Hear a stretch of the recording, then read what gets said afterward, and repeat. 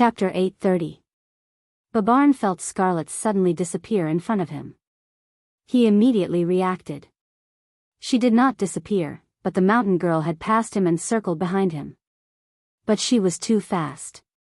His eyes widened slightly, and he turned his head stiffly, only to see a fiery red afterimage in the corner of his eye. It was the end of a long ponytail. Behind Viscount Babarn, the Kurlutzian noble who had been leading the agitation saw this scene more clearly. In his eyes, the mountain girl was still negotiating with Babarn a moment ago, but suddenly, she had moved away from the latter by a body's length. His left foot stepped lightly on the ground, his whole body tilted to the same side, the blade of the spear in his hand was one step ahead, and a cold light flashed. The girl looked up and stared at him, a circle of golden flames seemed to be burning from the inside out. Her crimson ponytail danced with her movements, like a dancing feather scarf. In the blink of an eye, the fire dragon was already in front of him. Not good. The Cruz noble's hair stood on end, and he subconsciously raised the long sword in his hand. Clang! A line of sparks crossed, and the Kurlutzian noble staggered back. The force from the spear was so great that he had to hold his sword with both hands to block it, but in the same way, this also made him lose the chance to fight back. The Cruz noble was covered in cold sweat, and there was only one thought in his mind: so fast. Never in his wildest dreams would he have thought that this seemingly weak and introverted girl would attack him without saying a word. And her target wasn't Babarn, but him. How did she see through it? He looked at the sword in his hand with lingering fear, and there was a deep cut on the blade. The Cruz noble's hands were shaking. Scarlet immediately retreated when her attack missed. She frowned slightly. She originally wanted to take the leader by surprise, but she didn't expect the other party to react so quickly. The Kurlutzian soldiers were indeed worthy of their reputation. Stop her. Only then did someone react. To be able to survive the previous fall under the ice, all the survivors were at least of the gold level. Even the leading noble and Viscount Babarn had the same elemental awakening strength as Scarlet, because they did not feel threatened at first. 7 or 8 people against one, and the opponent was a woman. No matter how they thought about it, it was not dangerous at all. But they never thought that Scarlet was no longer a human in the simple sense. To be precise, her bloodline had long surpassed the Black Iron generation. The Cruz nobles roared in unison, and at the same time, the long swords in their hands flashed into a cold light, blocking Scarlet's retreat from all directions. Only then did people remember that they were not only of outstanding swordsmen, but also well-trained soldiers. But unfortunately, their opponent was Scarlet. The mountain girl had arguably the most outstanding and unique swordsmanship training partner in the world. Brando was familiar with the Cruz, Erewhon, Fanzan, and even the undead of Madara, the wind elves of Saint Tossol, each of the most mainstream swordsmanship in this era. Even more than that, he had a lot of ways to deal with each swordsmanship. As soon as the Cruz noble soldiers moved, Scarlet had already reacted. She stepped lightly on the ground while retreating quickly, and with one foot as an axis, she turned around, and the spear in her hand had already drawn a semicircle, forcing the Cruz nobles who were approaching from the right to retreat.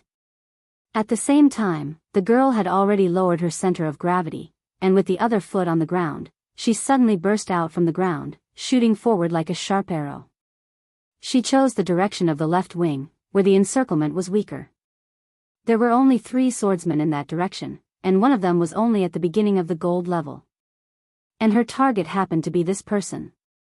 The man was already stunned. The speed of the mountain girl's dash had exceeded everyone's expectations, and was at least 3 times faster than the peak of the gold level. Every time Scarlet's foot touched the ground, a long arc of electricity would be drawn out. In the eyes of outsiders, it was as if a bolt of lightning was leaping continuously on the ground. The bright electric light continued to bend, as if it was splitting the darkness, and in an instant, she had already arrived in front of the Cruz noble. In the man's vision, only the bright golden flames in the girl's eyes were left. The spear pierced through his chest, and the Cruz noble did not have time to let out a scream of pain before it was stuck in his throat. Blood gushed out from his lungs, turning into a gurgling sound, and then he spat out a mouthful of blood foam. The girl pressed a hand on his chest and pushed, and the guy's body was thrown out like a tattered rag doll. She's hiding her strength. The head of the nobles was buzzing in his head. No, this is definitely not the power of elemental activation. That's 2 levels of existence. This little girl's strength is still at the gold level, but why is there such a huge difference? He could not figure it out no matter how hard he racked his brain, and did not think of the dragon race at all. Because if Scarlet was a dragon, first of all, she would never be a servant of humans, and secondly, she would not have to play a game of cat and mouse with them here. Unfortunately, no one would have thought that Scarlet's current situation was a result of a conspiracy and an unexpected prank. Scarlet had already torn the line of defense, but she was still not out of danger. She looked back and saw that the crew's noble was still approaching, and one on the left and one on the right were the 2 noble soldiers she had left behind, and the one chasing after her was the leader. She simply raised her left hand, her fingers slightly closed, and made a strangling gesture. Everyone saw that in an instant, Scarlet's left arm seemed to have turned into pure energy, and turned into a blazing platinum color. Arcs of electricity surrounded her arm, and then suddenly, with a sizzling sound, shot towards the 3 of them. Elemental materialization. The noble soldier on the left was shocked, and quickly rolled to the side to avoid the attack. But his companion was not so lucky, and was directly hit in the chest by the electric arrow. He spat out a mouthful of blood and flew back, crashing into the crowd. The people behind hurriedly helped him up, and found that the guy's breastplate had been penetrated and melted, and the soft tissue behind had been completely carbonized. His eyes were wide open, and his eyes were staring unfocused at the top of the hole. Apparently, he had gone to see Martha. The leader of the nobles was shocked and angry, and he slashed the lightning with his sword. His sword was wrapped in orange lines of the law, and it tore the lightning apart like cotton wool, dissipating into countless arcs of electricity. At this time, Scarlet no longer held back, and her whole body was wrapped in electric arcs, as if half of her body had turned into blazing white lightning. Her speed was further increased to a level that the crew's nobles had never imagined in their lives. It was like a beam of light in the dark, and there was no stopping it. The nobles looked at this scene, stunned. It was not that they had never seen this kind of skill before, but it was a special skill of the lightning element and the air element. How could it appear on a human? Even if it was the law of lightning, it only allowed humans to control lightning. How could she turn it into lightning? Everything in front of them was simply subverting their understanding of the law. The glaring lightning had already drawn a beautiful arc in the darkness. In fact, semi-elementization was an ability that Scarlet had accidentally mastered after entering the elemental awakening. According to Brando, this ability itself was not something that could be found, and generally only existed in those races that were close to the elements. Very few humans could obtain this ability. He suspected that the high tolerance of the dragon blood in Scarlet's body further catalyzed the power of the thunder god's blood, and gave Scarlet a part of the elemental bloodline. It was just that Scarlet did not have the same attribute panel as him, or he would have seen it in the racial talent column. Unfortunately, semi-elementization required a certain amount of time, or she could have used this ability to break through the encirclement from the beginning. Why is she turning back? The leader of the nobles looked at the long arc in the dark in surprise. She's coming to fight us. Damn it, Babarn, you've pissed her off, she's going to kill us. Cruz's noble soldiers suddenly panicked and shouted. They thought they were just dealing with a little girl, but in the blink of an eye, the little girl had turned into a big bad wolf with fangs, and they had become Little Red Riding Hood. The difference in status was too great, and they could not accept it for a while. Shut up. Babarn was also sweating profusely. He still had a good impression of Scarlet, and the fact that she was so powerful made him both surprised and happy. He was surprised that today's battle would end, and happy that he was more and more satisfied with this mountain girl. However, he still couldn't figure out what he had said that had angered the other party. Although his words were somewhat threatening, it wasn't as if they couldn't be accepted. How could a maid have such a bad temper? How could the Count stand it? But at least Babarn was not wrong about one thing: Scarlet was completely enraged. She moved forward in her lightning form, and shot straight into the crowd. The girl's pointed face had completely turned into an energy body similar to the deified Ko Hua, and her hair and eyebrows were like platinum electric beams dancing in the wind, especially her long ponytail, which looked amazingly beautiful. Scarlet's brows were deeply furrowed, and her golden eyes were burning with anger. There was only one thought in her mind at the moment: kill these annoying people.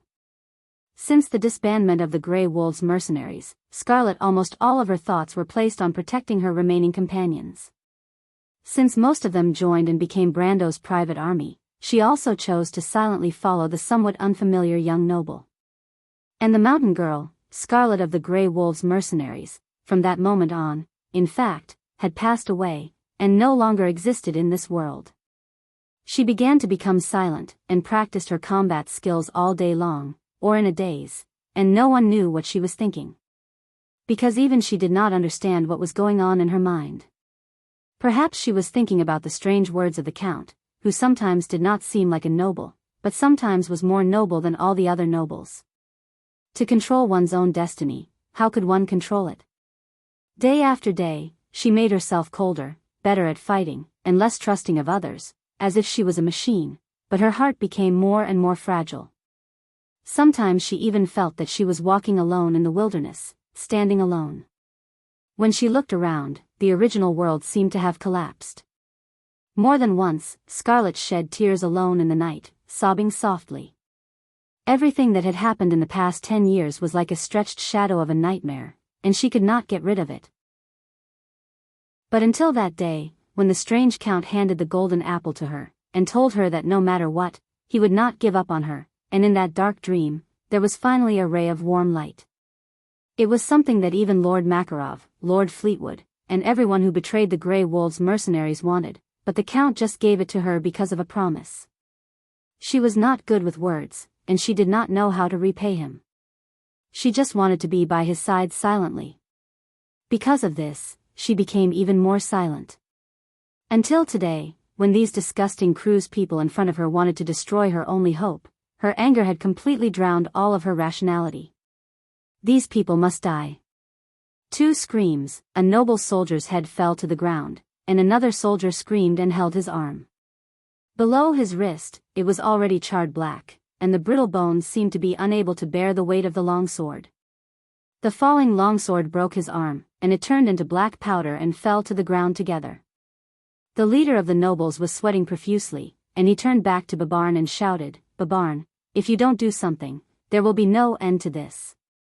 Babarn cursed silently, thinking that the current situation was also because of this guy. He secretly regretted it.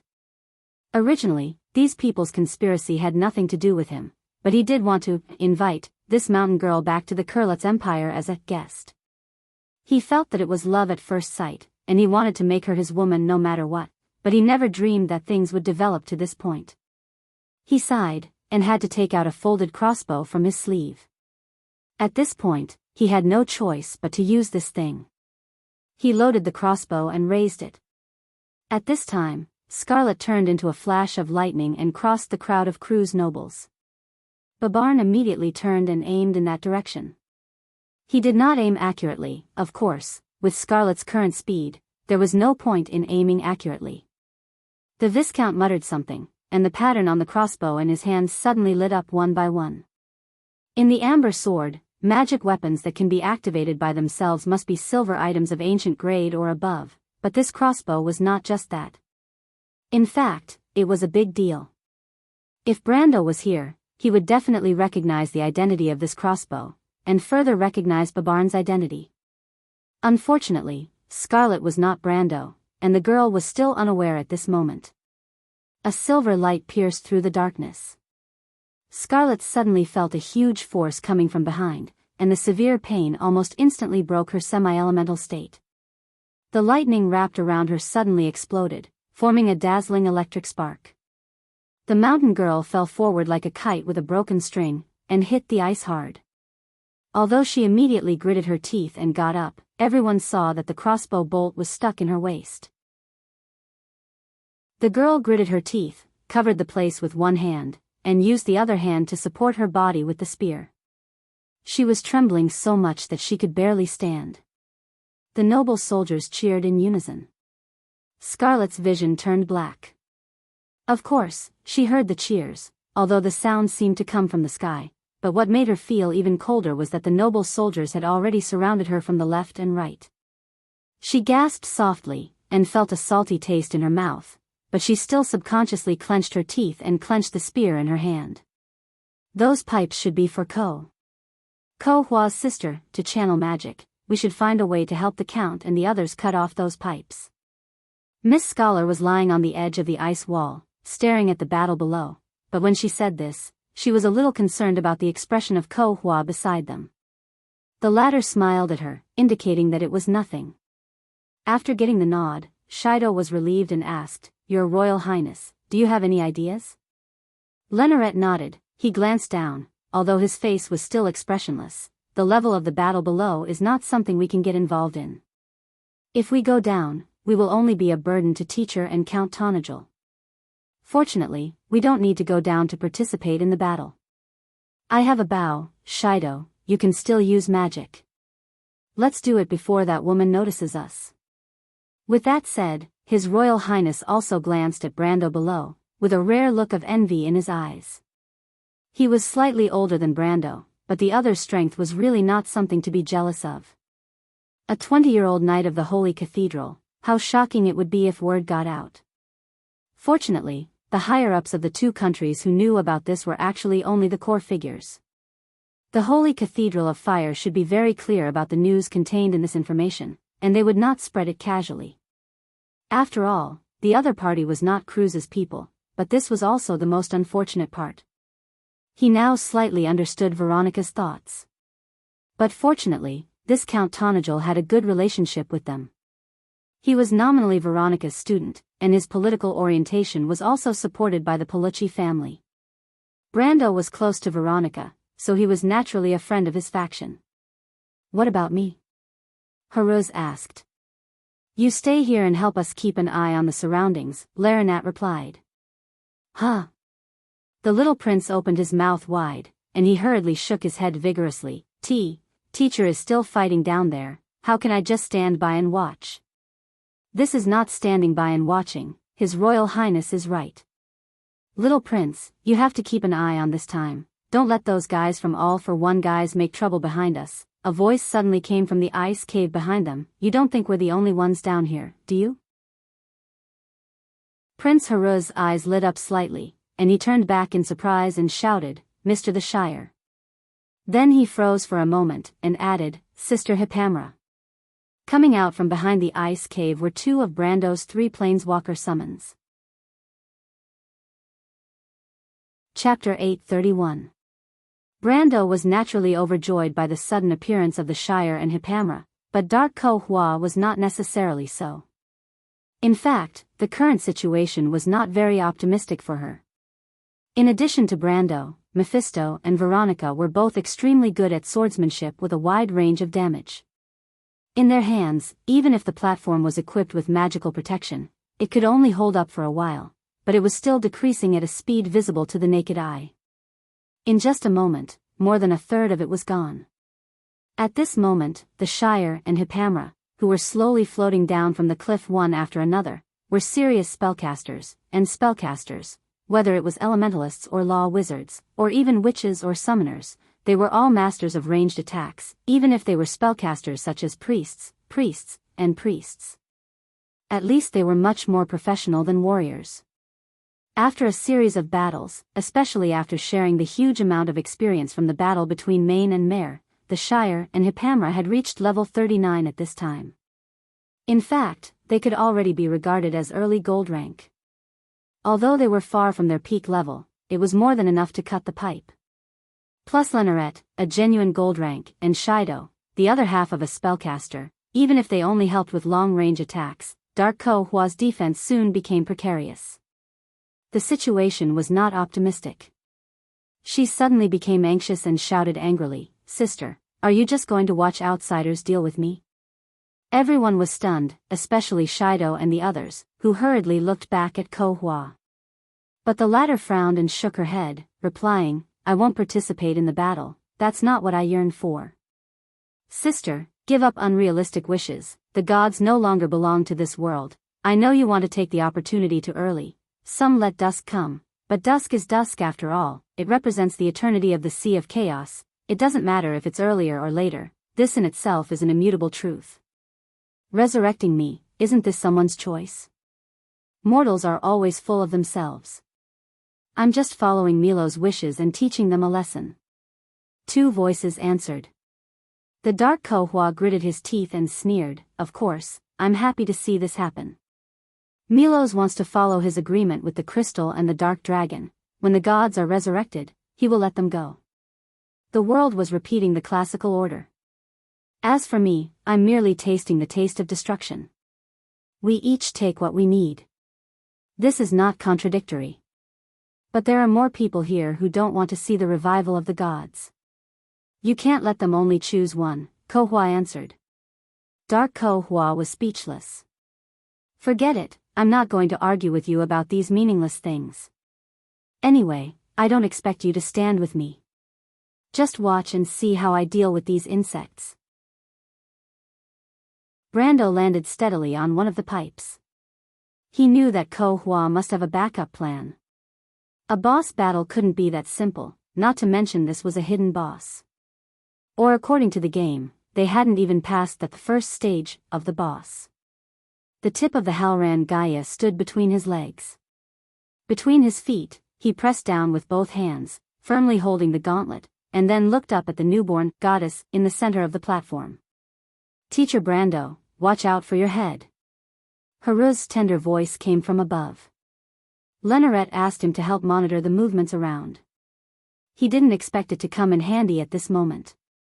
But what he saw was not the black-robed knight of All for One, but dozens of heavy constructs descending from the sky. The light above the platform almost dimmed slightly. Two golems clad in heavy armor and wielding double-headed greatswords with a pair of wings made of 6 luminous feathers behind their armor slowly descended in a circle, one after the other. Blazing wings. It turned out to be this kind of thing drive them away.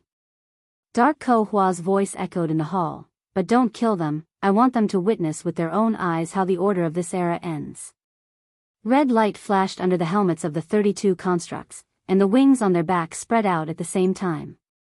Their formation moved, and the perfect arc in the air suddenly collapsed.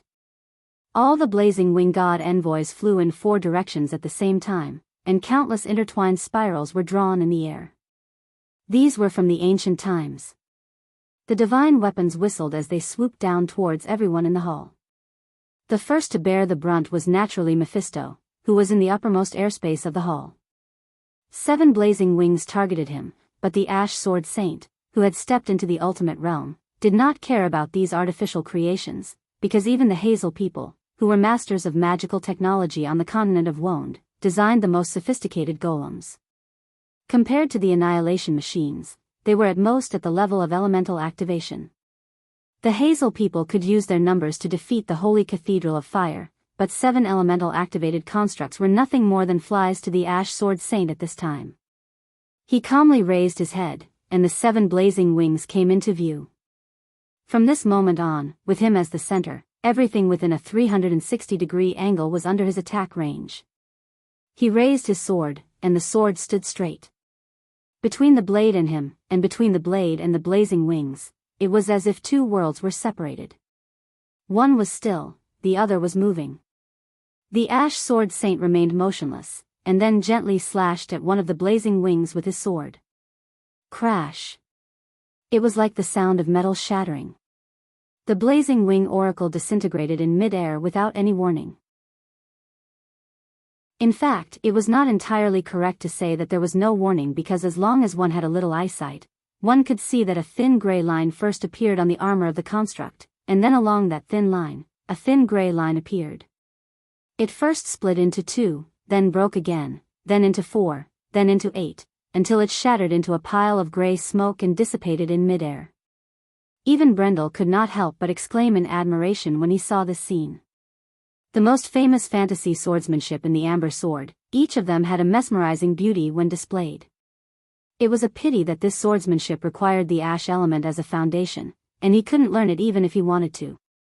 At this time, Mephisto slashed at the second blazing wing god emissary, but this time, he miscalculated. The construct holding the two-handed greatsword suddenly paused in midair, then rolled horizontally. A gray ripple cut along its left arm and shoulder armor, starting from the shoulder blade. This blazing construct was very fast. It was a blazing construct. Suddenly, a blazing construct appeared. The entire left half of the blazing wing's body turned into dust with a bang, and even the double-headed greatsword couldn't be held firmly, falling into the abyss. Mephisto was also slightly surprised. But this was the characteristic of divine creatures. Creatures of the same kind would share memories and experience. They often grew rapidly on the battlefield, and sometimes even became more terrifying skilled fighters than players. Brando didn't intend to remind Mephisto, after all, he was his teacher, not to mention 7 blazing wings against him. It shouldn't be a problem for Mephisto to deal with them, and the key was that he had already seen the other 7 blazing wings flying towards Veronica at the same time, and on the other side, a total of 12 blazing wings were flying towards him. Dark Ko-Hua's hatred for him was evident. Brando could only shake his head and smile bitterly. "Teacher, be careful." Above his head, the little prince couldn't help but remind him loudly. He saw that there were as many as 12 blazing wings surrounding Brando from all directions. He was so nervous that he could hardly breathe, his hands clasped the scabbard of the lion's fang, and his little face was pale. Lenoret also looked in that direction. He thought for a moment and raised the white longbow in his hand. This bow was called Tranquility's Distance, and it was also a famous fantasy weapon collected by the crew's royal family. The eldest prince drew the bow. There were no arrows on the bowstring, but the air automatically gathered to form a bunch of arrows in his hand. In the shape of an arrow, he aimed in the direction where Brando was, ready to lure 1 or 2 constructs over to deal with him. But Ko-Hua seemed to be able to see through the minds of everyone present. Before he released the bowstring, the entrance of the cave darkened slightly, and a blazing wing ambassador had appeared in front of him. That thing made a soft sound similar to a buzzing sound, and directly raised the great sword in both hands to stab them. Shido was so frightened that she covered her head with both hands, and Lenoret didn't even think about it. He narrowed his eyes and released the bowstring, and an arrow pierced the dark face of the blazing wing ambassador under his helmet. On the battlefield around the platform, 3 blazing wing ambassadors found the Shire, and 2 blocked the way of Hippamra. A chaotic battle was slowly unfolding. Brando looked at the 12 blazing wing ambassadors swooping towards him from all directions, and he was a little nervous. He didn't know how long it had been since he fought with these things. He had fought with them before, but the blazing wing ambassadors of this era couldn't be compared to the ones of that era. He was also a little excited. The blood of the warrior seemed to be burning in his bones. "Come on." Brando showed his snow-white teeth, like a beast choosing a person to devour. The first blazing wing ambassador arrived in a flash. It stretched out the blade of its double-ended sword horizontally, and made up its mind to sweep past Brando with the speed of its dive. But in its spherical vision, its target suddenly disappeared. The reaction of the blazing wing ambassador was not slow, although it continued to move forward under the influence of inertia. But it had already turned around in mid-air, and the double-ended sword in its hand slashed backward. Unfortunately, it only hit the air. Red light flashed under its helmet, and it seemed to raise its head in surprise. In its spherical vision, a dark blade came head-on. With a crash, like the sound of broken glass, the blade of the Halran Gaia cut along the helmet of the blazing wing ambassador. It went downwards, splitting the head into 2 halves, and a bright magical brilliance burst out. Then it continued downwards, cutting into the body, with the spine as the center, splitting it into 2 halves. All the other blazing wing ambassadors saw this scene. Just as Brando fell from the sky and slashed at their kind, the remaining 11 blazing wing ambassadors adjusted their direction and surrounded him with a buzzing sound. At the same time, red light flashed under their helmets, and a blood-red ray suddenly shot out, piercing straight at Brando. 3 of the rays missed, and the remaining 8 rays respectively pierced through Brando's head, chest, thigh, and left arm. But unfortunately, these attacks were meaningless. Brando's sword had not yet been pulled out from the body of the first blazing wing ambassador, but at the same time, his figure appeared in the second, and the third. behind the fourth blazing wing ambassador. The second blazing wing ambassador did not even have time to react before it was pierced through the heart by the sword and fell into the abyss. The third blazing wing ambassador only had time to turn its head, and Brando stretched out his left hand and pressed down on its helmet. A ball of flame exploded from Bahamut's blessing, and the blazing wing ambassador almost trembled from the explosion. Brando took the opportunity. The sword was inserted into its throat, and the hilt of the sword made a half circle along its neck. The unlucky blazing wing ambassador's head was immediately separated from its body. Brendel casually threw its head out, and it hit another blazing wing ambassador not far away, and a crisp sound rang out. The blazing wing ambassador was immediately attracted. It raised its huge sword in both hands and swung it in a full circle in mid-air, then slashed down at Brando. The blade of the sword cut through Brando's shoulder, and the next moment, its figure twisted and disappeared. At this time, Brando had already fought with the fourth blazing wing ambassador, but this time, the blazing wing ambassador dodged his first sneak attack, causing him to slash empty air. Brando stared at the blazing wing ambassador's dodging movements with some excitement. These divine creatures had gradually begun to become more powerful. At this time, there were still 20 blazing wing ambassadors left on the field. Brando and Mephisto had each killed 3 of the 3 blazing wing ambassadors, Veronica had 2, and the Shire had 1. But for the remaining blazing wing ambassadors, Brando knew that each of them was more powerful than the previous blazing wing ambassadors. However, this was not a problem for Brando. At this time, if the blazing wing ambassador had the ability to think, it would have discovered that Brando seemed to know their attack patterns like the back of his hand. The fourth blazing wing ambassador turned around to counterattack, but it discovered with a flash of red light that Brando seemed to have expected it to do so. He easily dodged to the side with a mocking expression on his face. It was deeply imprinted in its vision, and at the same time, a palm wrapped in a metal glove appeared on its attack route and grabbed its wrist with a click. Before the blazing wing ambassador had time to react, it felt lifted into the air and then crashed heavily into something. Brando directly slammed the 2 blazing wing ambassadors together with a shoulder throw, and then with a backhand slash, they were annihilated together. At this time, Mephisto had just killed another blazing wing ambassador, which meant that Brando's killing speed at this moment was ahead of everyone present. Lenoret finally defeated their only opponent with the help of Shido's spell. The eldest prince's face was taut, and his chest rose and fell rapidly. Shido looked at the strange machine that stumbled out of the hole, gasping for breath. The notebook she was holding had a deep cut in it. If it wasn't for the thickness of the book, it wouldn't have been so thick. If it were not for the thick notebook, she would probably be lying in a pool of blood at this moment. But compared to that, the scholar would rather lie in a pool of blood. She looked at the notes she had accumulated with great difficulty, and tears were about to fall. But Haruz was more nervous than the 2 of them. He was covered in ice shards and hurriedly got up and ran to the entrance of the cave, as if he was afraid that his teacher would be killed by those monsters. He had seen how powerful those monsters were before. Prince Lenoret, Shido, and he had managed to kill one of them with great difficulty. But now. However, when he looked at the platform below, he was surprised to find that the battle below was very different from what he had imagined. Brando was also injured. But this injury was in exchange for the 3 blazing wing ambassadors. His right hand was dripping with blood, and the blood even flowed through the hilt, bypassed the guard, and dripped down along the dark blade of the Halran Gaia. But beside him, the original 12 blazing wing ambassadors had long been scattered, leaving only 5 floating shakily in the air. From time to time, attacks were launched from all directions. But at this time, Brando had completely integrated into the memory of the past battle, and the instincts of a player seemed to have returned to him. He was no longer a planeswalker, but a genuine veteran warrior. His attacks were not limited to swordsmanship.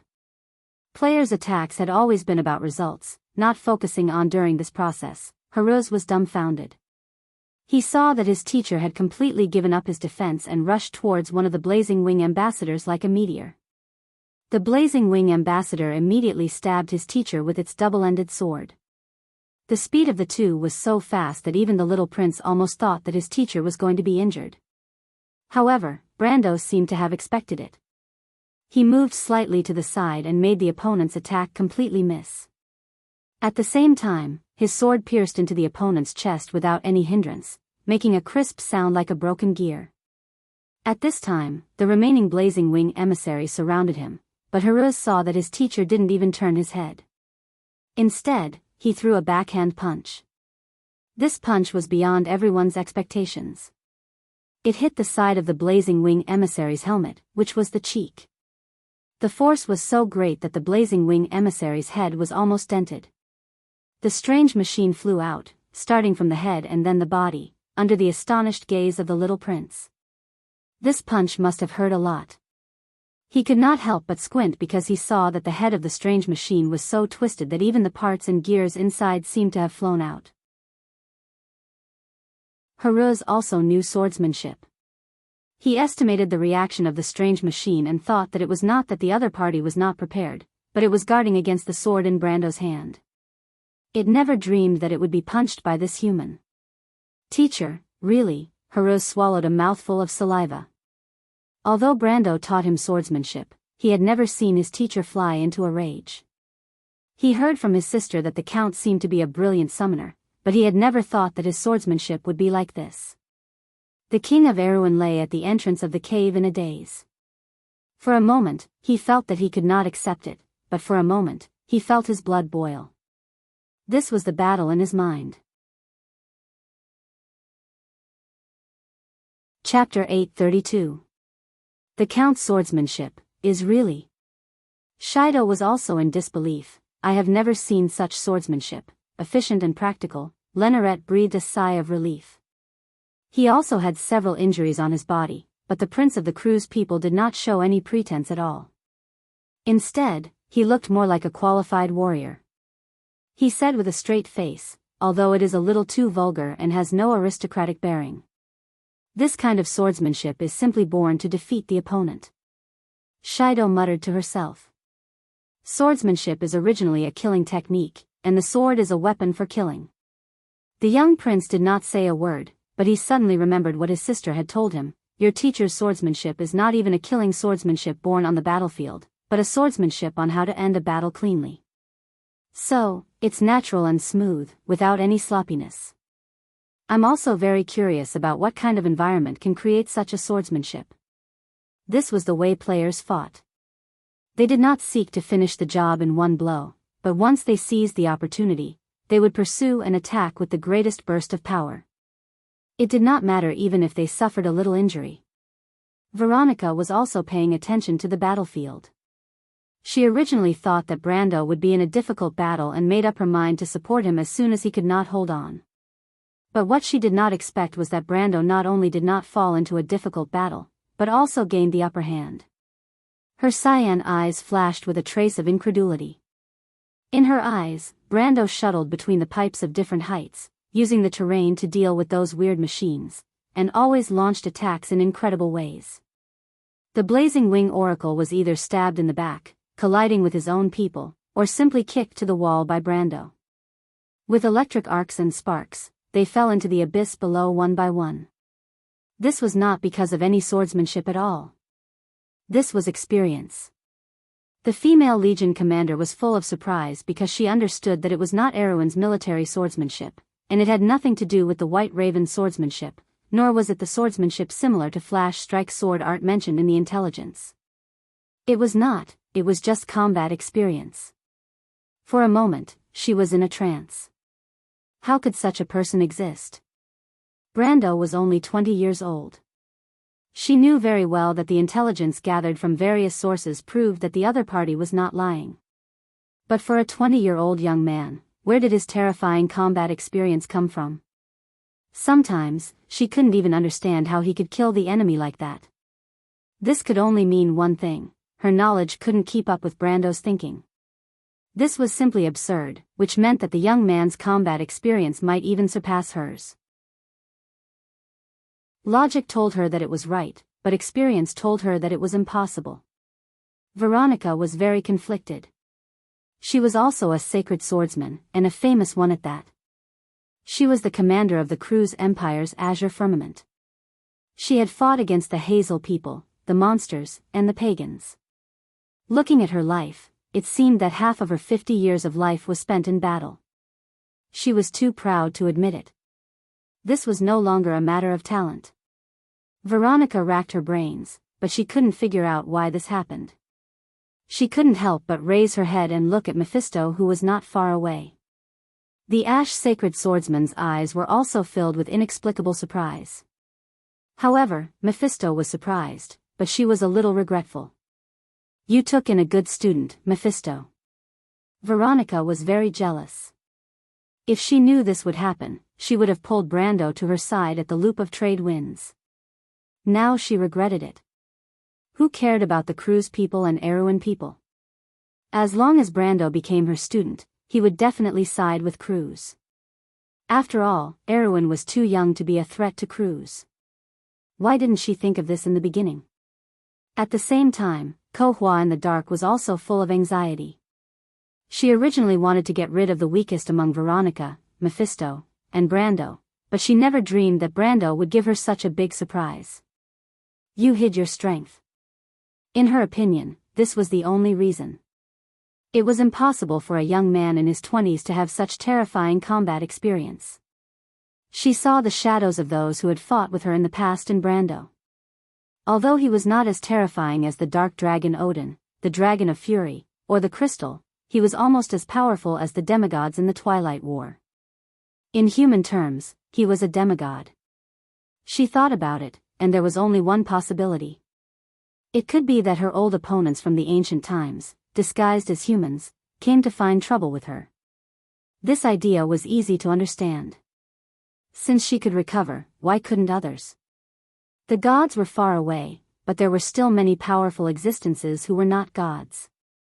The most famous of them were probably the dark dragon Odin and the Azure Knight. Thinking of this, Kohua's face changed.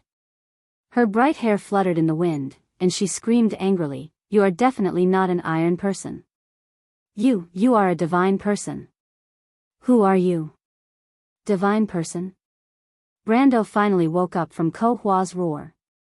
He had already finished off all his opponents and helped Pamra out.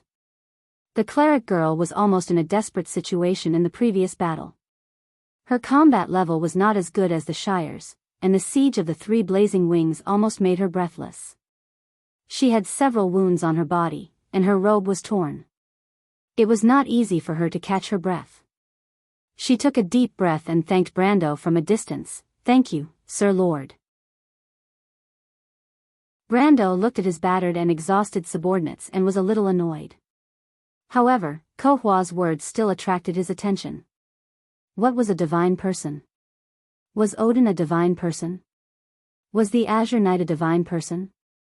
Odin had once told him that they did have some noble blood flowing in their bodies. Brando could guess that they might be descendants of a divine person, but they were not pure-blooded divine person. He had always been curious about the relationship between the divine person and the gods. In a literal sense, the divine person seemed to be the people of the gods. There was a mainstream school of thought in Wonde that believed that the divine person was the first generation of inhabitants of Wonde. They were the servants of the gods, and then there was the golden generation and the silver generation. But from the description of the Pale poem, the divine person should at least be on an equal footing with Martha or the gods, because the first paragraph of the Pale poem wrote that the divine person and Martha weaved this world together. And now, Kohua's words had a different meaning. She must know that the gods would not walk the earth anymore.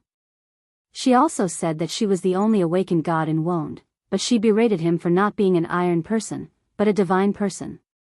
Although it sounded like a slip of the tongue in a fit of anger, Brendel keenly grasped the flaw in it, and Corfa must have understood it. A divine person was not a god. Then what was a divine person? Brando actually had a suspicion for a long time. A divine person was very likely a planeswalker, the legendary manager. If that was the case, then everything barely made sense. There was only one doubt left. Why did Odin and the Azure Knight only call themselves descendants of the divine person, and not directly call themselves divine person? After all, they were genuine planeswalkers. Was it modesty? Or was there something else they were hiding? And Brando faintly felt that his strange system might have some kind of connection with this puzzle. He simply raised his head and smiled mockingly at Ko Hua. Ko Hua, this has nothing to do with the divine person. It's just that the junk you released is too weak. If you want to talk about divine person, aren't there a few here? He looked at Mephisto and Veronica meaningfully. The two of them had just disposed of all the blazing wing messengers, and even the Shire had dismantled the two blazing wing messengers that were fighting against him. Although the Shire's strength was at the same level as Hippamra's, his combat experience was far from what the latter could compare to. Don't play dumb, Corfo was fooled as expected, and replied coldly, I'm not talking about your mediocre strength, but your combat instincts.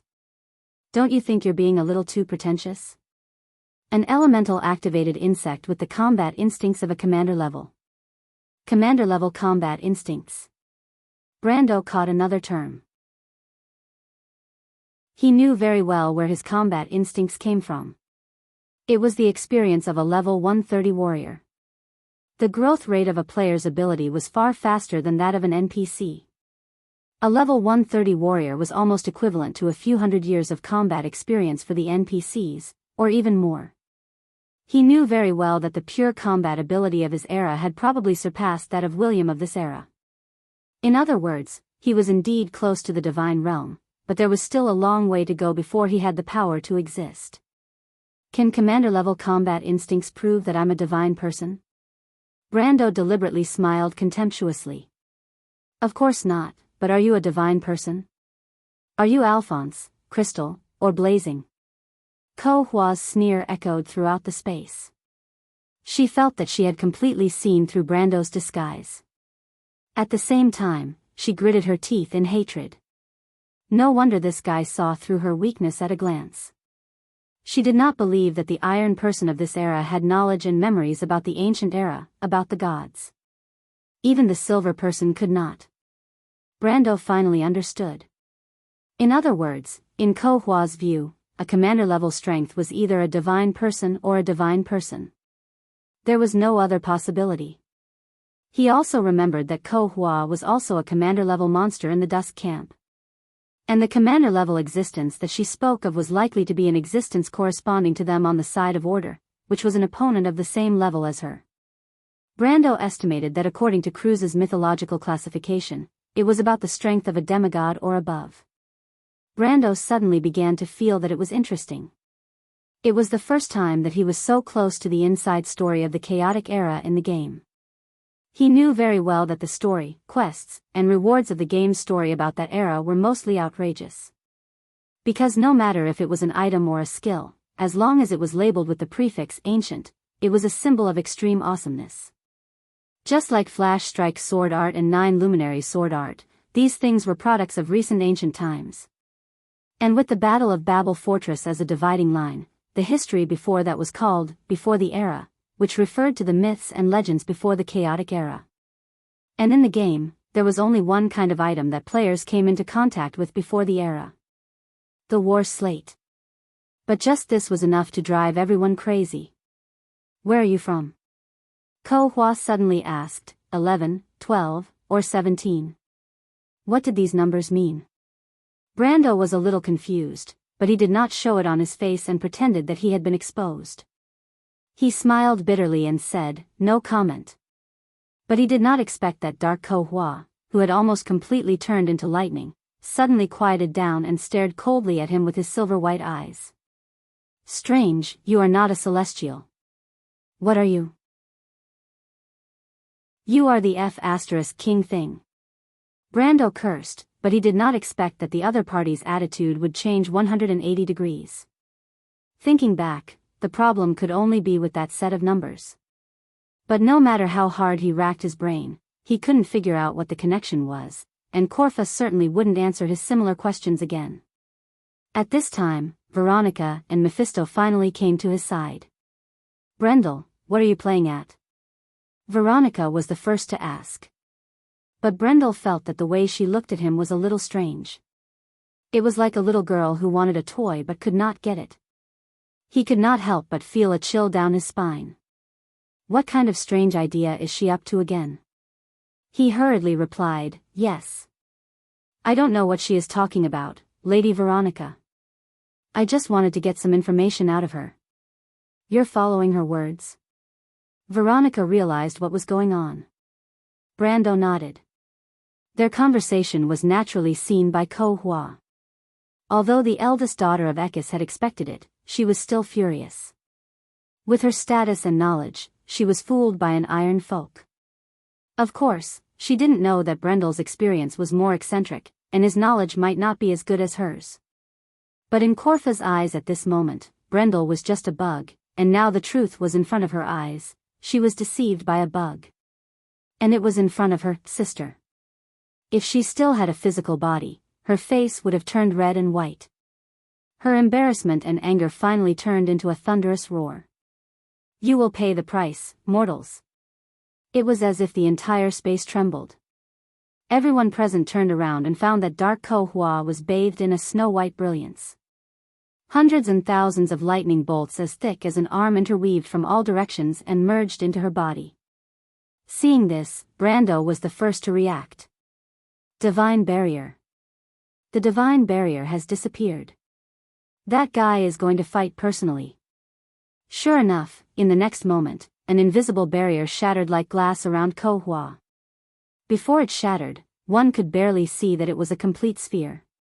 Then, in the blink of an eye, it dissipated into the air. In an instant, lightning gathered on Ko Hua's body, forming a bright electric ball. Korfa, on the other hand, was like a butterfly in a cocoon, completely wrapped in this electric ball.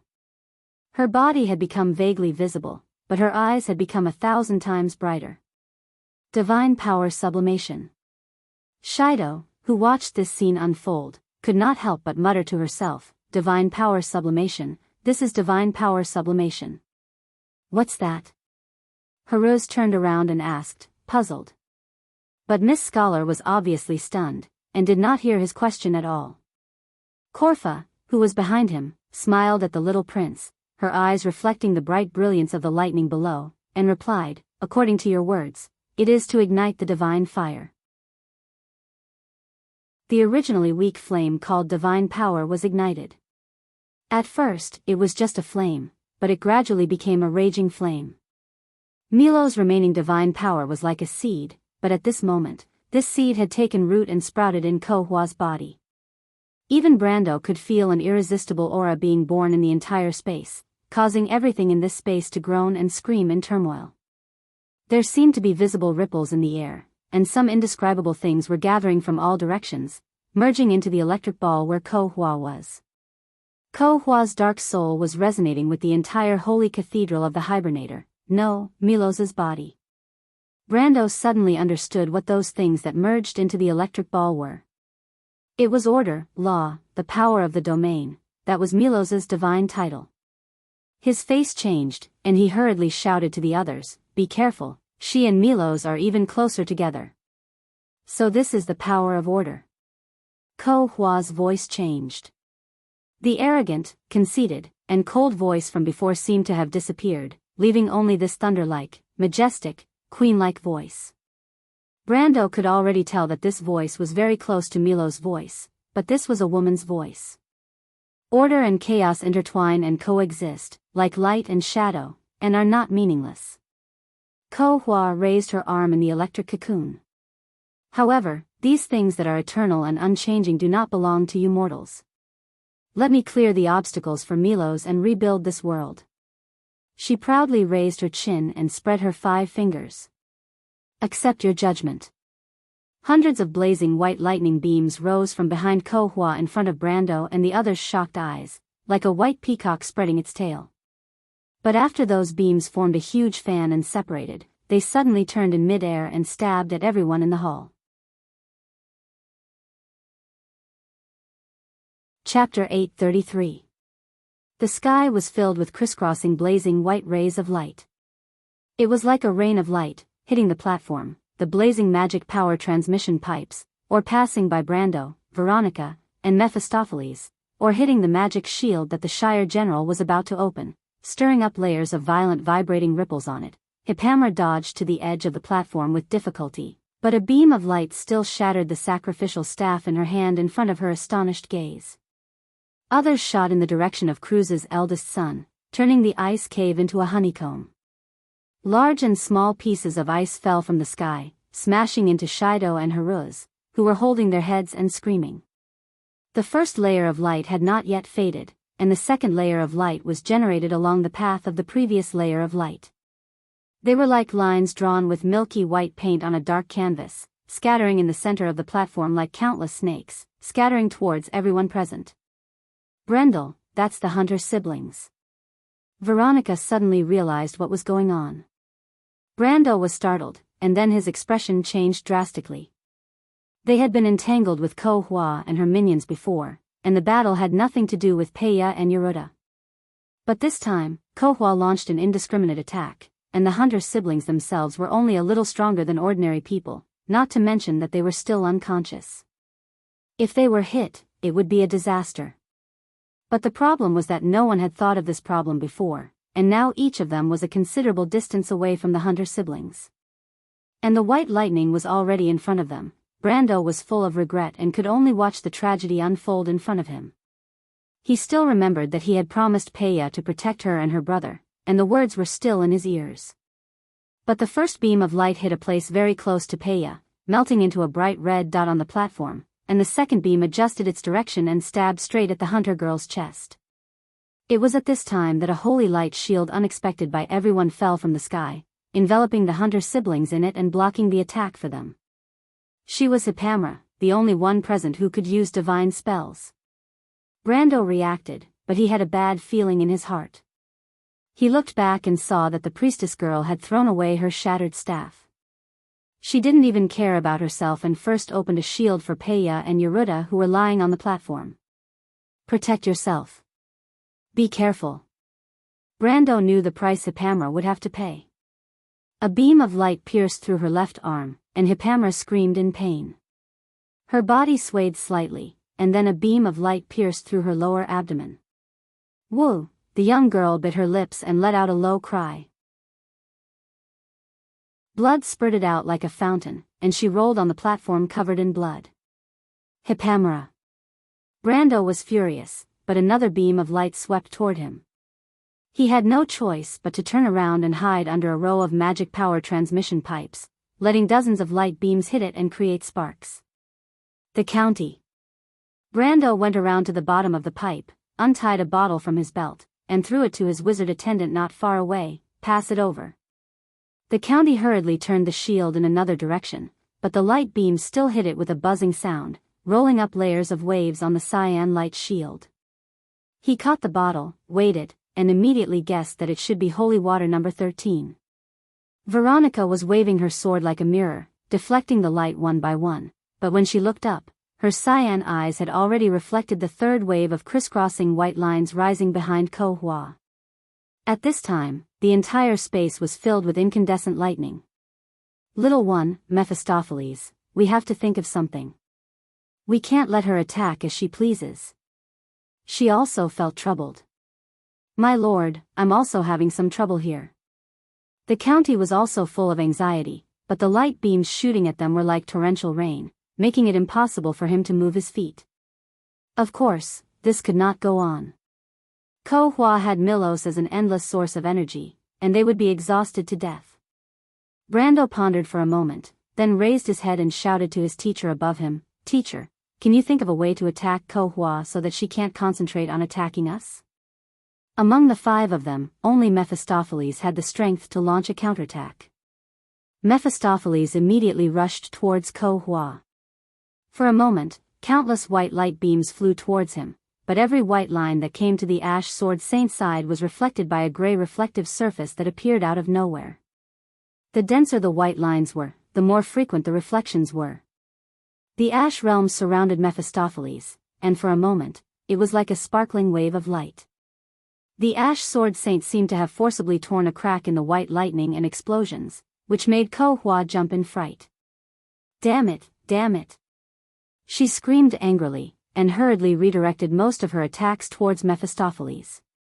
In this way, the pressure on Brando and Veronica was greatly reduced. But the price was that Mephistopheles had to temporarily retreat, and his power of order was greatly depleted.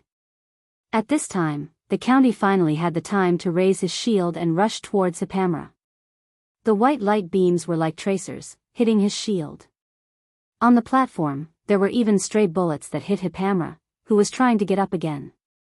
The girl's shoulder exploded into a blob of blood, and with a cry, she lay completely in a pool of blood.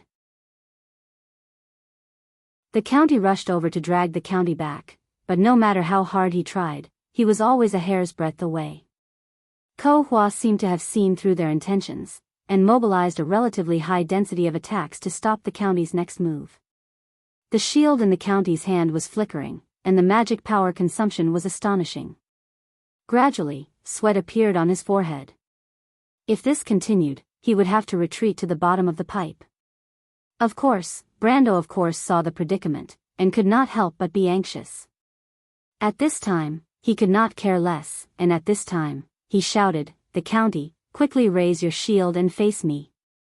The County was slightly stunned. "Quickly." Brando was very anxious. "My lord. You can't take the risk." Hipamra's intermittent voice suddenly came from the soul, and she seemed to be enduring great pain as she whispered, I haven't been following you for long, give up on me." "What do you mean by long? Do you think I'm a merchant?" Brando stared at the County. "Quickly, this is an order." The County smiled bitterly and did not face Brando with the shield. Instead, he extended the edge of the shield for a while, and now it could also cover the direction Brando was facing. "That's more like it." Brendel heaved a sigh of relief. Charles replied, "But don't just focus on saving the damsel in distress and get me into trouble, my lord." "Nonsense, don't you want to save her?" The County shrugged, "I'll cover you." "My lord." "Mr. the County." Hipamra was lying in a pool of blood and murmured. Brando naturally did not stop for a moment. He directly launched Flash Strike Sword Art and slashed at the County. Buzz! With a soft sound, the County's shield flashed more violently than ever before. He could not help but cry out in shock, "My lord, do you want to kill me?" "Shut up."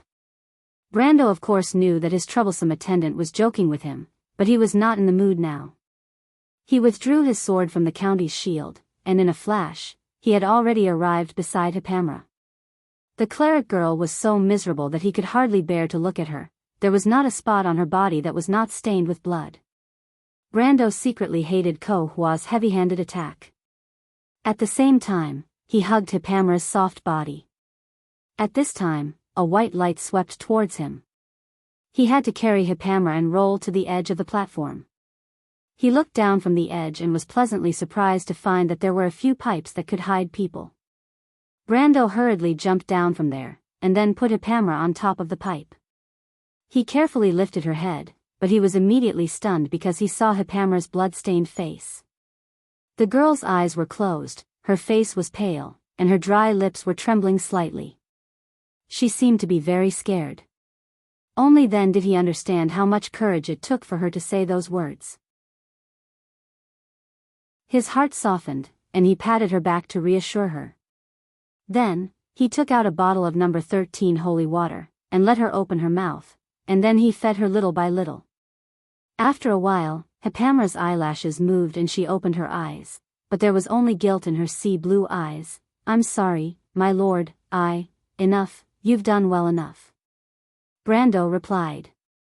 In any case, for a girl who was only at the beginning of gold tier and had not been on the battlefield, her performance could be said to be perfect.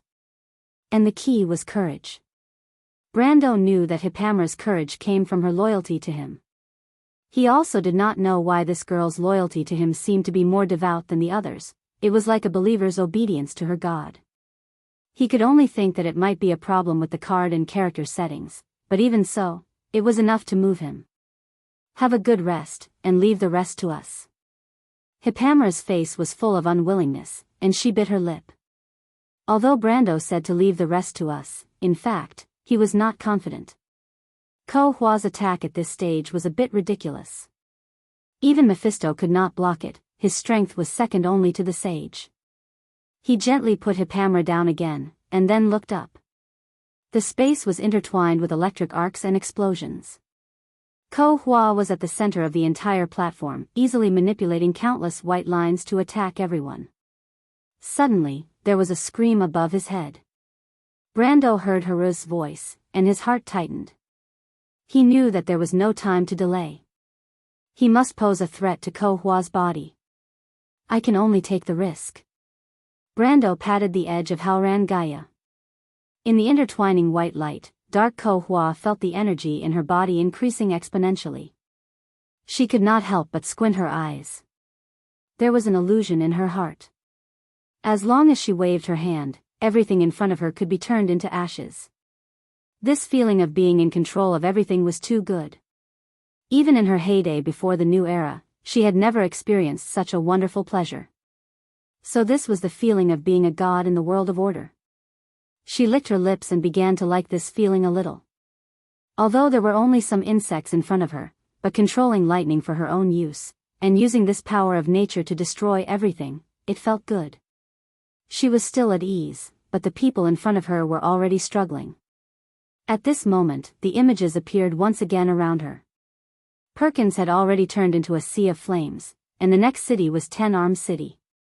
A virtual hourglass was currently counting down in the sky above the city. The next time the hourglass was filled with energy, it would be the end of the city. Destruction, to dark Ko Hua, was a kind of pleasure. She could not help but laugh out loud. Like the shrill laughter of a demon, it echoed in the space. Mephisto and Veronica were both livid, but no one noticed that it was at this time below the platform that Brando had already disappeared. Haruz leaned against the ice wall with a pale face, as if he was very cold and shivered. Miss Scholar was so anxious that she was about to cry. She had covered the little prince with all the spare clothes in her backpack, but the latter's body temperature was still dropping rapidly. There was a large pool of blood behind him, and blood was still gushing out of his chest. Am I going to die? No, absolutely not. By the way, Haruz, do you look like your sister? Shido, under Lenorette's signal, kept diverting the little prince's attention so that he could stay awake. Haruz shook his head weakly. Really? Shido was a little skeptical. I don't believe she is more beautiful than you. Haruz wanted to cry, but he could not. He was a man, Miss Shido. I'm a little, not happy at all when you say that. Who are you? At this time, the voices of Lorena and her husband, who had been guarding outside the cave, came in. Of course, it was mainly Philas's shouting voice. Then there was a muffled groan and the sound of fighting. The eldest prince immediately frowned and looked in that direction. Soon, they saw Lorena supporting the injured Philas back. Shido looked up and her face changed immediately. She saw a group of black-robed knights pouring in from the outside. All for one. Her vision was sometimes clear and sometimes blurry. Scarlet suddenly remembered an experience of encountering a pack of wolves in the mountains, which seemed to be the scene in front of her. However, in the dark mountains, the bright moon was in the sky, and the howls of wolves rose and fell one after another. The wolves were like shadows in the forest, one after another, appearing all around. Wolves were cunning and cruel when they moved in groups, just like the crew's nobles who were approaching in shadows. They seemed to be winking at each other, like a pack of wolves trying to outflank the jungle, growling and baring their white fangs. Scarlet shook her head in a daze, and in a trance, she realized that it was the gleaming longsword in the hands of the noble soldiers. The crew's people were surrounding her again. Scarlet barely kept her eyelids half open. She saw the young man with a crossbow not far away seem to be persuading her, but his voice was humming, far and near at the same time, and she could not hear him clearly, and the other party's expression seemed to be exaggerated without limit. He sometimes smiled, revealing rows of neat teeth, which made her shudder. Just like that, a long while passed. She saw a man coming towards her, close to her. She gritted her teeth and stepped back, only to find that she was powerless to resist.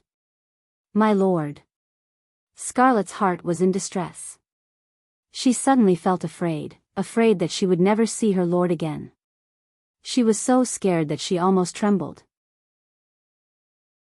Her face was covered with a layer of gray, and tears flowed down her face uncontrollably. At this time, a cold blade was placed on her neck, and then she felt a sharp pain on her scalp. Someone grabbed her hair and pulled her head up. She had no choice but to look at the person. Her vision was very dim, as if she was in a daze. She could barely see that there was a long scar on the person's face, and he was looking at her with a somewhat playful gaze. A female monkey in the forest. "Hey, what do you mean by that look?" In her daze, the other party laughed and said. Scarlet seemed to be stung, and she struggled with all her might. The man shouted angrily, grabbed her head, and slammed her against the ice wall behind her. The mountain maiden felt her vision go dark, and she coughed heavily. Then she heard a series of scolding. The young man seemed to be loudly reprimanding his companions, but Scarlet did not feel any sense of security. She just wanted to curl up and provide herself with a sense of protection. But the man pulled her hair and turned her face, and then patted her face with his hand, as if he was saying something to her. Something about Veronica, the Pahiru family, conspiracy, treason, Her Majesty the Empress, and so on. In between, he seemed to mention the Lord's name. Scarlet trembled, and tried hard to hear what the other party was saying, but the voice seemed to be getting weaker, as if it came from the horizon.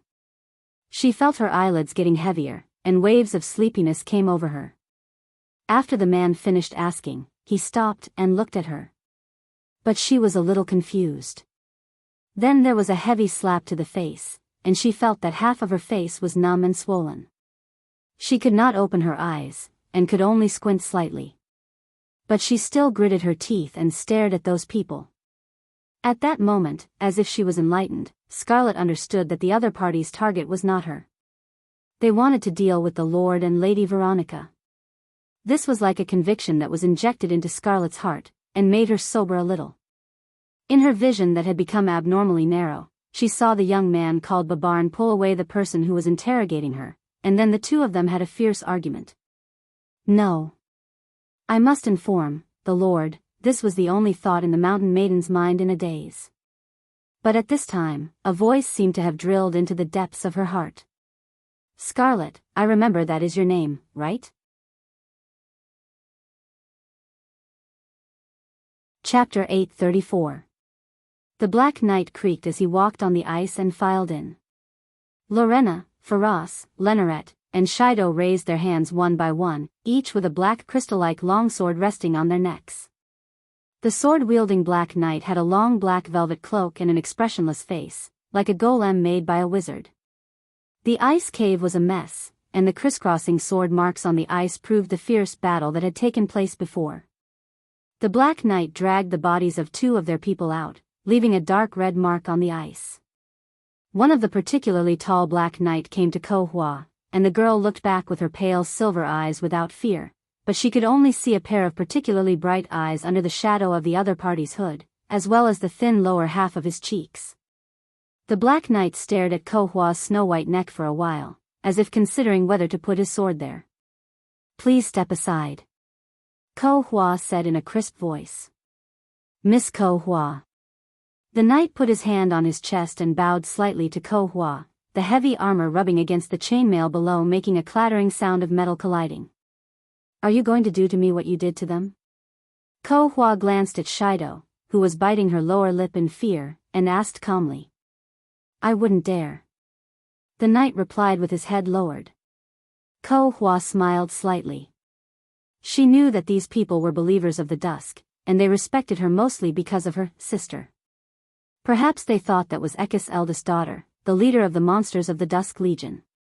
If mortals worshipped gods and Martha, then these people's fanatical idols included Darkness Ko Hua. Although she was simple-minded, she couldn't help but sigh in her heart, understanding that they just wanted to believe the truth that they were willing to believe. Then I beg you to let them go, okay? She asked softly. I'm afraid not. Aren't you guys afraid that I'll get angry? I'll tell my sister. Ko Hua's face hardened. Ko Hua, Sama won't blame us for this. These people, he turned around to look, are all your enemies. I will not fight with anyone. They are not my enemies. At least it belongs to your sister, right, our little princess? The knight's lips curled up. Ko-hwa shut her mouth. She glanced at the trembling Shido and said, "Then at least let her go. She's just a child, she's no threat to you." The knight turned around and nodded. The black knight beside Shido sheathed his sword, and the scholar slowly slid to the ground as if paralyzed.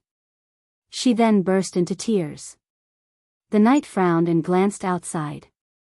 However, the battle outside was still going on fiercely, and no one was paying attention to the noise here. He breathed a sigh of relief, then turned back to Ko-hwa and said, "Please stay here, Miss Ko-hwa." Ko-hwa glanced at him, neither answering yes nor no. She just stepped back and sat down. She looked at the crying Shido and gave her a comforting look. The latter looked at her gratefully, and her sobs gradually subsided. The knight nodded with satisfaction. He raised his right hand and gestured to his colleagues. A small team of black knights with longbows came up from behind. They passed by the knight's position and cautiously approached the entrance of the cave. Haruz watched this scene in a daze. When he saw the black knight approaching the entrance of the cave, he suddenly realized what they were going to do. He suddenly panicked and opened his mouth, pretending to shout. But before he could do that, 2 feet suddenly appeared in front of him. He raised his head and saw the knight looking down at him. "If I were you, Your Highness, I would keep my mouth shut." "What is he doing?" The little female dragon and Medisha lay side by side under an ice crevice. Not far from them, Erek was limping towards an exit in front. He seemed to be seriously injured, and every time he dragged his feet for a while, he had to stop to rest. He now looked more like a beggar than a duke. His fluffy silver-gray hair was messy, the wrinkles on his forehead were tightly knitted together, his face was gray, oily, and sweaty. His chest rose and fell rapidly like a broken bellows. He rested for a while, then struggled to get up with the wall and continued to walk forward. But he didn't go far before he fell on the slippery and cold ground. He struggled to crawl for a distance, then stopped again. This time, Alaz and Medisha watched him stop for a long time, at least a quarter of an hour, before he sat up dejectedly. After a moment of silence, he stood up shakily and continued to walk in the direction of the exit. "He seems to be going somewhere." "Where?" "I don't know. He seems to know the way here." Alaz and Medisa looked at each other and nodded. Then, they climbed up from the bottom of the ice crevice and sneakily followed him. Erek did not notice that he was being followed. After he walked out of the exit, he continued to move in a certain direction along the winding paths and corridors. He seemed to be familiar with this place. Every time he encountered a fork in the road, he only hesitated for a moment, and then chose the direction. Medisha used to be the commander of the Silver Elves and had a strong sense of direction. After a few times, she judged that Erek should be heading north. Not long after, the traces of man-made buildings in front of Erek disappeared. What appeared in front of Erek was a naturally formed glacier crack. Alaz and Medisha saw him resting for a moment at the entrance of the glacier. He took out something from under his clothes and took 2 bites, chewing with difficulty. Alaz's eyes were sharp and saw that it was probably a piece of jerky. "He's replenishing his strength," she said with some excitement. "This means that we should be reaching the destination soon. He didn't do this before." "Why is he replenishing his strength?" Medisha was a little puzzled. "Who knows?"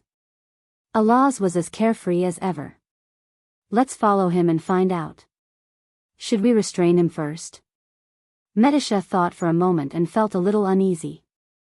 "No," Alaz shook her head. "What if we're not there yet? This guy is very stubborn. He definitely won't lead the way for us." The Silver Elf Princess thought about it and agreed, so she nodded. Just as the two were talking, the Duke had already wolfed down the food in his hand. He took out a handful of snow-white powder from his pocket and held it in his hand for a moment. Then he frowned and swallowed it with difficulty. Alaz and Medisha both saw clearly that it was snow. Erek must have preserved it in the ice crevice earlier. Fortunately, the temperature of the ice layer did not melt it. But this further confirmed Alaz's guess. After drinking the snow water, Erek coughed twice at the top of his voice, obviously a little unbearable. But he still stood up slowly and without much hesitation, walked directly into the glacier step by step. Seeing this scene, Alaz was excited again. She hurriedly waved at Medisha and the two girls followed behind her. The glacier was very long and narrow, with a faint blue light. After walking for a short while, Alaz suddenly turned around and patted Medisha on the shoulder. Medisha, do you hear something? In the dark environment, her golden eyes were particularly bright and sparkling. Medisha glanced at her and nodded. Thanks to her long pointed ears, the elf's hearing was very outstanding. She had already heard the sound from the other side of the glacier. It's lightning. That means we're in the right place, Alaz replied with a little excitement. He must have some tricks up his sleeve. But Lady Martha is obviously on our side. He's dead meat. Medisha's expression was a little strange. She looked at Alaz and showed some anxiety. Anyway, let's go quickly. Sister Alaz, I'm worried that we'll be late. What's wrong? What are you worried about? I think I heard the voice of the Lord. What? The exit on the other side of the glacier was located on top of the cliff.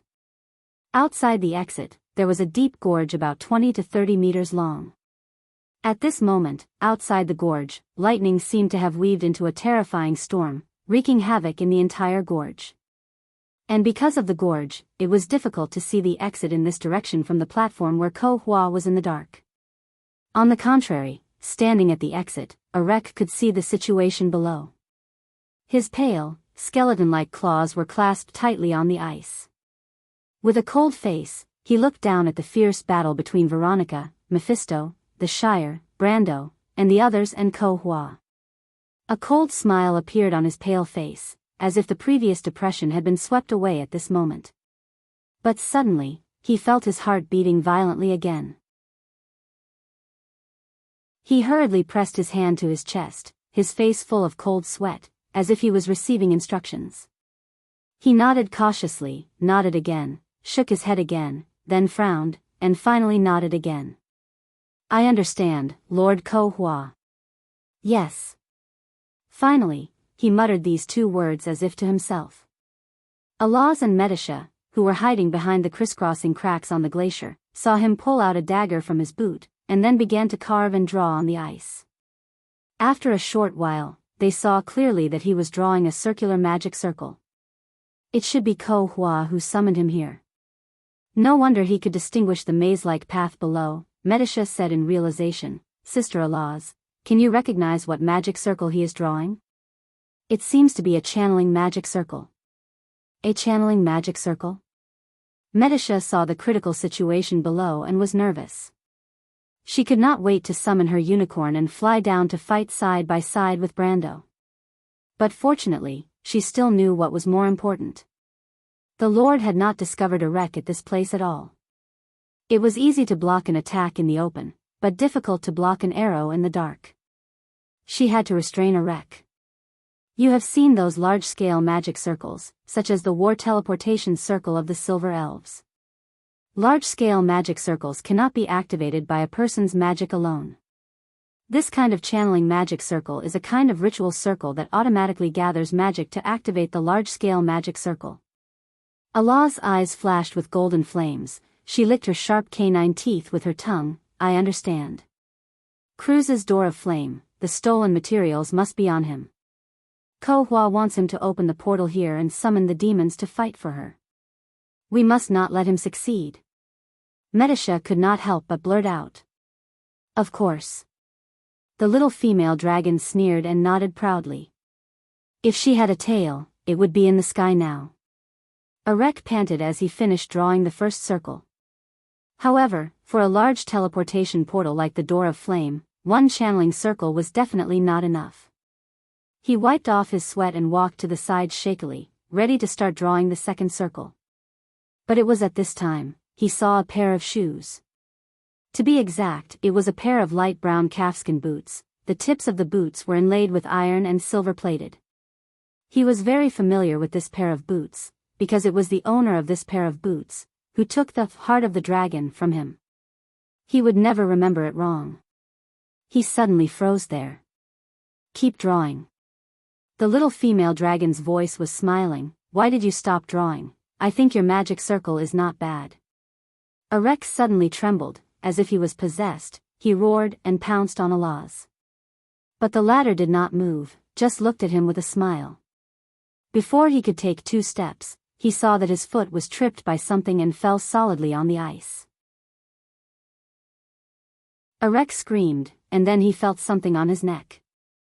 He did not need to look back to know what it was, because he had already seen the long silver shuttle on his cheek. Human, do you feel very regretful now? The little female dragon was very proud. She simply put the star-shaped stone on the ground, then sat on it, and looked down at the battered Enrich, and said with a smile, but you can rest assured, your life will not be in danger for the time being. I will use you to make a deal. Let's see what Brando will do now. The little female dragon was proud, but Metasha was not as optimistic. In fact, the little silver elf princess called out with some concern, Sister Alaz, what's wrong? Look over there. What? Is that the Black Knight over there? After Brando settled Hipamra, he did not directly return to the platform, but went around the crisscrossing pipes under the platform to the back of Dark Kohua. He knew that Kohua had automatically removed the divine barrier at this time, although her attack power had increased by 1,000 times, but her defense was greatly reduced. After all, the opponent was not a true god, and there was no real absolute gap in the true sense. And at this time, Dark Kohua finally realized that there was one less person on the battlefield in front of her. She subconsciously looked back, but only saw the moment Brando's figure disappeared in that direction. At that moment, she instinctively felt danger. As if subconsciously, the dense lightning quickly converged from the front half of the platform to the back half of the platform. Although even Kohua herself could not tell why she felt that Brando, who had just elemental activation, was more dangerous than the Sword Saint in the ultimate domain above her head, but after all, she was once a demigod, and now she had Milos's domain and priesthood. Her perception was 1,000 times sharper, and her premonitions were 1,000 times more accurate. Most gods believed in their own premonitions, just like how Martha could see the twilight of the gods and the world at the beginning of the creation of the world. The dense white light beams converged together like a wall of electricity, crackling and hitting the platform, forming dozens of dazzling golden lines in the entire back half of the platform, as if even the platform was about to melt. But these crisscrossing lightning bolts could not stop Brando. Everyone saw that Brando's figure was like a ghost, disappearing and reappearing continuously. The lightning passed through his figure, like passing through a broken phantom. In an instant, he had passed through the storm of lightning and arrived in front of Kohua. Previously, when Brando attacked the Shire, no one had noticed the subtle details on the battlefield, but at this moment, it was no longer clear. Flash strike, Veronica almost blurted out. And in the ice cave, Lenarette and Shido could not help but show a look of great surprise. Brando had already slashed his sword at Kohua. But at this time, Dark Kohua breathed a sigh of relief. She stared coldly at Brando's sword that was getting closer and closer to her, and her tone was so cold that it was almost terrifying. The Dragon Clan's skill in manipulating space is also derived from the Twilight Clan, and you dare to show off in front of me. As soon as she finished speaking, countless bolts of lightning interweaved in front of her. It was as if even space itself was trembling, blocking Brando's sword. At that moment, Veronica, Lenarette, and Shido were all stunned. The flash strike sword art was blocked. This was almost unimaginable. Flame King Gretel's flash strike sword technique was a sword technique that was worshipped as a god in Kurlutz. Once this technique was passed down from the Dragon Clan, its target would either be hit or dodge in the thousandth of a second after the blade appeared from a crack in space. There was almost no third possibility apart from that. However, right in front of them, the flash strike sword art was interrupted halfway. The space trembling amidst the thunderbolts was akin to the trembling souls of everyone present. What kind of strength was this? However, among all of them, only Brando could maintain his mentality. Although he was slightly surprised, he understood that the flash strike sword art was just a secret skill of the Dragon Clan. In fact, there was still a big gap between the Dragon Clan and the existence of Ekis' daughter. Therefore, he was not surprised that Ko Hua had the skill to counter the flash strike sword art. After all, the Dragon Clan and the Twilight Clan were old rivals. But just when everyone thought that he was going to return empty-handed, Brando suddenly retracted the Halran Gaia, and then slashed at Ko Hua again. Again?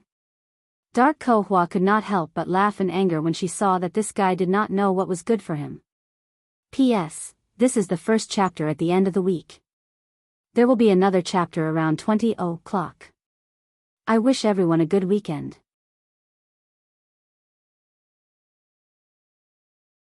Chapter 835. Brando also circled to Ko Hua's side using the flash strike sword art technique, and heard a cold snort in his ear. Ko Hua seemed to have already captured his intentions.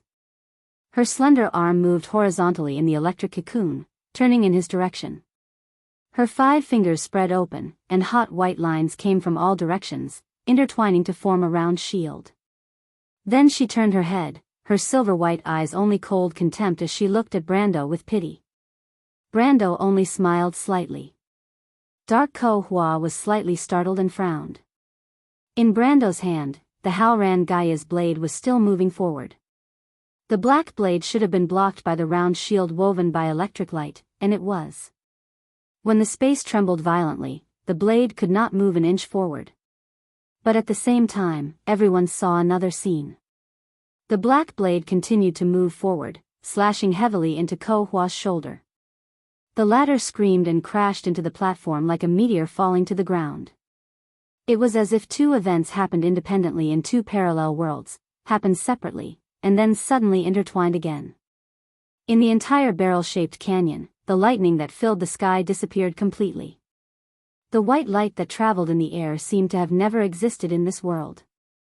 The long platform returned to calm, and it was so quiet that one could hear a pin drop. Dark Ko Hua got up from the ground and looked at Brando in shock and anger. Her left hand pressed on her snow-white shoulder, and blood kept seeping out from between her fingers. Brando saw this scene and understood that the other party was not a pure energy body. Her state was somewhat similar to Scarlet's, both of them being semi-energy bodies. However, Scarlet's semi-elementalization came from the power of the elements, and the power of Ekka's eldest daughter came from the power of Milos. In that case, it was just as he guessed. What just happened? Although the sword was on his neck, Philas did not seem to be afraid at all. He was still whispering to his fiancée. It's the elements. Lorena felt her throat dry. Count Tonajol's elements are. Brando pursed his lips. He was still maintaining the same posture as when he struck the dark Ko Hua. He floated in the air and looked at the pitiful Ko Hua. There seemed to be fog lingering around him, but the golden threads of law flashed. Time. Dark Ko Hua squeezed the word out of his mouth, the most essential thing of all. Miss Ko Hua, if I'm not wrong, you have no resistance to elemental power, right? Brando smiled and asked with confidence. Dark Ko Hua's face turned gloomy. She gritted her teeth and stared at Brando, not saying a word. Because your own power hasn't recovered, you're borrowing Milo's power, right? But there's only one kind in the laws of the gods, absolute disparity. So, you have both a priesthood and a domain, but these are just authorities. You can manipulate lightning and even use divine barriers, but those are just Milo's scepters. But before you truly become a god, it's impossible for you to obtain divine laws. So what? Dark Ko Hua asked in a low voice. Her voice was low, but Brando could hear the nervousness in her heart. If you were Milos, it wouldn't matter, because even if Milos wasn't the father of giants, as part of the order, he himself represented some kind of law. Unfortunately, you're a dusk species. Creatures of chaos don't possess any laws. Brando smiled a little indifferently, but in the eyes of Dark Ko Hua, it was extremely abhorrent. He continued, you should know what I'm going to say.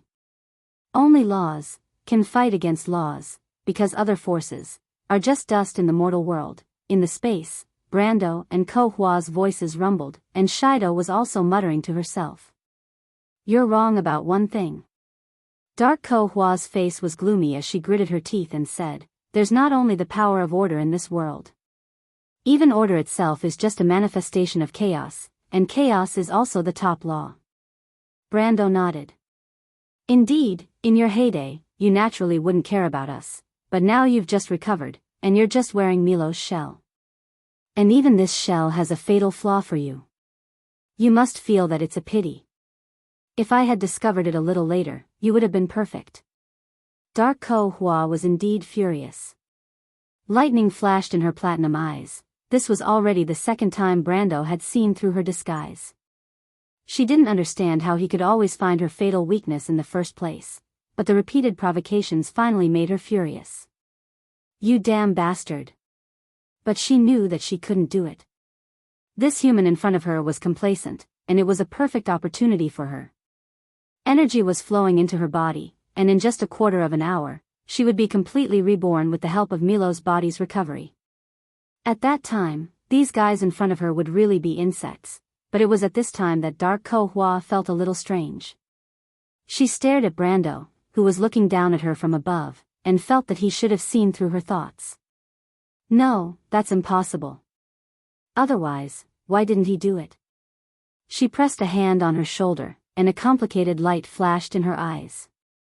She thought for a moment and was about to test the other party, but Brando smiled and interrupted her. Are you wondering why I didn't follow up with another attack? Dark Ko Hua seemed to have been hit in the heart by this sentence. The thing she was most worried about had happened. It's actually very simple. My power is only enough for me to stab with my sword, Brando continued. But fortunately, I'm not the only one here. Brando's words made Dark Ko Hua's mind flustered. She suddenly felt the hair on her back stand up. She quickly turned her head and saw a gray blade. The blade moved forward silently, bringing along a gray domain as it moved forward quietly, as if it was sucking in all the sounds around it. Gray element. She immediately recognized that it was the attack method of the human sword saint. Although the opponent's element was not as vicious as Brando's time, his strength, the ultimate domain, made her very wary. Just as Brando said, she had no way to resist the power of the law. She had no choice but to roll awkwardly to avoid the Ash Sword Saint's sword. But her dodge proved Brando's words.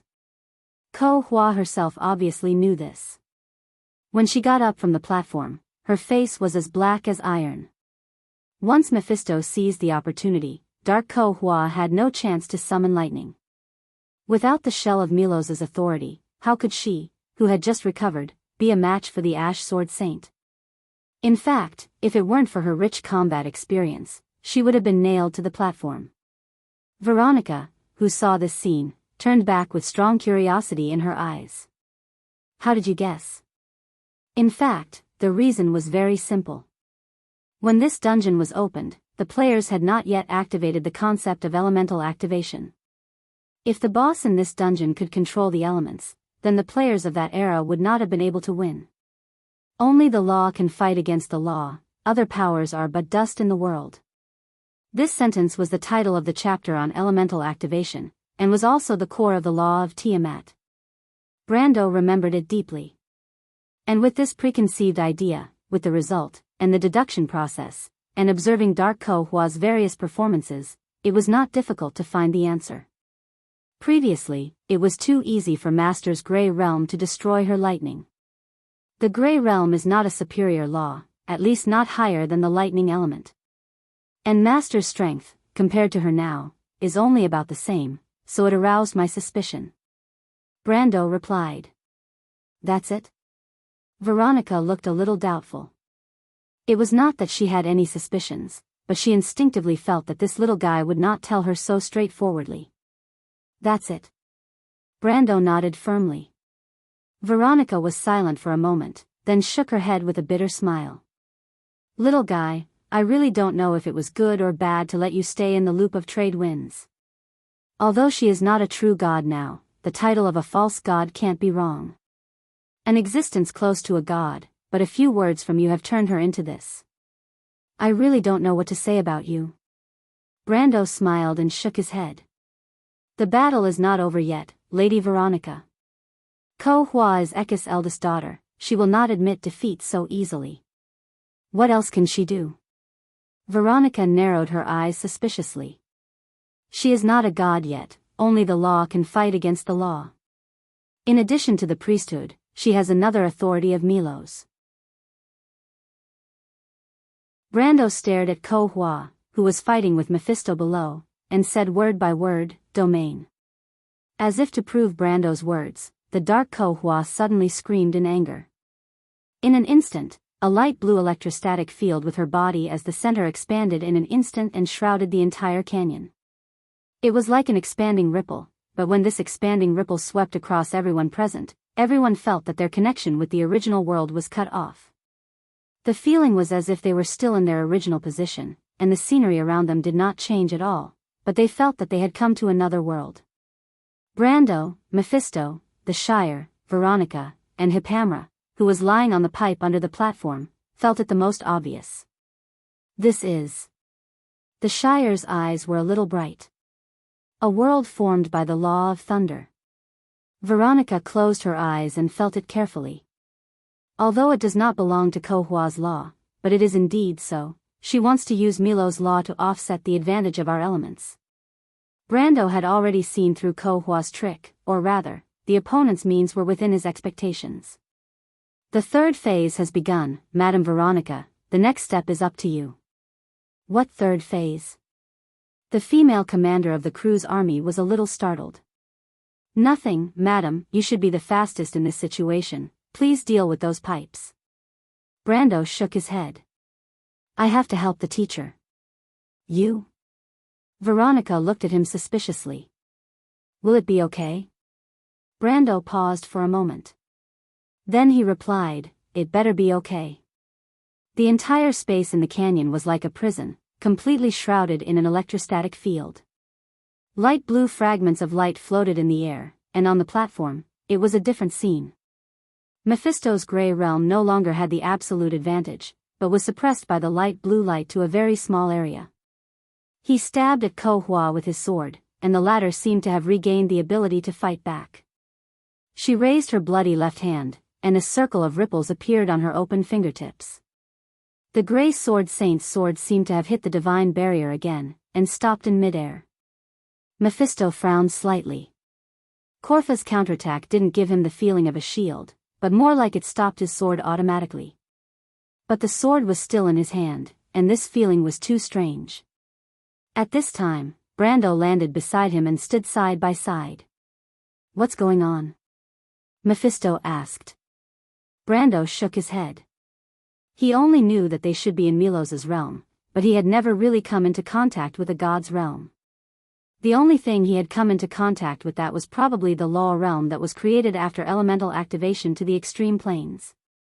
In the extreme planes, one's own elemental power would be strengthened thousands of times, while the enemy's elemental power would be weakened thousands of times. If possible, everyone would try their best to avoid entering the enemy's domain to fight. Ko Hua's realm was similar. At least from his point of view, Mephisto's gray realm was greatly suppressed. But what made him feel strange was that Ko Hua's realm was Milos's, and her own power actually represented chaos before the fusion, which meant that in this realm, her own power would also be suppressed. But now it seemed that she was not suppressed at all. She even floated back to the platform, looking at him with a venomous gaze.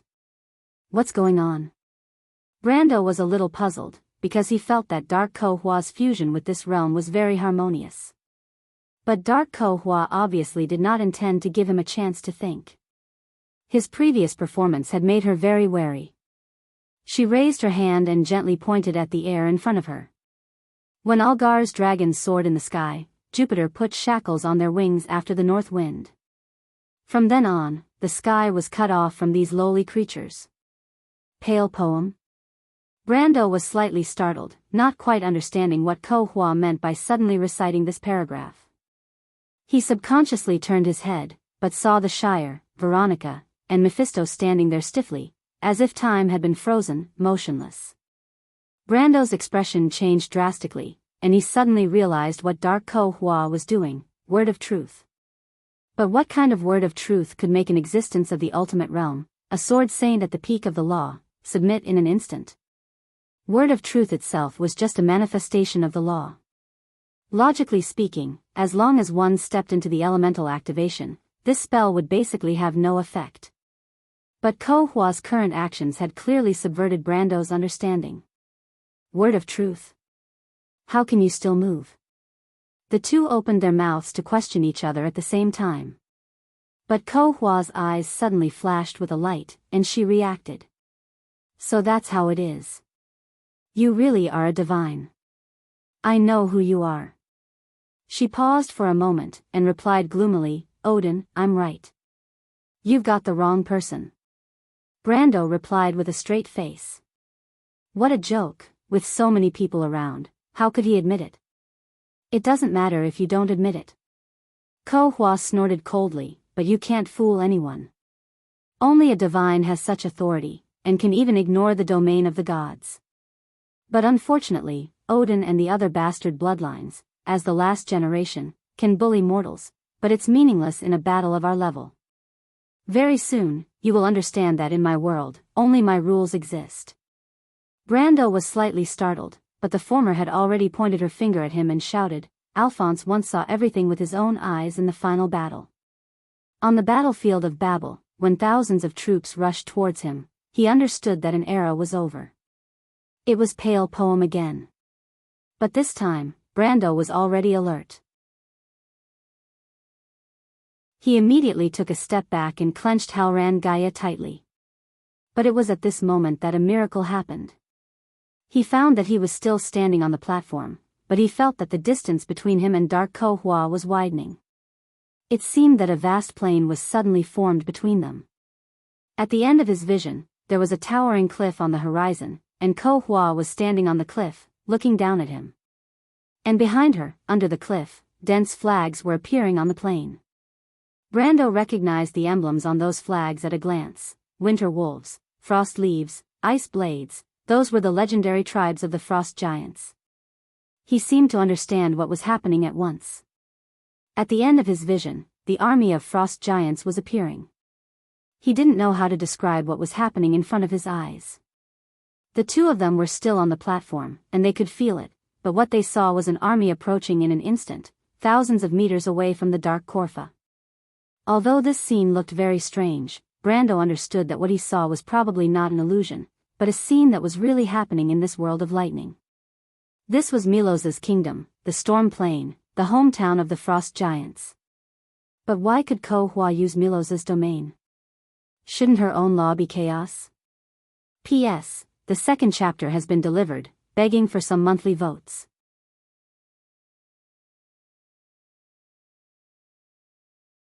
Chapter 836. Dark Ko Hua sneered proudly, but there was clear anger in her eyes. Amidst the biting cold wind, the dark sky was intertwined with thunder. Flags after flags were whistling as they marched, and the metal dragon head sculpture at the top of the flagpole reflected a faint cold light under the dim light.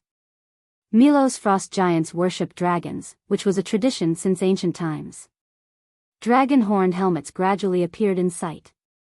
On the endless plains, in an instant, ancient and powerful songs seemed to be sounding from all directions. Brando looked around and saw enemies on all sides. Ancient spirits, bless me to kill my enemies. Blood soaks the wilderness, cutting through thorns and thorns. The land of the homeland, the dragons droop. Dark clouds cover, stars float in the sky. The scene that greeted his eyes seemed to have come out of a certain period of dusty history before the epoch. It was desolate and distant, and the plain was vast and boundless. However, it overlapped with a platform that was no more than 100 meters in radius and suspended above the barrel-shaped abyss.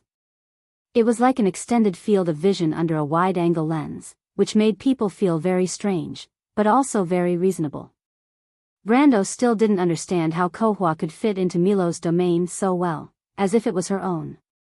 In his imagination, Dim Korfa might use Milos's domain, because although Milos's kingdom would suppress all external laws and elements to the greatest extent, her own chaotic power was still weak due to her recent awakening, so even if it was suppressed, she would still be the one benefiting, and then she could use her superior combat experience to win. But what happened before him was completely beyond his expectations. Dark Kohua did summon Milo's kingdom, but in this kingdom, not only was she not weakened, she was like a real king, calling the wind and calling the rain. This was impossible in Brando's eyes, because if she had this ability, why would she put herself in such a difficult situation and even get injured by him? She could have completely controlled the situation from the beginning. Snow began to fall from the dark sky, and the cold rain rolled down Brando's slightly pale cheeks, washing away the scars from the last calamity of wolves. The frost giant army sang war songs as they advanced in the rain. Brando didn't move, thinking of a way to break out of this situation. The protruding cliff was like an isolated wolf's fang on the horizon. On the cliff, Kohua's expression fell into Brando's eyes. Why is she so angry? Brando seemed to tear open a bright hole in the darkness in front of him, allowing him to grasp that clue. He raised his head in disbelief and looked at Kohua. She had destroyed herself. Brendel's heart was pounding. There was only one possibility, and that was Korfa had erased her own rules. She had completely destroyed herself and made herself a part of Milo's. Only in this way would she be able to fully integrate into Milo's kingdom. She was no longer the Dark Kohua, but she was not Milo's either. Brando suddenly understood who it was, the god who was about to wake up, Sir Ash. She's so cruel. Doesn't this mean she's going to live and die with Milo's? Brando suddenly remembered who had forced her into this desperate situation. That person was him. No wonder the other party was glaring at him with such anger and hatred.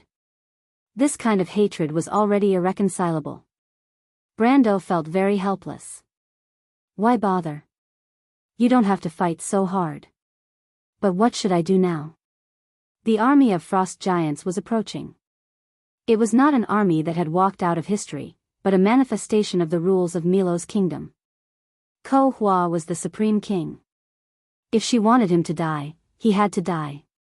This was already a battle between a mortal and a god. There was an absolute difference. There should still be a chance. Let me think. In this desperate situation, Brando calmed down. Not long after, he suddenly had a wonderful idea. He raised his head, a strange light flashing in his eyes. Then let me give you a chance, Ekis' eldest daughter. He suddenly put down the Halran Gaia and walked towards the army of frost giants. What is he doing? Dark Kohua was startled. Her willow leaf-like platinum eyebrows also raised. Is he scared out of his wits? But she was now very afraid of Brando and would never give him a chance. She saw Brando walking towards her. After thinking for a while, she simply let the army of frost giants gather closer together. She did not believe that this army could not stop him alone. No matter what tricks Brando had, as long as she did not give him any chance, then he could only do it in vain. She had already made such a great sacrifice and could not afford to fail again. Caution and carefulness had almost become an instinct of hers. But it was not her character to be helpless. Brando had changed her habits. Thinking of this made her very angry. Brando looked at the army of frost giants gathered in front of him. It would be great if the frost chant Sinna could still use it.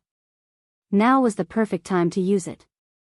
Against a military fantasy weapon, even though the frost giants clan army was one of the legendary armies, they probably wouldn't be able to resist such power.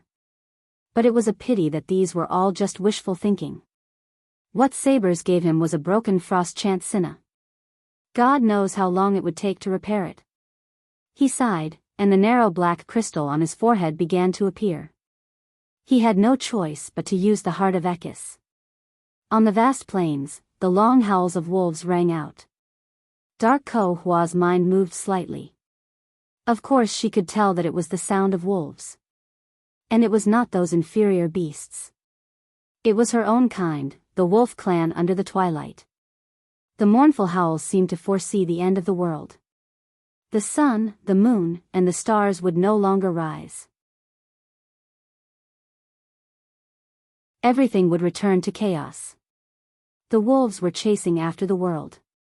It was the clan closest to her mother, the black wolves, and their male wolves.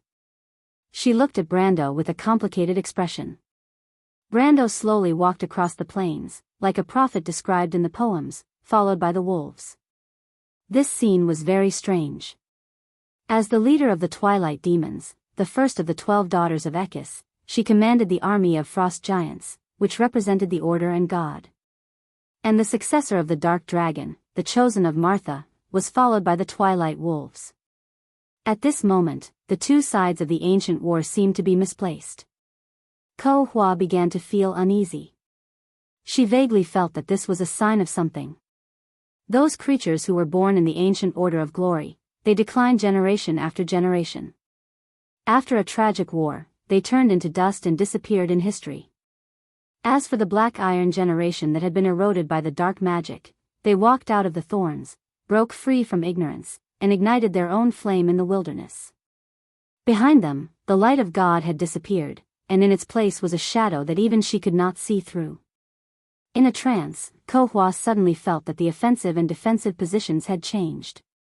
Although in the vast plains, compared to the frost giant's army, the human man and his wolves still looked like a drop in the ocean. The wolves were passing through Brando, like a rushing sea. Brando let them form a wedge attack formation. The black wolves, including their male wolves, were far less brave and good at fighting than the frost giants. He only hoped that they would use their excellent impact to open a gap in the frost giants' formation. The wolves began to speed up under his command, and so did the giant army. The ice rain in the sky gradually became denser, forming a scene of strong wind and rain. The two sides that were about to fight were running at full speed in this heavy rain. The next moment, the two armies collided with each other. The average height of the frost giant summoned by Ko Hua was more than 4 meters.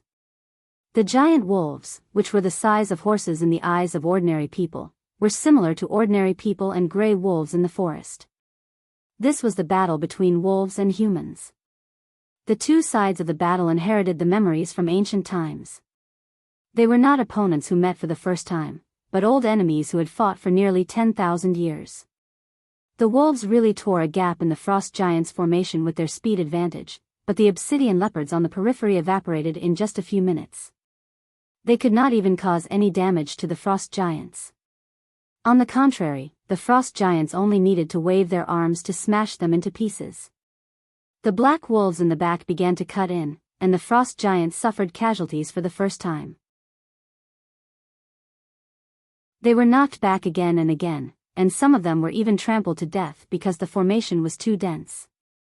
But even so, after the wolves advanced for nearly 100 meters, they were still surrounded.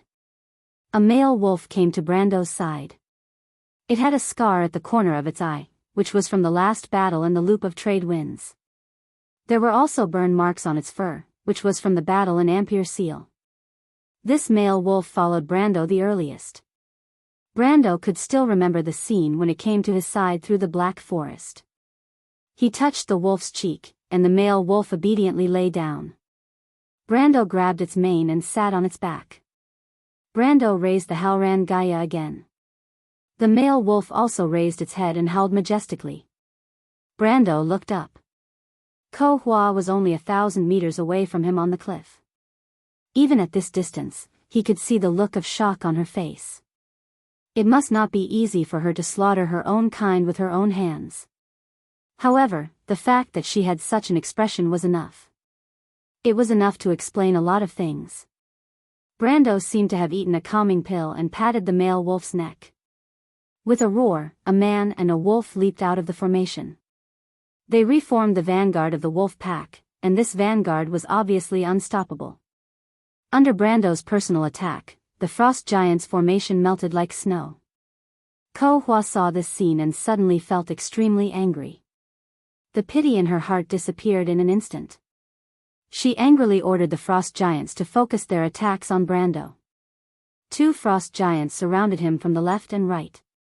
Brando faintly felt that he seemed to have attracted Ko Hua's attention. He swung his sword forward and a faint brilliance came out of the blade. It was a long-range attack. This was a unique ability of the warrior class after elemental activation. Compared to the White Raven sword style, it was more powerful, but the consumption was much higher. The brilliance swept across the frost giant's formation like a crescent moon, bringing with it a bloody light. When several frost giants fell to the ground, their light blue hair quickly turned white and gray. Their faces also became wrinkled like skeletons, and they died in an instant. This was a typical passive effect of the time elemental activation, elapse. Ko Hua noticed this detail, and her eyes couldn't help but sink a little. After Brando's attack, the disaster for the frost giants was far from over. With a loud bang, the Halran Gaia resonated with the ground. A row of rock spikes rose from the ground, and the frost giants on the left were instantly torn apart. This sword was almost full strength. Even Brando couldn't help but feel a little exhausted after using it. But the effect was remarkable. It almost opened a 30-meter deep hole in the frost giant's formation. At the same time, he breathed a sigh of relief. These frost giants were not as powerful as he thought. Because it was a rule simulated by Ko Hua, and because they only kept the strength of the Golden Clan's bottom line, it was only about the strength of a lower to middle gold. With his combat strength, it was not a very big problem. His experience was increasing rapidly, but Brando wasn't too sure if it was enough to level up to the next level. He didn't have time to pay attention to his interface at all. The male wolf carried him left and right, and Brando would occasionally grab the head of a frost giant that was pouncing on him. A ball of flame burst out from Bahamut's blessing, and it would be blown away. Sometimes, he would cut off the head of the frost giants with his sword, and then he would attack left and right, forcibly opening a bloody path. But even so, the number of wolves following him was getting smaller and smaller. The army of frost giants seemed to be endless. Brando looked up and saw enemies on all sides, and there was no way out. The last male wolf also fell behind him. The last chance had come. Brando was well aware of it. He patted the neck of the male wolf that he was sitting on, and the male wolf was already covered in bruises. "Give me one last ride, buddy," he whispered. The male wolf seemed to understand his whispers. It looked at him with its gray eyes, and its eyes were cold and wooden. But suddenly, it turned its head and let out a low growl. Brando felt the scenery around him disappear, and at the same time, his body became light. He knew that the male wolf had risen into the air. It was still 300 meters away from Ko Hua. Brando felt that the male wolf had carried him to the highest point. Below it, he looked up and saw the heads of the frost giants. The male wolf let out a whimper, as if it was reminding him of something. Brando nodded, indicating that he understood. He raised the Halran Gaia, and with almost all his strength, he swung it from bottom to top. A dazzling bright moon cut through the entire army of frost giants. For a moment, flesh and blood flew everywhere. Then the next moment, a row of long rock spikes rose from the ground one after another, forming a path nearly 100 meters long in the army of frost giants. Brando rose from the back of the male wolf. Milos's law suppressed his elemental power to the side because he could not fly. But this distance was enough. He landed steadily on the rock spikes and looked back. The male wolf was surrounded by the frost giants. Brando did not even have time to sigh. He turned around and galloped along the rock spikes towards the cliff where Ko Hua was. 200 meters to go. Ko Hua did not expect that even so, Brando would still be able to fight his way out. He was only elemental activated, but he was so tenacious. The other party was getting closer and closer to her. At this time, she was no longer in the mood to be angry. She could not help but scream, "Milko's dragon, stop him!" There was a sharp howl in the air. Brando only felt his scalp tingle. He looked up and saw the clouds descending. 2 dragons, one in front and one behind, rushed towards him. As for where these dragons came from, there was no doubt that in Milos's kingdom, it was too easy for him to have anything appear here. However, Ko Hua had obviously lost her mind. The power in the kingdom was not unlimited. Just to deal with him, a mortal, she had paid too much, and even lost more than she gained. But Brando was very clear about the hatred she had for him. Especially a woman in hatred, sometimes she was unreasonable. The air seemed to explode because of the vibration of the dragon wings. Brando finally knew how the halfling cavalry felt when facing Alaz. The feeling of numbness and blankness was too uncomfortable. If he could see his eyes, he would find that his pupils were turning black. This was because the pressure on his mind was too great. A string was almost broken because it was too tight. Brando could not help but let out a roar, and at the last moment, he activated the charge skill. Because of the sudden acceleration, he missed the first dragon. Brando immediately breathed a sigh of relief. With the previous experience, the fear in his heart suddenly dissipated a lot. However, the second dragon had already swooped down and circled in his path. In an instant, it was above his head. Brando knew that the dragon was a very intelligent creature. After seeing what happened to its companion, it might not be fooled a second time.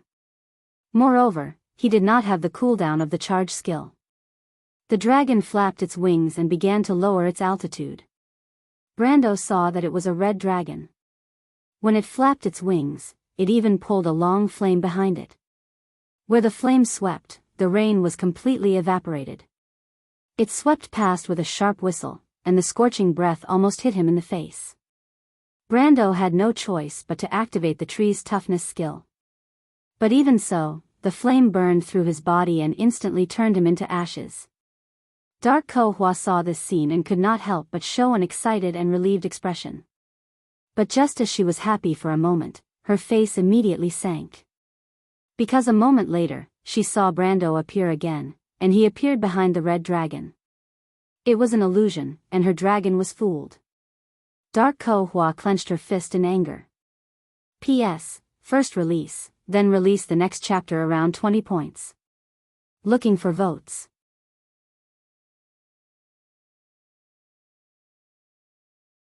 Chapter 837. The fire cloud swept over his head, and Brando had to slap it twice to extinguish the flames on his hair. But he couldn't care less, and his earl coat was suddenly wrapped in flames, like a cloak made of flames. The cold wind swept, and the flames scattered with the wind. The young earl's upper body was suddenly exposed to the icy rain. The icy rain of the wilderness hit his body, and the coldness seemed to seep into his bones. Brando was so cold that he shivered. Originally, with his current physical fitness, he wouldn't feel uncomfortable even if he was bare-chested in the snow. But here, he felt a chill coming from the depths of his bones along his spine. The chill came from the law. Damn it, this is the real asterisk asterisk asterisk asterisk asterisk asterisk. He couldn't help but curse. Although he was lucky enough to use the 9 luminary sword art to deceive the dragon, but the dragon's breath was just too terrifying. When the dragon spread its wings and swept across a distance of more than 10 meters, the flame breath almost roasted him into a human torch. Only then did Brendel realize the horror of the dragon. Usually, the impression that Alaz gave him was too much of a human, and he almost forgot that these sky overlords that soared in the sky were one of the most terrifying existences in the world. Brando looked back. The 2 giant dragons, one in front and one behind, had already flown far away in the rain. For a while, there was no sign of them turning back. And the distance between him and Ko Hua was, in fact, only a cliff away. Brando stopped at the last rock spike and looked up. The dark Ko Hua stood motionless at the top of the cliff. Her bright eyes seemed to pass through the rain, looking down at him from above. The frost giant's attack seemed to have stagnated for a moment with Ko Hua's actions. "You've seen Mother?" she asked quietly. Her voice was not loud, but it spread throughout the battlefield. The dark Ko Hua seemed to have calmed down, if one didn't look at her tightly pursed lips and cold eyes, but Brando knew that she was just suppressing the raging anger in her heart. He nodded. "How can you manipulate the wolves? Why don't you guess?" Brando smiled and raised his head to answer. The dark Ko Hua looked at him as if he was looking at something that didn't know the difference between life and death. "There's no need. In any case, you'll be buried here today." "You'll be buried with me," the girl replied coldly. "I'm afraid not. I don't plan to die here." Brando shook his head and smiled confidently. "Not only that, I still want to save you." "Save me?" Ko Hua in the darkness was slightly startled. Her face revealed an angry smile. What a joke, a bunch of nonsense. She raised her hand and a bolt of lightning zigzagged through the clouds, illuminating the world in a vast expanse of white. The rumbling of thunder rolled over, accompanied by her cold voice giving an order. Daughters of the sea, attack your enemies. Brando saw that behind the cliff where Ko Hua was standing, there were raging waves. Just a moment ago, there was still a field hanging low in the sky, but suddenly, the waves surged. One after another, long heads stretched out from under the sea. They came from the deep sea, and they had a common name, Hydra's children. Countless 9-headed snakes, 12-headed snakes, and 15-headed lizards suddenly appeared in front of Brando. They came from the sea, their tall bodies like mountains. One after another, there were more than 100 of them. And behind all the mountain-like figures, behind the clouds, a huge shadow that seemed to connect the sky and the earth stood at the intersection of the sea and the sky. Brando only needed to look at the huge figure to know what it was. The ancestor beast. But this time, it was no longer Ekis' nightmare, but the king of the 9-headed snakes that truly existed in this kingdom. As the king of the world in this domain, Ko Hua could conjure up any existence she wanted out of thin air. The moment he saw the huge shadow in the clouds, Brando truly understood the difference between the so-called ultimate domain and the god's kingdom. This was a world with a system of its own. But, Ko Hua is really crazy. Brando shook his head.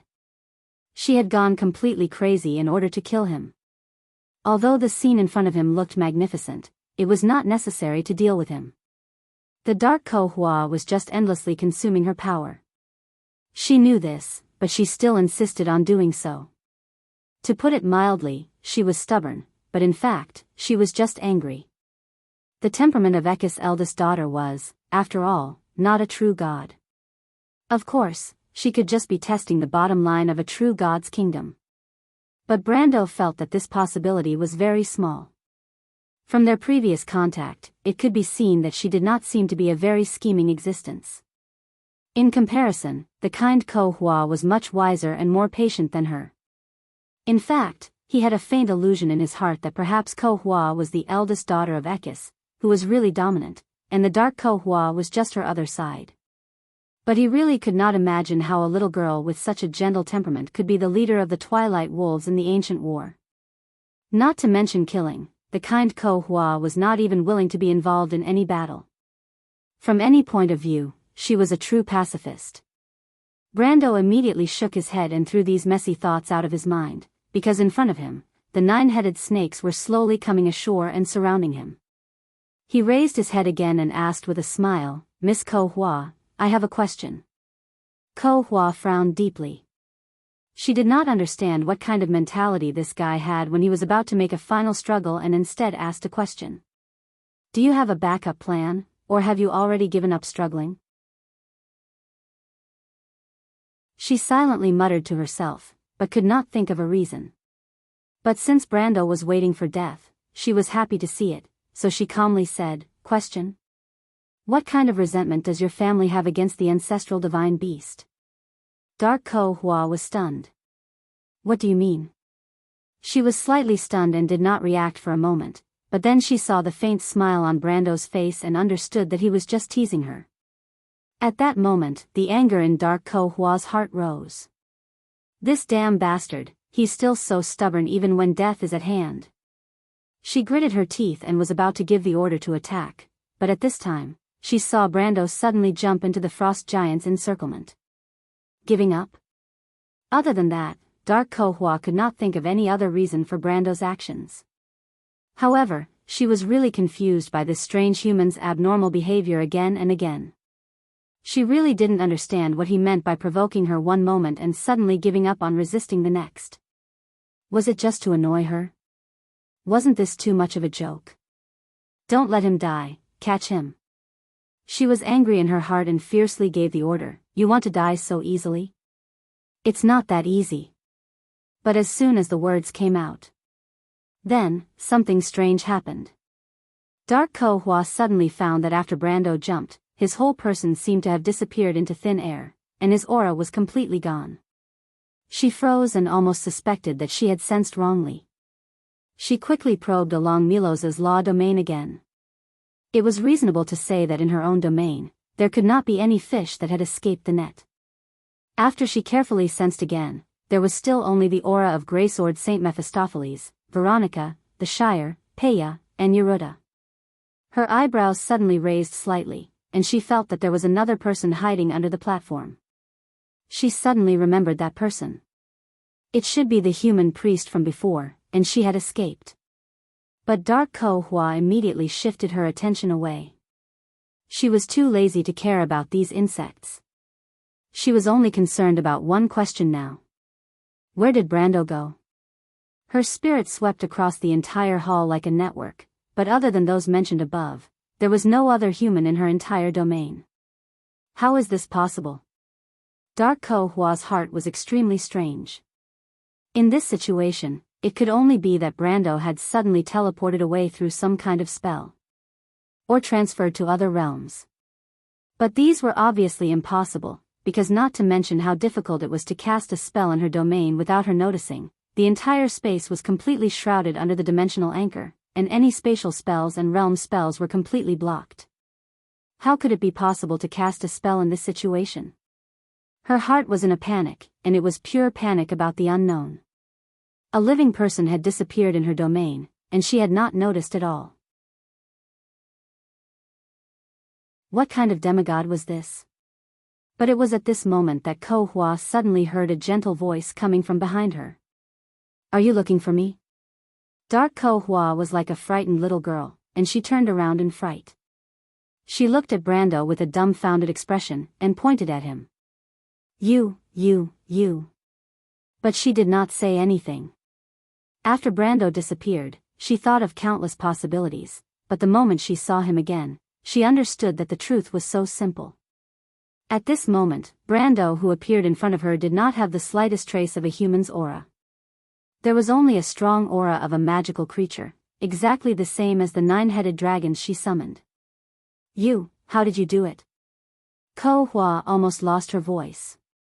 There were many spells that could disguise oneself as a magical creature. But any disguise would not work in her domain, because the fluctuations of the spell itself would expose the effect of the spell, and the same was true for magical items. But the Brendel who appeared in front of her did not emit any magic waves, nor was there any sign of magic items taking effect. It was as if the person in front of her was a genuine magic beast, a genuine one, honest to all. Brando also smiled slightly, but did not answer. In fact, the reason was very simple.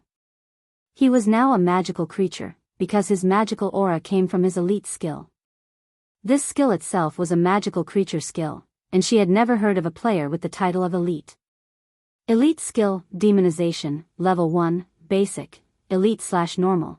For a short period of time, the aura of the body was disguised as a magical creature's aura, so that magical creatures below the Lord level would not take the initiative to attack. This effect lasted for 1 minute or until the user took the initiative to attack.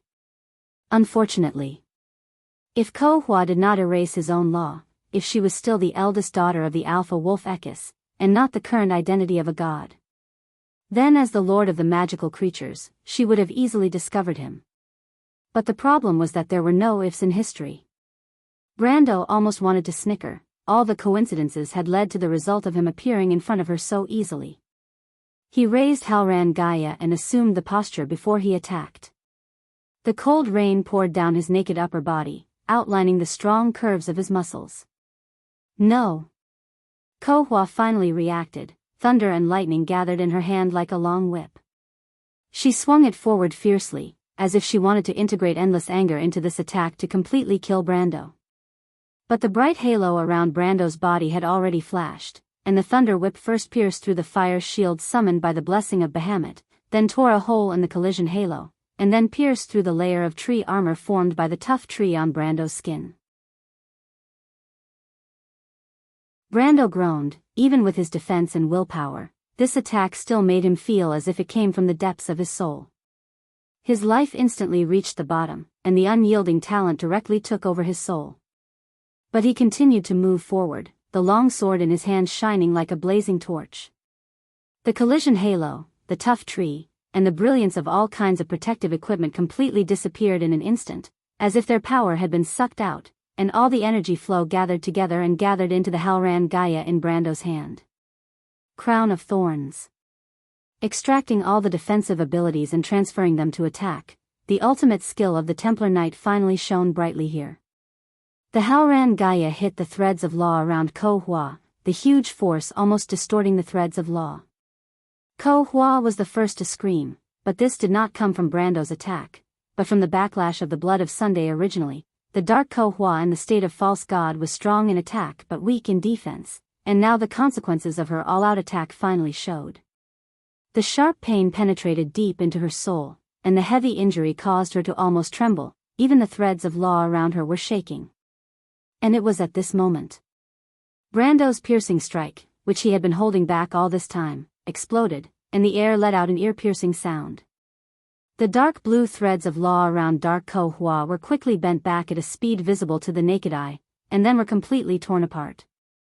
The stable threads of law finally collapsed at this moment. Ko Hua still wanted to salvage the situation, but Brando's figure suddenly disappeared in front of her, and in the next moment, she only saw a pair of large hands grabbing towards her. Time. No. This is the spatial element. This was the only chaotic thought in the dark Ko Hua's mind. He clearly said that his power of order was only enough for him to use once. He lied to me again. Her vision turned black, and she almost fainted from anger. She would never have dreamed that Brando would still weave a trap for her when he clearly had the upper hand, because in her eyes, it was not necessary at all. Although now it seemed like it was very necessary. Brando threw away Halran Gaia. He had no intention of killing Ko Hua. In fact, he also understood that he could not kill this damned woman. The boss could not possibly only have so little HP, but the threads of law would only collapse for a moment. He had to seize this opportunity. He pressed down on dark Ko Hua's shoulders, and pushed her to the ground. Dark Ko Hua did not expect this kind of attack at all, and in her shock, she was heavily hit on the ground, almost seeing stars. She was frightened. She felt the naked upper body of the human man on top of her, holding her down tightly. What is he doing? She was shocked and angry, and for a moment, she even forgot to resist, and just stared blankly at Brando. She probably never dreamed that the opponent would make such a move. But when she opened her eyes wide in shock and anger, she saw Brando withdraw one of his hands, and with a backhand, he stabbed his own forehead. Blood flowed down his arm, mixed with the rain, and dripped onto her cheeks. Although the blood instantly vaporized when it came close to her body made of lightning, she was still scared stiff. What is this disgusting human doing? She suddenly noticed that Brando had taken the black crystal from her forehead. Dark Ko Hua instantly froze in place as if she had been enchanted, and for a moment she only felt her hands and feet turn cold. No! She screamed, "You can't do this, let me go." Brando's face was covered in blood, but he smiled at Ekka's eldest daughter, a smile that made her feel cold to the bones. Then Brando picked up the black crystal that was covered in blood, and gently placed it on her forehead. "Miss Ko Hua, you are Ekka's eldest daughter, the leader of the wolf clan, you are their natural leader.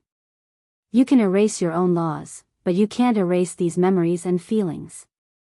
So, it's better to come back." No. Korfa was on the verge of tears.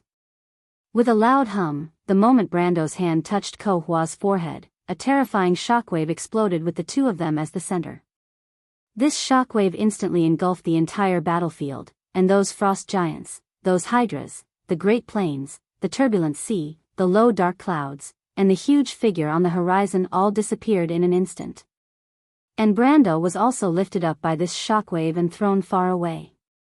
He raised his head, narrowed his eyes, and could even see Ko Hua being thrown in the other direction, struggling in the air like a kite. But it was enough. He breathed a sigh of relief.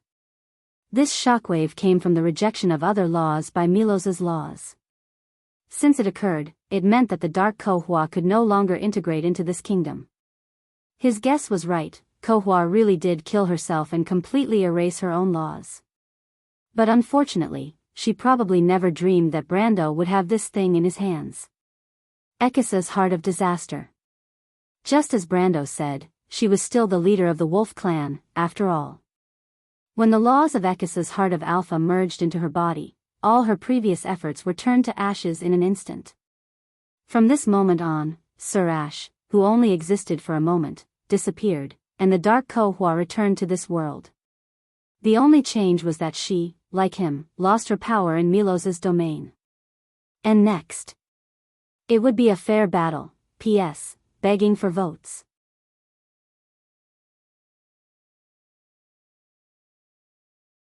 Chapter 838. All the illusions disappeared. The battlefield returned to the platform in the abyss, but the surroundings seemed to have quieted down. Bit by bit, time stopped. Greysword Saint Mephistopheles was still flying towards the bottom of the platform, holding his great sword. The Shire's magic sparks suddenly blossomed and froze at that moment. The falling ice on the surrounding cliffs seemed to have stopped forever, and in the ice cave, the 4 black knights were still holding their bows. Only on the platform, Brando and Dark Kohua each occupied half of the space, one still and one moving, as if they were 2 completely opposite images. Brando was slowly standing up from the ground, his upper body naked. Blood slowly slid down his forehead, along his neck, across his shoulder, upper arm, forearm, and wrist, as if drawing out a scarlet tattoo. The rose-colored blood droplets slowly dripped down the dark body of the Halran Gaia, falling to the ground, rippling a thin layer of dust. Brando calmly looked at Dark Kohua, who was kneeling on the ground in front of him. She was giggling loudly. As if she had gone crazy, she laughed until her whole body trembled, and then coughed violently, her whole body curled up into a ball. The girl's forehead and face were stained with blood, but it wasn't hers, but Brendel's. The bright and blazing lightning had receded from her body, and the color of her eyes had returned to their usual gentle redness. Her long black hair was like sandalwood, and her skin was pale white, as if she had just come out of a bath of milk. Her long black robe was like an orchid, quietly blooming on the platform. Ha ha ha ha. Cough cough cough. Ha ha ha ha. Dark Kohua coughed and laughed happily, her shoulders shaking violently, and then she raised her head again, looking at Brando with a resentful and gloating gaze, somewhat like a wolf, her eyes dark. Ha ha ha. Cough cough. You should have felt it, right? Brando did not say a word. In his vision, the borders around the platform were gradually turning light silver, and these silver areas were gradually expanding, slowly approaching with Kohua as the center. They were expanding faster and faster, piece by piece, as if they had a life of their own, extending towards Dark Kohua in the center. He stood there quietly, and could also feel an ancient, as if a new breath was growing, slowly merging into this world. Milo's divine power law. Ha ha ha. You're too smart, human. Dark Kohua's eyes were filled with joy. She took a breath, then shook her head indifferently, kneeling on the ground, like a weak girl. She even looked at Brando a little weakly and said, "You almost succeeded, but you've become a god." Brendel replied faintly. The laws of this world were recalculating. The entire outside of the land of God's eternal rest fell into a standstill. And in the endless void, a flame was reigniting, as if with the birth of this light, lines of laws from ancient times began to light up again. There was a voice, calling the name of the slumbering dark abyss. Milos. The father of the frost giant. Just a thin line, Dark Kohua finally became a god. Crystal clear tears still hung on her cheeks, but she showed a bright smile. What, do you think you still have a chance? As she said, she tilted her head, looking at Brando with a curious gaze. But in that curiosity, there was a deep hatred. Dark Kohua was smiling, her white fangs were faintly discernible. Brando looked at the silver area that was gradually nibbling away. 5 more minutes, he replied quietly. I still have 5 more minutes to kill you. The girl giggled, laughing so hard that she couldn't help but cough again. Cough cough cough. That's true, if only you were immortal. She coughed violently, looking at Brando with tears in her eyes, as if she had heard the biggest joke in the world. Her blood-red eyes were full of regret. Unfortunately, the gods and the crystal made an agreement, leaving the right to choose the future in the hands of mortals. Brando, Dark Ko Hua smiled very sweetly, almost to the point of being charming. As the successor of the Dark Dragon, as a divine citizen, you can't kill me. Only mortals can kill me. And thanks to you, only divine citizens can move freely in this domain. Do you understand now? There is no one here who can stop me. She slowly stood up and replied softly, millions of years later, humans will once again choose their fate. And this time, no one can change it. Brando didn't say a word. But there was a voice that answered the question for him. Brando can't change it, the voice replied clearly and firmly, I will change it. Brando's and Ko Hua's faces changed at the same time. But one was surprised, and the other was shocked. Who is it? Ko Hua's smile disappeared, and she screamed nervously. Suddenly, on the other side of the two, a faint blue light seemed to form a door, and a girl wearing a knight's uniform with the lionheart sword at her waist slowly stepped onto the platform. She looked up at Dark Ko Hua and answered seriously, I don't understand where Brando came from, and I don't understand why he can't stop you, but at least I know, goddess, I can still make a choice. Because she pressed her hand to her chest and answered word by word, came from Butchie, and I am the mortal you speak of. At that moment, Dark Ko Hua's expression was extremely interesting, as if all her expressions were frozen at that moment. No, this isn't true, she said, shaking her head, no, you must consider your choice carefully, it concerns the future of this world. Listen carefully, little girl, it was Lady Martha who gave you everything, you must not be ungrateful. She saw Freya slowly unsheathing her sword, the light of the sword almost blinded her eyes, and her face suddenly became pale. No, I can make you a demigod, you can be with him forever, and together we will return this world to the glory of the ancient era. She talked endlessly, but the night girl didn't seem to hear her. She slowly unsheathed the lionheart sword, then turned to look at Brando. Brando smiled at her. Freya. Brando. He raised Halran Gaia, let me see what you learned at the Royal Knight Academy. In Milo's domain, everyone's power was completely rejected, even Ko Hua herself. They still had 5 minutes, before the silver domain completely merged with Dark Ko Hua, in these 5 minutes. This battle would only be decided by experience and skill. Both of them were calm, and Ko Hua seemed to have lost the ability to speak. Her face was a bit stiff, because she had already seen the light blue figure behind Freya. Why, Milos? This is my agreement with Crystal, Ko Hua, we should give them more choices. A voice seemed to answer from somewhere. You're being biased. She gritted her teeth.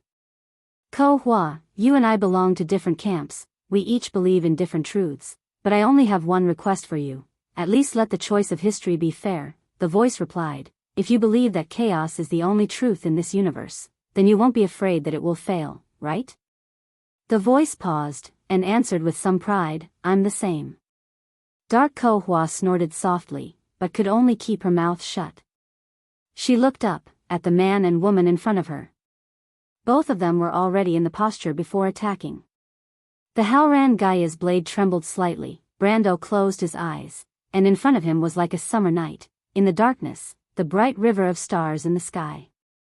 He began to move forward, feeling the steps, and with him, Freya also began to move forward, the two moved together, their steps almost exactly the same. The black blade, the silver blade, swayed gently. Do you still remember the battle in Butchie? Brando asked without turning his head. The battle in the Golden Orchard. Freya paused for a moment, then immediately nodded. This time, Brando answered, I'll continue to cover for you. He leveled the Halran Gaia. Freya. The charge skill was activated again. Brando stabbed towards Ko Hua with a flash of light. This strike had nothing to do with laws, nothing to do with elements, even the power was suppressed to the lowest level by Milo's domain. This was a simple, life and death battle. Dark Ko Hua's eyes burned with anger, she stepped back, and reached out to block Brando's blade, her reaction not at all delayed. Purely in terms of combat experience, she was not inferior to Brando. But unfortunately, Brando was not fighting alone. Attack in turn. Brando roared. A light blue figure appeared behind Brando. Erwin's knight uniform was so conspicuous in the eyes of the eldest daughter of Ekiss. The silver lionheart sword pierced towards the goddess like a lion's fangs. Maynard once hoped that this sword could change the fate of a kingdom, and today, it was indeed changing the fate of some people. It was just that these people were all over the continent of Vaunt. Dim Corfa roared in anger. Freya's swordsmanship was so crude that it was almost unbearable to look at. Unable to bear it any longer, she clawed at the female knight, but in the next moment, a pitch-black blade blocked her path. That damned guy. She raised her head and saw Brando's half-smile. She had no choice but to grab Brando's blade, throw it away, and step back to avoid Freya's sword. But how could Brando let her do as she wished? He threw away Halran Gaia and grabbed her wrist. This bastard. Ko Hua was furious, and without thinking, she used her left hand to stab Brando's abdomen. As soon as she made her move, she realized something was wrong. She suddenly remembered that the guy in front of her was a fugitive. Dim Corfa raised her head, and as expected, she saw Brendel giving her a weird smile. It's over. Ekiss' eldest daughter felt her mind go blank at that moment. With a soft sound, she felt her hand enter Brando's abdomen without any resistance. Brando's face twitched, but he didn't seem to feel any pain. He grabbed her wrist and pulled hard, pulling her over. Then Brando hugged her and forced her to turn around to face Freya. No! Ko Hua screamed. At that moment, Freya and Dark Ko Hua widened their eyes at the same time. But Dark Ko Hua stared blankly at the Lionheart's sword in her heart. She opened her mouth, but no sound came out. Only blood gushed out from the corner of her mouth. The girl frowned in pain and gasped for breath. She looked at all of this with great reluctance. She looked at the platform that should have brought her glory, looked at the barrel-shaped abyss, looked at Freya, and finally turned her head with difficulty. She looked at Brando with hatred. Ko Hua, this is the answer, despicable. She answered weakly to the voice in the dark. Freya almost trembled as she watched the goddess in front of her close her eyes. She gently let go of the sword in her hand and opened her mouth as if she wanted to say something. But thousands of words turned into one worrisome sentence. Brando, I'm fine. Brando breathed a sigh of relief. Dark Ko Hua's body was becoming lighter in his hand, as if it was beginning to become nothing. And the time and space around them seemed to gradually return to normal. He looked back and saw the silver area at the edge of the platform dissipating. Milos's law was retreating into the dark void. This was a good sign. He let out a long breath and answered weakly, "Thank goodness you avoided the heart." As he said this, he couldn't help but cough. A wave of weakness and fear surged in his heart. It was as if the moment the battle ended, he began to feel weak all over and couldn't help but sway and fall. But someone hugged him. Freya hugged him tightly. The normal order of time seemed to be restored the moment Dark Ko Hua died.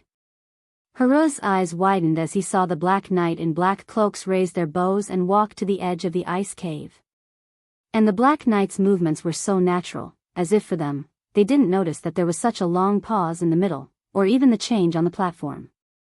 Everything happened in the blink of an eye, as if by inertia, they raised the longbows in their hands according to the original plan. At this time, the ice that had been frozen in midair a moment ago fell off the cliff with a crash.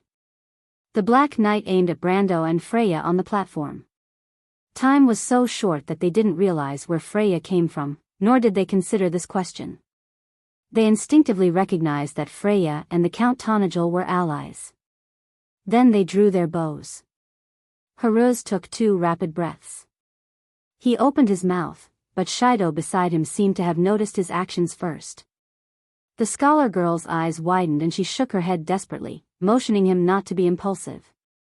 But the little prince only cared about his teacher's safety. He was innocent by nature, and he didn't care about his own situation. The knight loosened his fingers, and there was a soft sound. The long arrow left the bowstring. "Teacher, be careful. It's the Black Knight, they're coming." The little prince also shouted at the top of his lungs. The leader of the Black Knight reacted immediately, drew his sword and rushed over. He raised his sword and instinctively wanted to put it on the little prince's neck. But it was at this time that he suddenly found that he couldn't move. In fact, all the Black Knight in the cave froze at the same time. The golden threads of law spread in the ice cave and had wrapped around everyone. And the Black Knight who had just released an arrow at the entrance of the cave also found that their arrows were all blocked by a behemoth. It was a dragon. A gigantic dragon with a pair of wings spread out, its scales shining with a dazzling golden light. Its golden pupils seemed to be surrounded by blazing flames. It raised its head and raised its two pairs of horns high, looking down at them from a high vantage point. This creature that seemed to come from the ancient times had just raised its wings at the other end of the canyon a moment ago, but in the blink of an eye, she had already appeared in front of them. Lady Alaz. Shido's excited and incredulous voice finally rang out. We're saved now. This was Philas's cry. And beside him, Lorena also breathed a sigh of relief.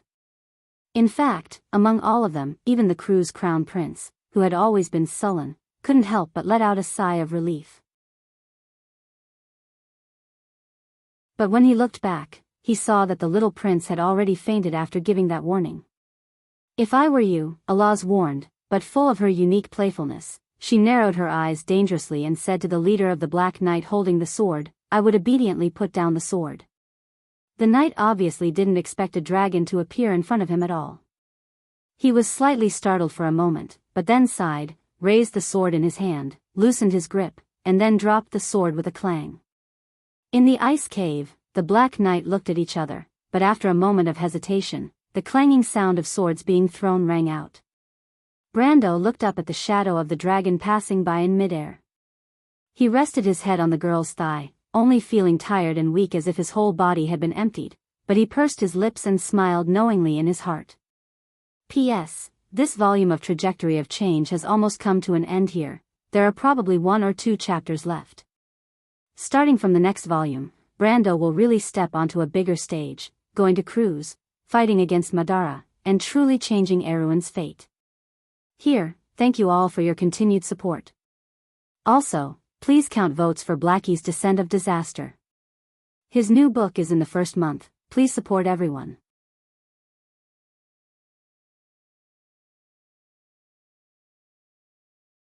Chapter 839.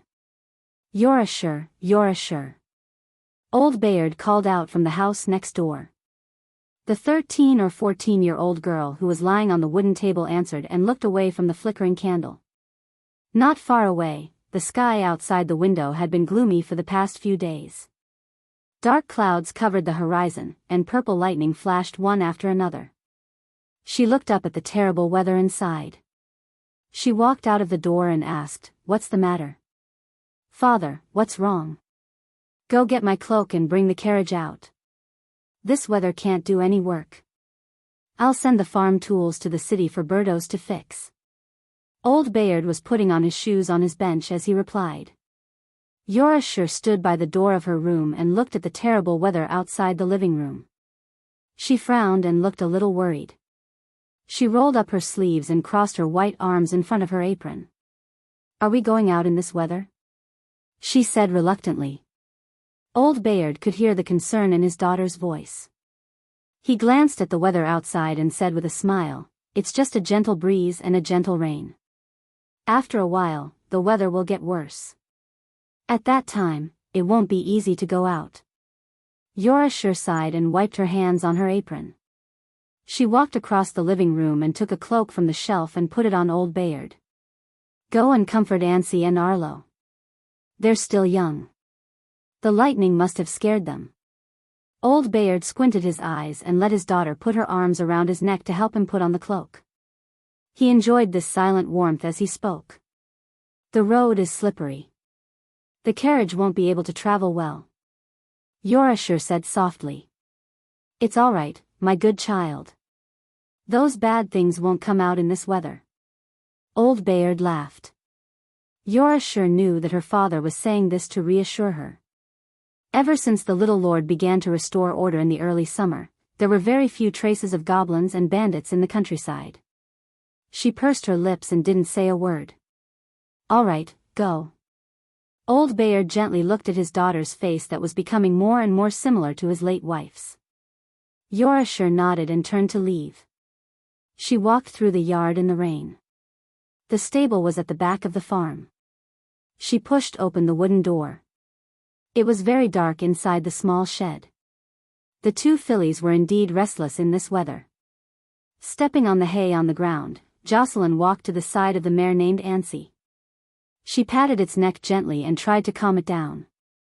But today was a little different than usual. The gray-furred mare kept stomping her feet. Her big, moist eyes were especially bright in the dark, and there was a strong light of anxiety in them. What happened? Xiao Shi frowned. She could feel that Ansi's fear did not come from the bright lightning in the sky, but from the ground. She squatted down slightly and stared at the pile of hay on the ground with her bright eyes. In her sight, the hay was trembling slightly. In just a moment, the girl understood, the ground was moving. A very bad feeling rose in Yorashir's heart. She immediately stood up and rushed to the wooden fence that locked the horses. Gritting her teeth, she pulled the iron chain out of the lock and threw it to the ground. She then opened the wooden fence and let the two horses out. She then rushed them out of the stable. It was only a moment of delay, but the ground was already shaking. The puddles outside were already rippling. Just as Xiao Shi ran out of the hut, she heard a strange buzzing sound coming from the north. She stopped in her tracks and subconsciously turned her head back. The Ansara forest came into view from the north. At the top of the forest, a huge ball of light seemed to rise. The ball of light pierced through the clouds, and because it was too bright and blinding, it seemed to make the world around it slightly dim. Then, a deafening explosion that seemed to tear the air apart swept across like a shockwave, causing a few strands of hair to fly up. The buzzing sound in the ears turned into a loud rumble, and gradually merged into a high-pitched, ear-piercing shriek, like the waves of the sea. But gradually, the sound became a buzzing noise in the ears, and then formed a higher wave that drowned everything. The canopy was still flipping, the branches and leaves were flying all over the sky, lightning flashed, thunder roared, wind and rain intertwined, but the surroundings were like a silent world. In this silent world, Yorashir watched in horror as the ball of light grew bigger and bigger. Bit by bit, it engulfed the sky and the clouds. Its spherical surface began to collapse as it expanded. The incandescent white shell shattered in an instant, and a blinding flame burst out from within. The flame continued to spread in all directions like a cloud. At first, it was very slow, as if it was far away. But suddenly, she saw the cloud of fire appear above Ansara and engulf the entire forest in an instant. The towering wall of fire continued to move forward. The sharp cedars, the tall black pines, and the rolling hills had already turned into a sea of fire. The scorching heat hit her in the face. Yorashir's hair danced wildly in the air. In the blink of an eye, the stable had been destroyed in front of her. Yorashir screamed and turned to run. But it was too late. With a loud bang, the flames swept across the entire farm like a hurricane, turning everything into ashes. Ah! Yorashir opened her eyes with a pale face. Her body was already soaked in cold sweat. She propped herself up from the wooden table and realized that she had the same nightmare again. It had been more than a month since the terrible explosion. Although she later found out that the explosion happened in the deadly tundra forest in the north, and the area affected was only north of the Golden Sparrow Mountains and east of the Falling Needle Hills. But in her dream, she dreamed more than once of the flames engulfing the Ansara forest and the farm. The whole of Anthony was a sea of hellfire. She raised her head and looked out the window at the road that led to Kirkus. The forest beside the road was lush and quiet. The sky above the canopy was as blue as the sea. Strands of cotton formed a white trail. Ever since the explosion, the weather had been getting better day by day. From time to time, there were riders on the road in 2s and 3s. Some of them were carrying the banner of nobility. Most of them were knights from the nearby area. Some were simply adventurers. These people had been appearing one after another since half a month ago. Although adventurers usually gathered around this time of year, it was rare to see such a scene in a small place like Bernissel. Moreover, they were all heading north. "You're sure?" someone shouted. Yora sure looked at the person who greeted her. It was the hunter who lived next door. He seemed to have gone to the city some time ago. "Uncle Betcher, you came back from the city. Did you see my father?" she quickly asked. Old Bayard. "I saw him at the blacksmith's." "What's wrong?" the hunter replied. "Nothing, just worried." "Uncle Betcher, do you know what's going on?"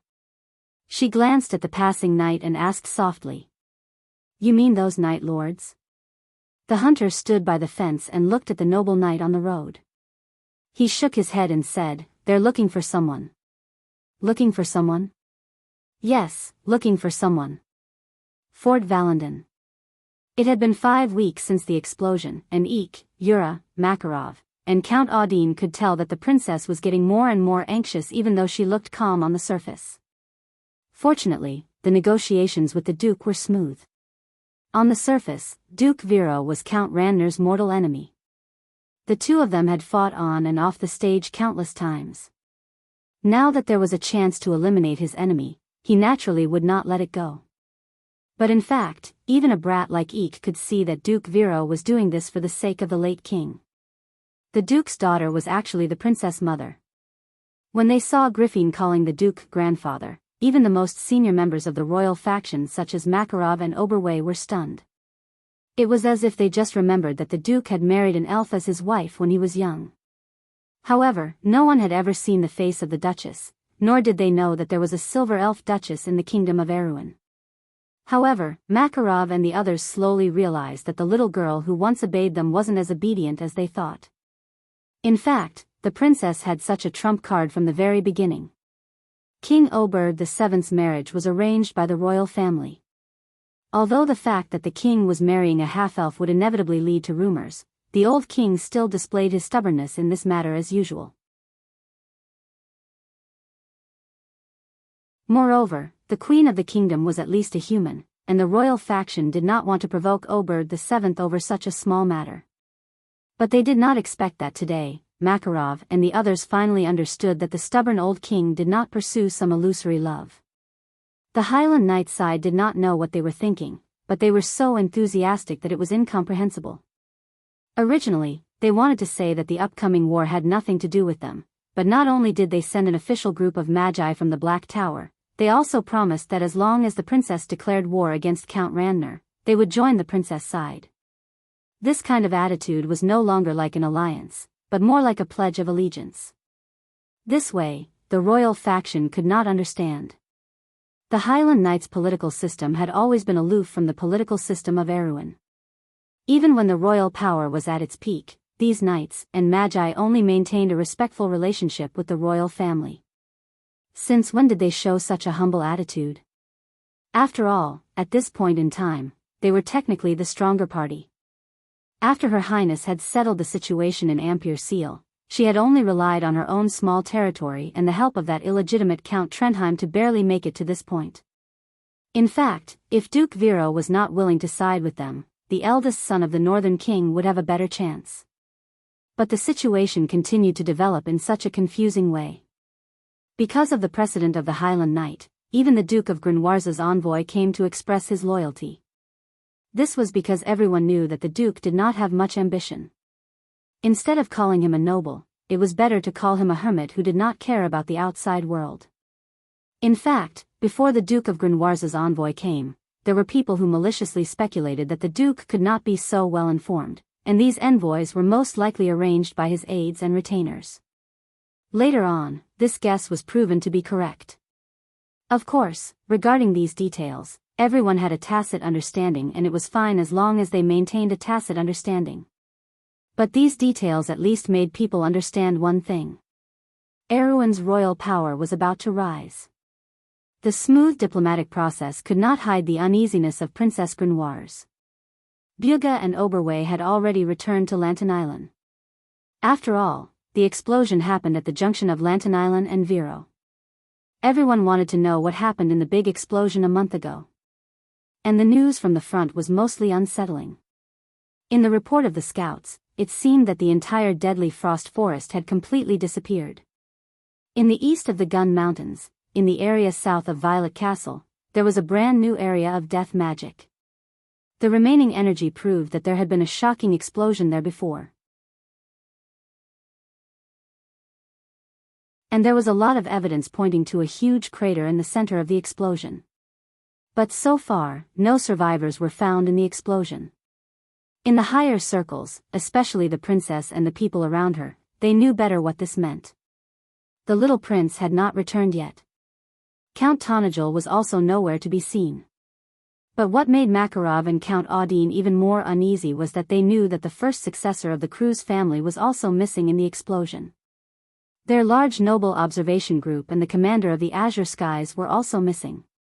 In fact, Makarov and Count Audine had already received news from their own channels. The Cruz family's diplomatic group had already left the Empire and was on their way to Erewhon. This was definitely not a good sign. But not until earlier in the day. An unexpected guest visited Fort Valendon. Without a doubt, this was a guest that Princess Grenoires had been waiting for a long time. Outside the window, the vines hanging down from the walls swayed in the shade. In the distance, the silent wind forest and the Gun Mountains were immersed in the blue background. The warm afternoon sun slowly climbed up the window and shone into the room through the veins of the leaves. Inside the room, behind an expensive black wooden desk, Princess Grenoires was sitting quietly on the red velvet cushion on the long back chair. She tried to calm herself down, but couldn't help but ask about the time several times. She's almost there. She's already passed the corridor, Your Highness. The maid smiled awkwardly. Princess Grenoires nodded and took a deep breath. At this time, there was finally a knock on the door.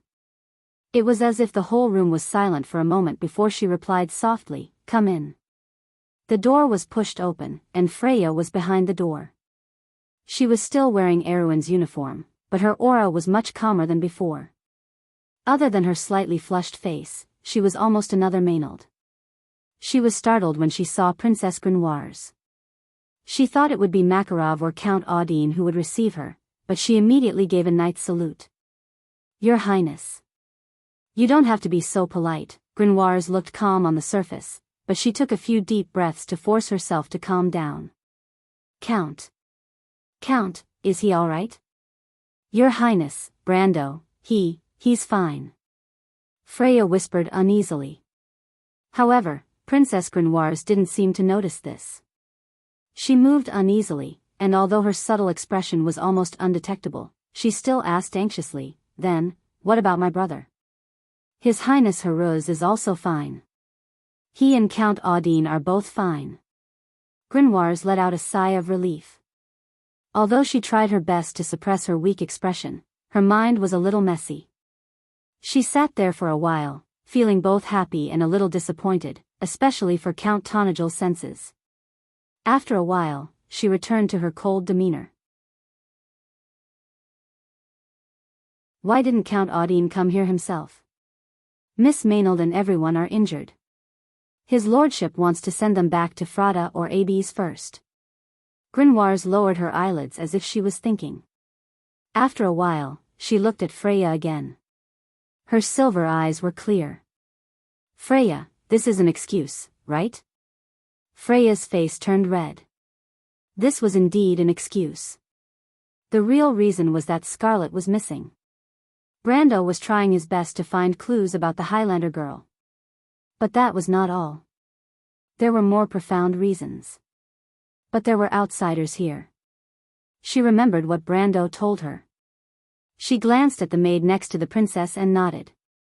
Grenoires turned her head slightly and said to her maid, "Go and tell the Highland Knights gentlemen that Count Audine can't come, but he's still alive.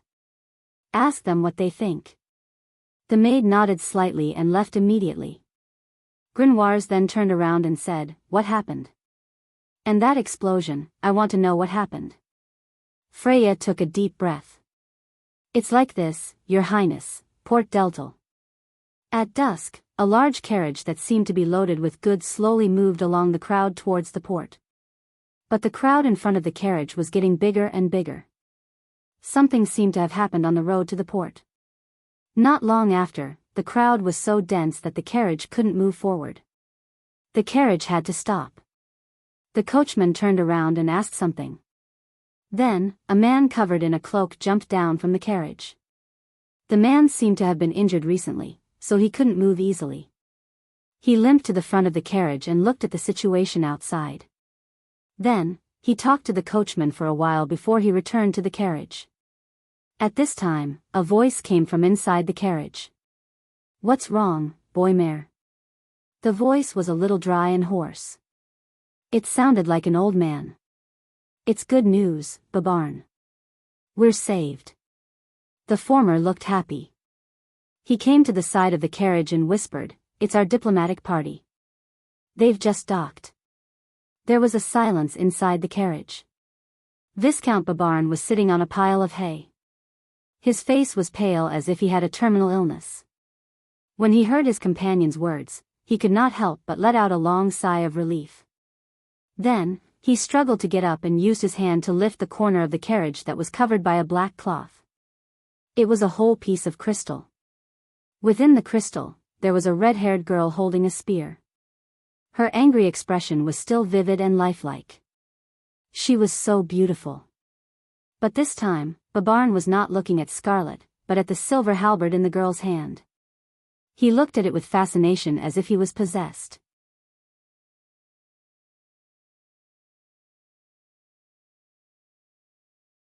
Chapter 840. Scarlet, I remember that's your name, right? In the darkness, a voice flashed through Scarlet's mind like a bolt of lightning. People in desperate situations were usually the sharpest, so she immediately recognized the voice as Ovina's, the voice of the Holy Lance of Heaven that had been silent for a long time. Moreover, she had once opened her heart to her in a hall under Ampyre's seal and made a sacred pact, so there was no mistaking it. Scarlet was as excited as a drowning person clutching at a straw. The crew's nobles were arguing not far away, but at that moment, her heart was no longer anxious, as if she had found her footing. She revealed a weak and pleading expression. Ovina saw it, but only asked, "You want me to save you?" The girl nodded repeatedly, tears welling up in her eyes. "Too weak, Scarlet," Ovina sighed, "the azure lance is a sharp blade that protects the mortal world. I once asked you, the shattering of the heavens, the falling of the stars, is the history of mortals conquering fate. Can you feel the courage contained in all of this? I heard your answer last time. Your heart is in my heart, but courage is not stubbornness or unyielding, but wisdom. You lack that wisdom, do you understand?" Scarlet shook her head in a daze. "Then, can you still fight?" Scarlet paused for a moment, then nodded vigorously. The nobles, led by Babarn, were arguing fiercely. He was punching the leading noble officer to the ground, and then they were wrestling. Everyone around them was trying to calm them down, so no one noticed the Highlander girl's subtle movements. "Good." Ovina nodded in satisfaction, as if she didn't care at all about the nobles' actions.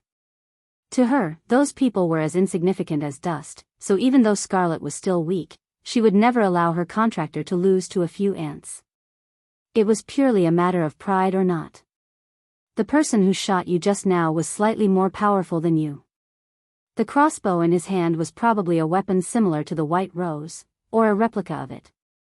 Its effect is similar to the spatial element's sure-hit effect, and it also has a power-draining effect. Since the power-draining effect doesn't count as damage, it can bypass the undefeatable fate and hurt you. Ovina changed the topic. But none of this is a problem. At the end of the day, you are still too weak.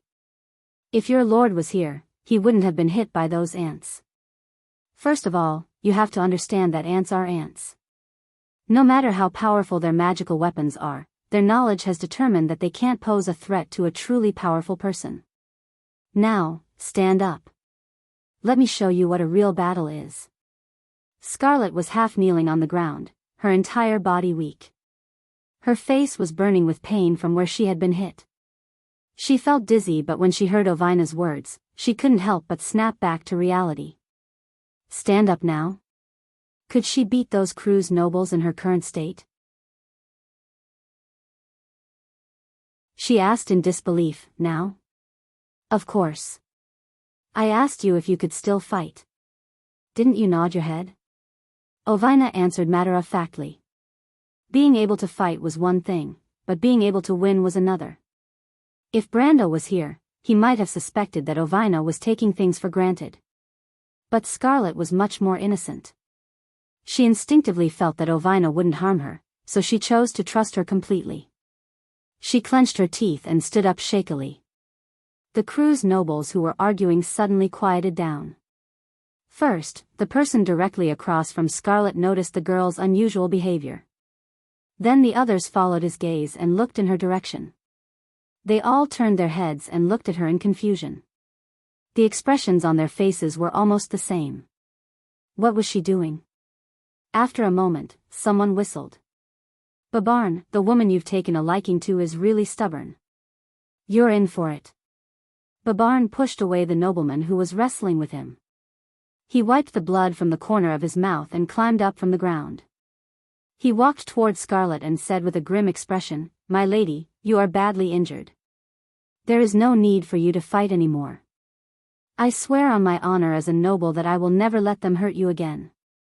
Surrender and we will treat you like a knight." Scarlet pursed her lips and said nothing. Ovina looked at the girl who was in so much pain that her face was drained of blood but still stubborn.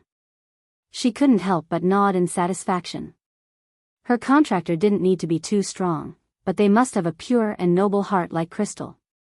The girl in front of her was to her liking. When she agreed to let Brando let Scarlet take up the azure lance, she had some doubts. But now, she had to admit that the human's choice was very insightful. Indeed, compared to himself, Scarlet had more right to the azure lance. The azure lance's purpose was to protect the world. And that guy, he probably has his own path to walk. Ovina shook her head and thought. The azure lance doesn't belong to him. In comparison, that thing seems to be tailor-made for him. Scarlet didn't answer. Babarn was pushed aside by the leader of the noble soldiers who had climbed up from behind him. The man pulled out his sword with a cold smile. As he walked toward Scarlet, he said, "Looks like this little beauty isn't as obedient as you said, Babarn. What do you think you're doing, Philip?" Babarn roared. "Babarn, please understand the current situation." The noble soldier's face turned cold. He spat out a mouthful of bloody phlegm. This mouthful of blood was left behind by Babarn just now as a souvenir. That heavy punch was enough to make him choke. He gritted his teeth and replied, "How much time do you think we have to waste here? If that country bumpkin count finds out about our plan, you, me, and everyone else here won't be able to survive. That bumpkin noble has 2 dragons helping him. Who among us is a match for those 2 dragons? You, or me?"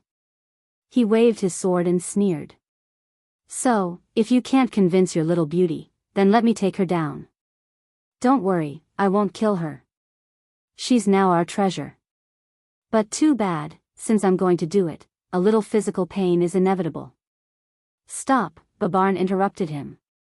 "She's been hit by my arrow. That's an arrow from the silver dragon's throat. She won't be able to hold on for long. You don't have to do anything. She's down." Facing this little girl who can still stand up after being hit by an arrow from the silver dragon's throat, should I doubt that your ancestral weapon is a fake, or your third-rate archery skills? Philip mocked. Babarn was speechless. He couldn't help but look at the silver crossbow in his hand. He was also a little suspicious. The silver dragon's throat was their family's fantasy weapon. Legend has it that this crossbow was found in the heart of a white oak tree by one of their family's ancestors. The crossbow itself was more powerful than most magic crossbows and even magic-heavy crossbows. Its arrows also had the ability to absorb strength and spirit. It had always been invincible in battle. This time, he used his authority as the first heir to the family to secretly bring it out from home. It was originally intended to be used for self-defense, but he didn't expect it to be exposed the first time he used it. Babarn was speechless for a moment, which gave Philip the signal to make his move. The latter smiled cruelly and turned back. He had made up his mind to vent his anger on the little beauty Babarn. Although he wouldn't kill Scarlet, he would at least disfigure her or something. He thought to himself that it would be best to stab her in the lungs or some other internal organs, so that the little beauty would be seriously injured but not die immediately. It would be best if she died after meeting His Majesty. With this thought in mind, he turned around, fully expecting to see a sickly little lamb waiting to be slaughtered. However, he never would have dreamed that before he could even see the other party's face clearly, he heard a warning from behind him.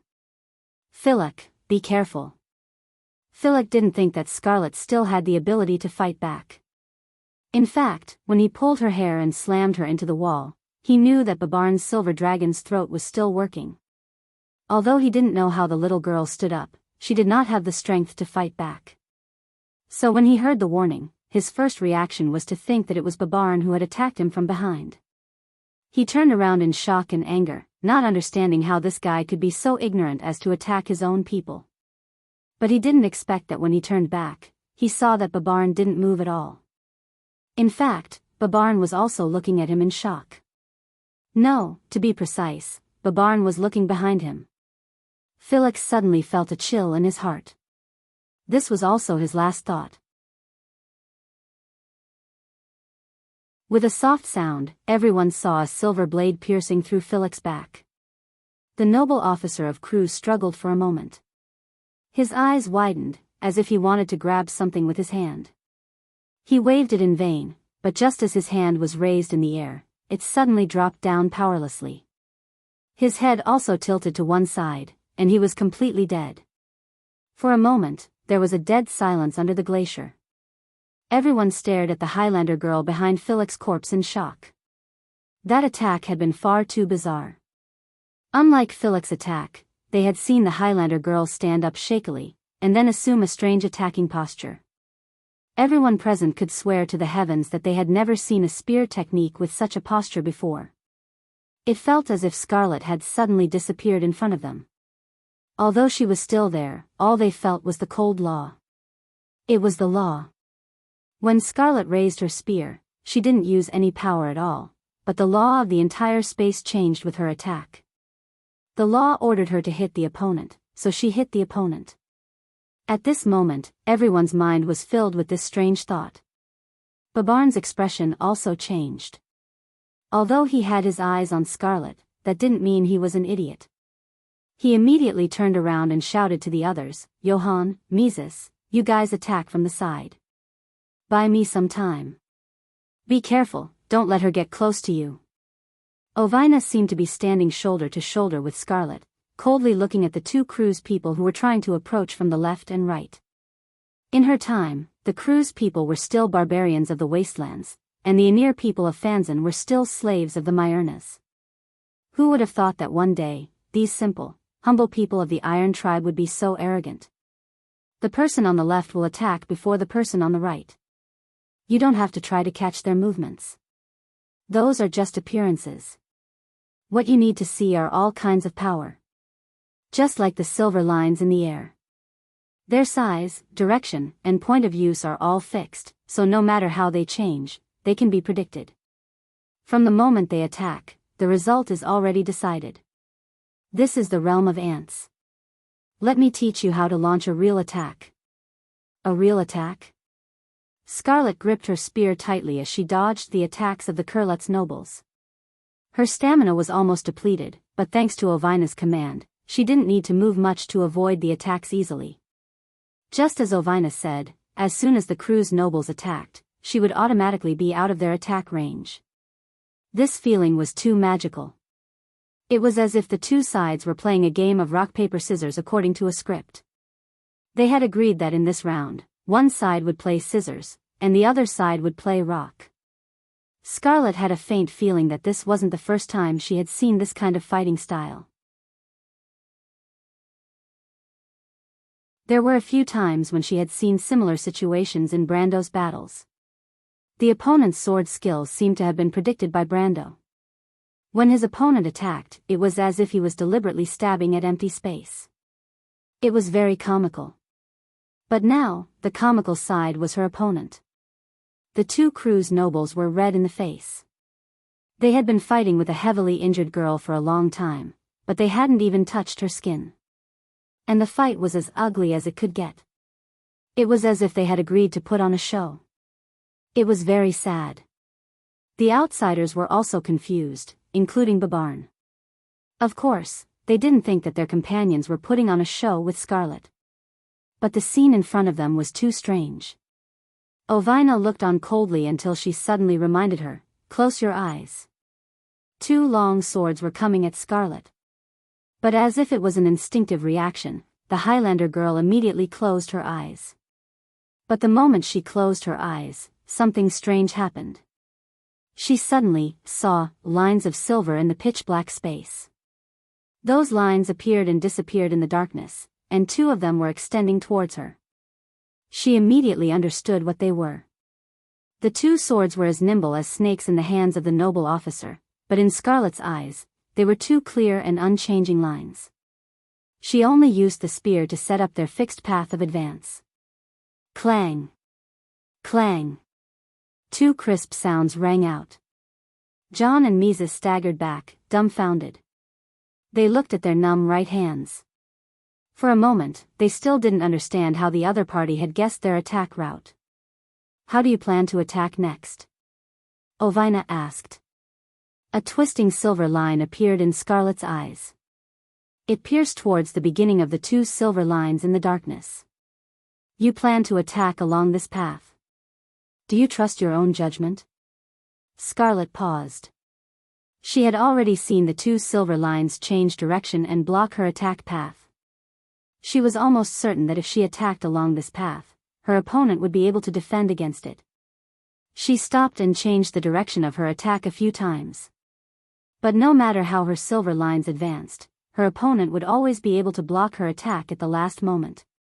She couldn't help but frown. But the Highlander girl didn't know that while she felt helpless, her two opponents were already sweating buckets. John and Mises didn't understand how the little girl in front of them had suddenly become so powerful. At first, she could only defend. Then, she slowly began to attack. Her attacks became more and more tricky. If Scarlet tried a few more attacks, they would have no choice but to wait for death. Fortunately, Babarn saw their predicament and immediately ordered the other two to join in the battle. But even so, 4 people at the pinnacle of gold against a heavily injured elemental awakener. If word got out, it would be enough to shock the world. But Ovina still wasn't satisfied. "You still haven't broken away from your original attack path." She shook her head. "The Azure Lance is the guardian of the mortal world. But its true power lies in breaking the rules." "Breaking the rules?" "That is, don't be limited by your thinking. Try to free yourself from those vulgar lines. The lines of law cannot bind the heavens to a flat surface." Ovina answered, "Just like how I taught you to stab with your spear in the beginning." Scarlet paused. Then she pulled back her lance. In the next moment, the azure lance pierced towards John, who was standing in front of her like an angry dragon. John was shocked at first and thought that he was dead for sure. But he suddenly saw clearly that his opponent's lance hadn't changed at all. It was still coming straight at him.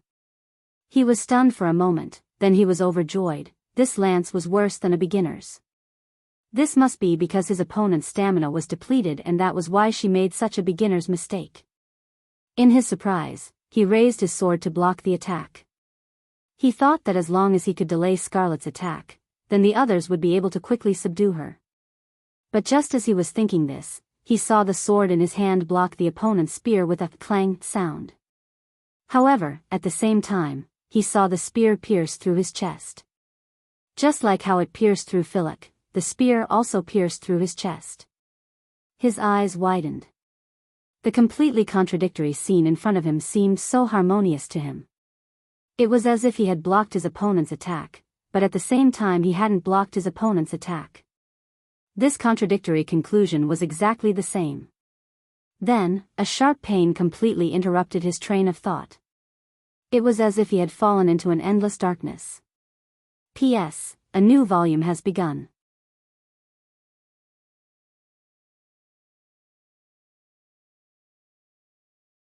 Chapter 841. Spear, that spear is strange, someone shouted in a low voice. The space beside the spear in Scarlet's hand shattered like glass, revealing the original appearance of the azure spear. The body of the spear was as green as an emerald. Two streaks of lightning intertwined, drawing a bright arc along the long blade. It sent Johann's body flying, bringing with it a string of filthy blood. It was as if the air was still and frozen.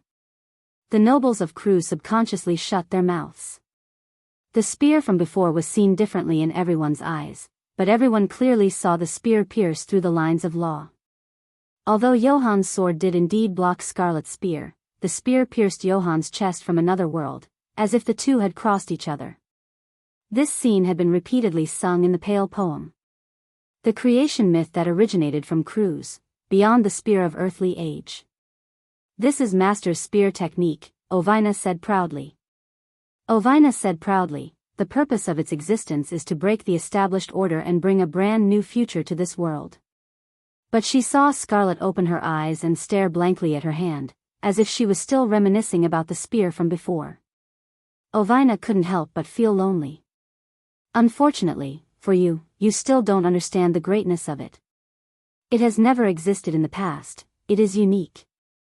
I still don't quite understand. Scarlet frowned. She still couldn't understand what had happened in that moment. She only felt that the azure spear in her hand seemed to have torn through some established law, brutally and unreasonably hitting a target that should have been impossible to hit. In fact, even this feeling was vague to her. It was as if she had stabbed and killed the enemy, but it felt like luck. Ovina suddenly noticed the mountain girl's confused expression and realized that she was playing the lute to a cow. She sighed and had to cut to the chase. Let's put it this way. Generally speaking, whether an attack hits or not depends on the judgment of the attacker, but the key factors are nothing more than strength and balance. This is a set of established rules, just like when two people are playing a game. Back and forth are all within the rules of the game, but the azure spear's spear technique breaks these rules. The rules of the mortal world no longer apply to it. Its attacks follow a set of self-contained laws. This set of laws has a higher priority than the normal rules of the game, so when mortals dodge under normal rules, they will never be able to dodge the azure spear's attack. The nobles of Crewe were still recovering from their shock, so Ovina had to speed up her speech.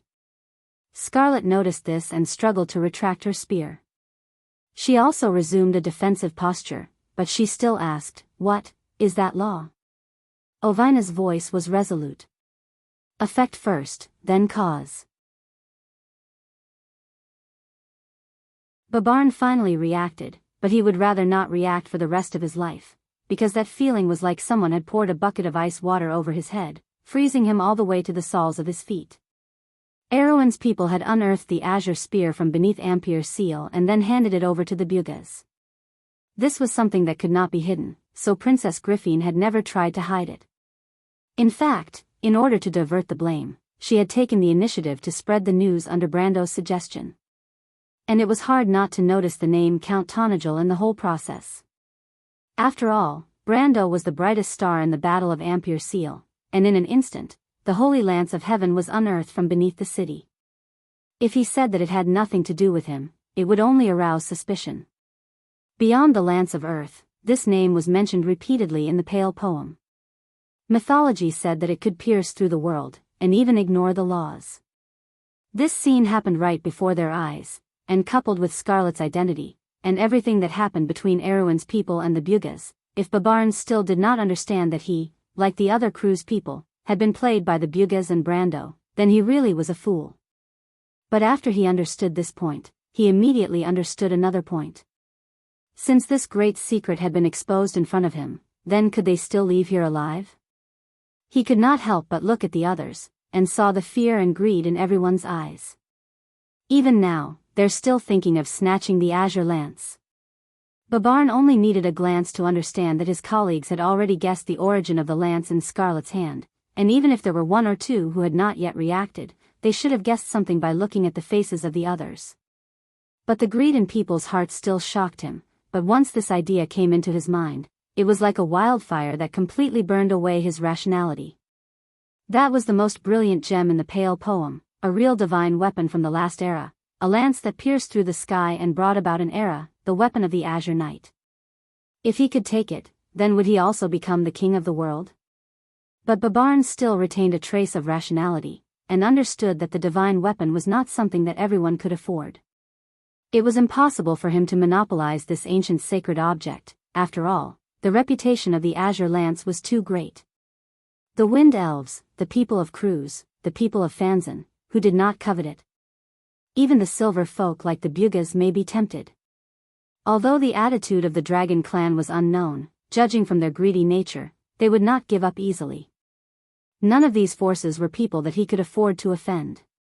But Babarn understood that he still had a choice, and that was to offer the Azure Lance to His Majesty the Emperor. Once this idea came into his mind, it could not be stopped, and he felt more and more that this was the best choice. He could not help but lower his voice and say to the others, "Everyone, I'm sure you've already seen what it is. The conspiracy of Veronica and Count Tonagel has now been exposed before our eyes. Success or failure, it all depends on this move." When the others heard Babarn say this, they could not help but be slightly startled and looked at him with some surprise. However, these were the best of the best among the nobles. They immediately reacted, and some were even surprised. Initially, they had no choice but to kidnap Scarlet to frame Veronica. But now, after hearing Babarn's words, they felt like they had unintentionally planted a willow in the shade. The Azure Lance was right in front of them. Who would believe that Veronica did not know about it? Even if it was possible, as the highest-ranking officer in this group, it was a dereliction of duty for them to discover this secret instead of her. Moreover, with such a valuable gift, presumably His Majesty would not be too hard on them. The biggest possibility was that not only would he not be hard on them, but he would also reward everyone greatly. At that time, as the heroes who brought the Azure Lance back to the Empire, even if the Cecil family wanted revenge, it would not be so easy. Even if it was done well, the Cecil family would only vent their anger on Veronica, as the Cecil family and the Ashric family were sworn enemies. At the thought of this, all the Kurlutzian nobles couldn't help but breathe heavily. They looked at Scarlet with fear, but now there was only fanaticism left, like red-eyed gamblers. Viscount Babarn is right, with such a big secret, she will not let us go easily. Whether you want to live or die, it all depends on this gamble. Don't talk nonsense, we all know that. Everyone, together. A Kurlutzian noble replied in a gruff voice. It was not his original voice, but it sounded too nervous. Scarlet took a step back. They seemed to have found the Azure Lance. She frowned and whispered to Ovina. "What's the big deal, just kill them." "Dead people can keep secrets," Ovina answered nonchalantly. Clearly, she had thought of this when she unleashed that spear technique. She also understood that for Scarlet, it would not be a good thing for the Azure Lance to be exposed. After all, the Highlander girl was too weak. Scarlet listened to Ovina's words and did not say anything, only nodding.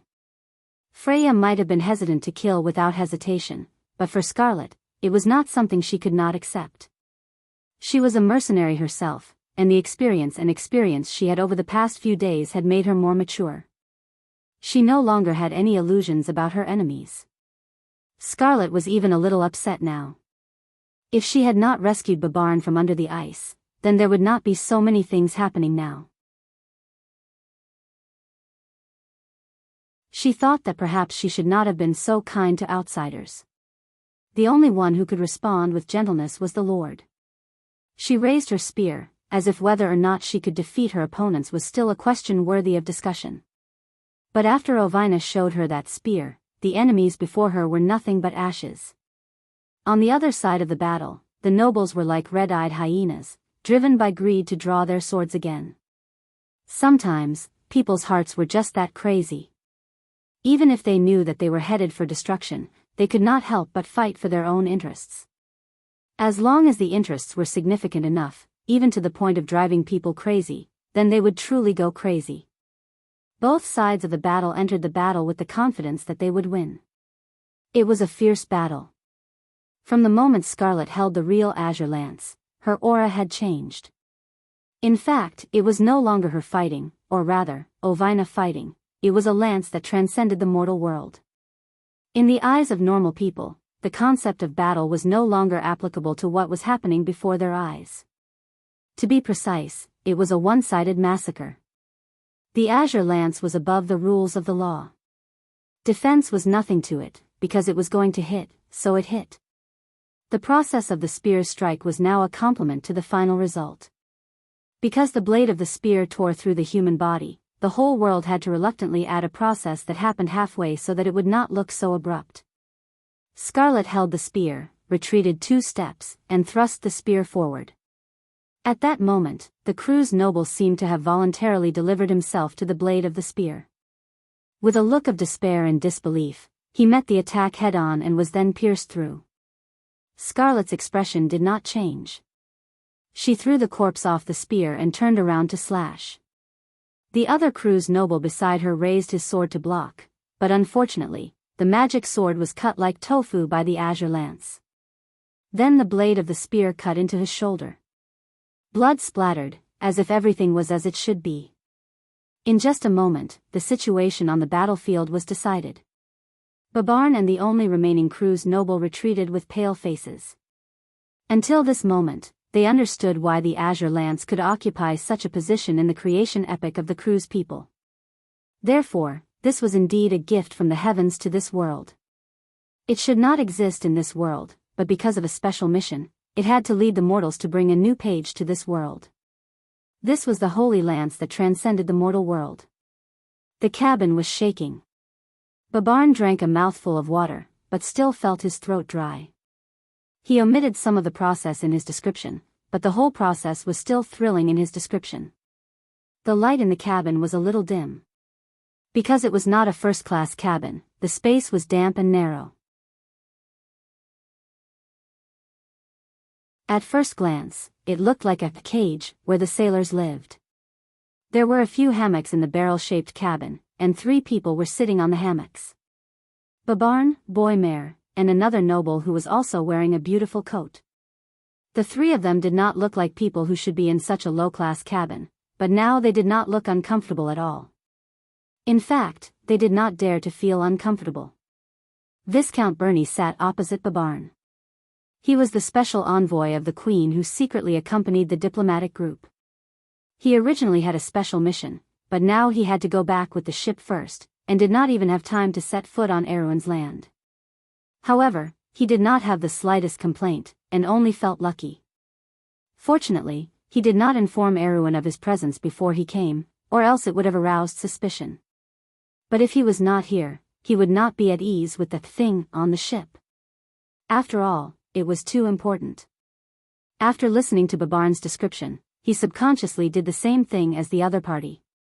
He picked up the cup and took a sip. The cup was filled with watered-down rum.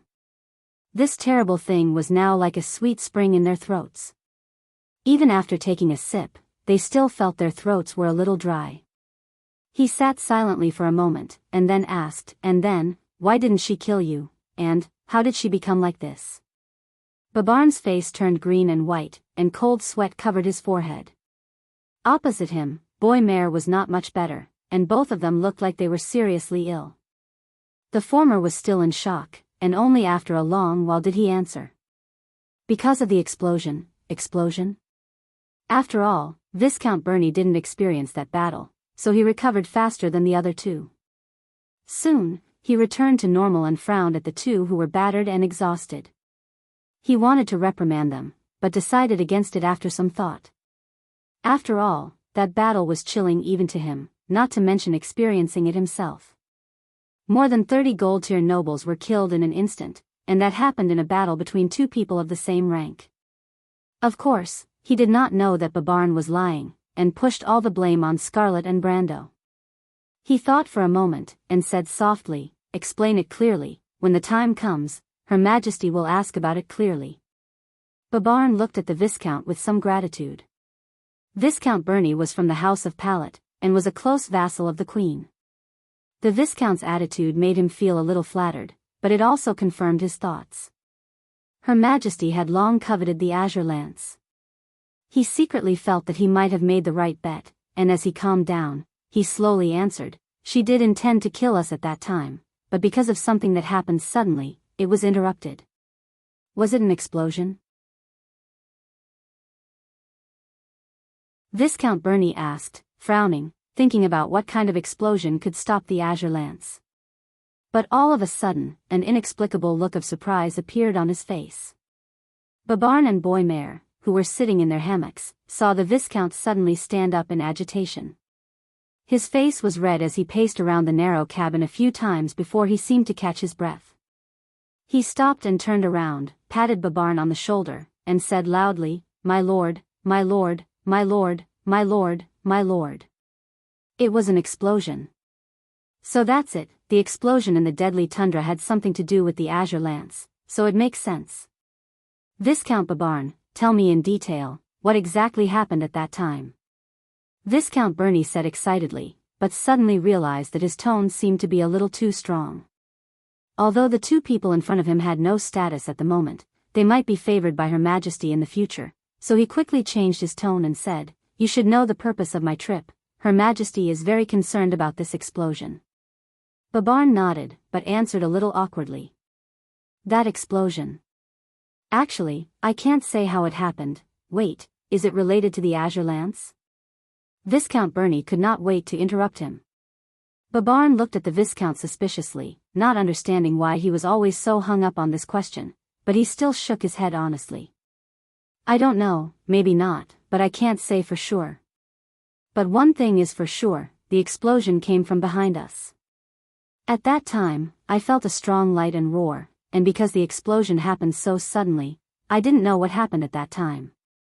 I only felt the ground shake, and then the whole world fell into a blazing white. If you don't believe me, you can ask Boymare. He had the same experience as me." Boymare's face was pale, and he hurriedly nodded with lingering fear. Viscount Burney looked back at him, thought for a moment, and asked, "And then?" "And then?" "Then I vaguely heard an unfamiliar woman's voice saying, 'Damn it, this is. Be careful, I'll protect you.' But I can't guarantee that I heard this voice. It was very loud at the time, I could have been hallucinating." Babarn replied. "No, Lord Viscount, in fact, I heard it too." At this time, Boymare hurriedly replied. Viscount Burney nodded, and frowned. "So, at that time, you were actually near the center of the explosion, but you all survived, right?" Babarn looked troubled. He hesitated for a moment, and then nodded. "Yes, Lord Viscount. P.S. Got my thumb bitten by my own stupid dog, too stupid, went to get a vaccine, came back a little late."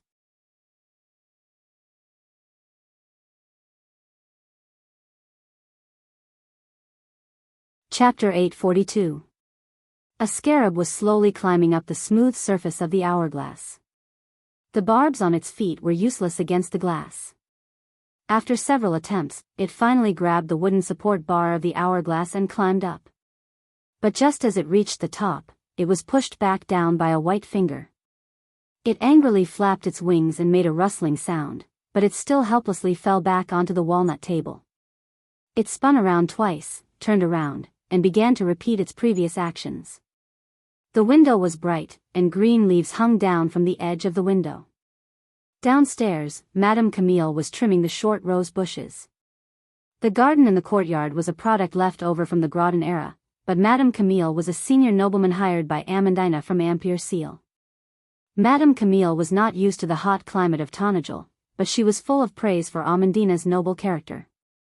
She believed that Amandina was the real quiet lady within 100 miles, and her etiquette was not inferior to that of a country's princess. And it was very likely that she had taken a fancy to such a master, that this arrogant madam was willing to agree to come to Abes, a remote and desolate place. "Brando, you really don't blame me, do you?" In the study, Alaz looked at Brando submissively, which was rare, even rare. A tall man with snow-white hair looked at this scene with inexplicable surprise. In his memory, when did this female dragon have such a docile side? Of the 3 scourges of the dragon race, Alaz was at the top of the list. If he were to tell others about her current appearance, he was afraid that no one would believe him. He felt that this must be an illusion, or that the sun outside was too bright and dazzling his eyes. Speaking of which, it was strange that after the end of summer, the temperature did not drop but instead rose. Recently, the weather was getting hotter day by day, as if they had returned to the hottest days of summer. It had been almost 2 weeks since it rained. "My lord, this is not Miss Allah's fault, it was my negligence," Medisha quickly said softly. Brando glanced at the silver elf princess. He knew that this was most likely the little dragon's negligence. At that time, she used the star-shaped stone as a stool, and then completely forgot about it when she went to save people. And most likely, Medisha did not notice it, and Enrich seized the opportunity. Now that Scarlet was missing in the explosion, the little dragon was anxious all day, but Brando did not expect her to care so much about his attitude, which made him a little less angry. In fact, he was not worried about Scarlet. When the star-shaped stone exploded, the myth of Milos appeared in time to protect everyone present, and the father of the frost giants also confirmed that the mountain girl did not die in the explosion. If the word of a god was not enough to be trusted, then the fact that the azure lance was not found in the ruins later proved the same fact. The question now was where Scarlet was missing, but this was not the main problem. Scarlet's current strength was not much of a match for her in Erewhon, so Brando was not very worried about the mountain girl's misfortune. If what Milos said was true, she did not die in the big explosion, then she must have been delayed by something. Now, the knights and mercenaries sent out from the territory and Lantern Island to search for her had also set off. The deadly frost forest was only so big, and now that it had been flattened due to the explosion, he believed that there would be news soon. Although he was still worried about Scarlet's condition, it was not to the extent that he would fly into a rage over this matter. But what was really bothering him was Enrich's death. Now that Enrich was dead, he couldn't hide the fact that he was the Dark Dragon anymore. This matter was always a hidden danger for him. Now, he really wanted to know who was in charge of Enrich, but it was obviously impossible to find that person in the vast sea of people. He glanced at the submissive little female dragon. The man beside Alaz was also a giant dragon, and it was said that he was here to take her back to the dragon clan. Because this guy was suspected of cheating in the exam, she was put in solitary confinement. This was also her own fault, but she was really pitiful. He could not help but shake his head, and replied softly, "It's nothing, how long will you be back this time?" If he remembered correctly, the dragon clan's confinement lasted for hundreds of years. If Allah's crime was too serious, she would be confined for hundreds of years. Wouldn't that mean that the relationship he had with the dragon clan that he had worked so hard to establish would be completely wasted? "It's about 300 years. The little female dragon began to answer with a frown, but she quickly perked up and replied casually, "But it's okay, they can't lock me up, I'll be able to escape soon." Brando was almost scared to death. He glanced at the white-haired man. Fortunately the latter was looking at the sky, as if he did not hear anything. Only then did he breathe a sigh of relief, although he did not know why this guy was like this, but it most likely had something to do with the little female dragon. He could not help but glare at the latter, and thought to himself, "If you want to escape, then escape, don't say it in public. Even if you're not afraid, what if others think that I'm in cahoots with you? If the dragon clan came to punish me, even if Valhalla was 10 times stronger than it was now, it would not be enough." Allah saw his expression and immediately rolled her eyes, which meant, "I know, really." Then, the little female dragon mumbled for a while and said a few words that were neither painful nor ticklish. In short, the general idea was, "You can't forget me, I'll be back soon," and so on. Then, she was finally taken away by the white-haired man. Then Medisha also said goodbye softly, and in her words, she seemed to mention that Veronica wanted to see him or something. Brando knew that the female army commander was probably in a hurry to rush back to the Empire. This mission was completed successfully for her, but strangely, Brando often saw a worried look on her face recently. He nodded in agreement, and soon only the two of them were left in the room. After the study was quiet, Brando looked out of the window again. Separated from the flower bed by a row of bushes, next to the stable, Coden was staring at the servants grooming the two tall erect horses. The mottled sunlight filtered through the dense oak leaves and fell on the old swordsman's gray military uniform, making him look like a retired colonel. However, the news of the princess's plan to take action against Radner could not be hidden from Brando's subordinates. Brando knew that Coden might have already known something, and although he did not say it out loud, he was a little disheartened. After all, on one hand, he was loyal to the kingdom, and on the other hand, he was his old master. His position in the castle was now closer to that of an old butler, and Brando also allowed the old swordsman to have his way, partly because of his relationship with his grandfather, and partly because he regarded Coden more as Tanagel's guest rather than his subordinate. Further away was the white walls of Castle Abes. The walls were covered with creepers, giving the place a green shade. There was a staircase that led to the walkway on the walls, where there were a few patrolling guards. There were parapets and battlements outside the walkway, and these defensive facilities were connected to a tall archer tower at the corner. The shining helmets of the archers shone brightly at the entrance of the archer tower, and one of them seemed to be leaning against the door frame as he bragged to his colleagues. Outside the walls was one of the main streets of Abes, but the thatched huts on both sides of the street had been torn down and replaced with more sturdy and beautiful buildings made of wood and stone. The streets were paved with stone slabs, and it no longer looked as desolate as before. Now, the white streets were filled with people, and they were as small as ants. Further away, there were only patches of red roofs, and the canopy of trees crisscrossed between them, making them look like clusters of parsley in the middle of the city. Brando looked at this scene, and the frustration in his heart finally dissipated a little, and a sense of accomplishment gradually rose in his heart. If Abes was indeed a rundown village a year ago, it at least had the feeling of a real city now. At the very least, he had been to Bunasan and Mageddon. Compared to the big cities in the southern border, Ferber was comparable in terms of urban style. Ferber was even more prosperous. And these changes, even in the game, had never happened before. They were all brought about by him. Of course, he also understood that the one who did all of this was not him, but Amandina and Romaine. To be more precise, a certain Romaine who was still a little unconventional in her actions was the one who took the most important part of the credit. She was the one who came up with the plan to revive Tanagel, and then personally brought about the prosperity of today's business. Today, the link between Port Gris and Ampere Seal connected the entire north, and countless merchant ships sailed through this route every day. Under the watch of the Shining Scale Nagas, this route had become one of the safest in the whole of Erewhon in the past half a year, and its reputation had spread far and wide among the various merchant guilds. His agreement with the Winter Dew Queen had not yet revealed its outstanding military and political significance, but the merchants were the first to smell the opportunity. This was not strange, because they were the group of people who had the best sense of smell in human history. An endless stream of goods was being transported through this route to Abes, and then from Abes to the loop of trade winds. There was no need to worry that these goods would not find a place to go, and the dark forest was a truly fertile land waiting to be developed. In just the past 2 months, the students and subordinates that Grandmaster Bosley had summoned from all over the world had explored 2 or 3 areas of the forest. There were silver, gold, copper, and even mithril. There was also the best forest, countless prey, all kinds of precious plants, and fertile soil that had been deposited over thousands of years.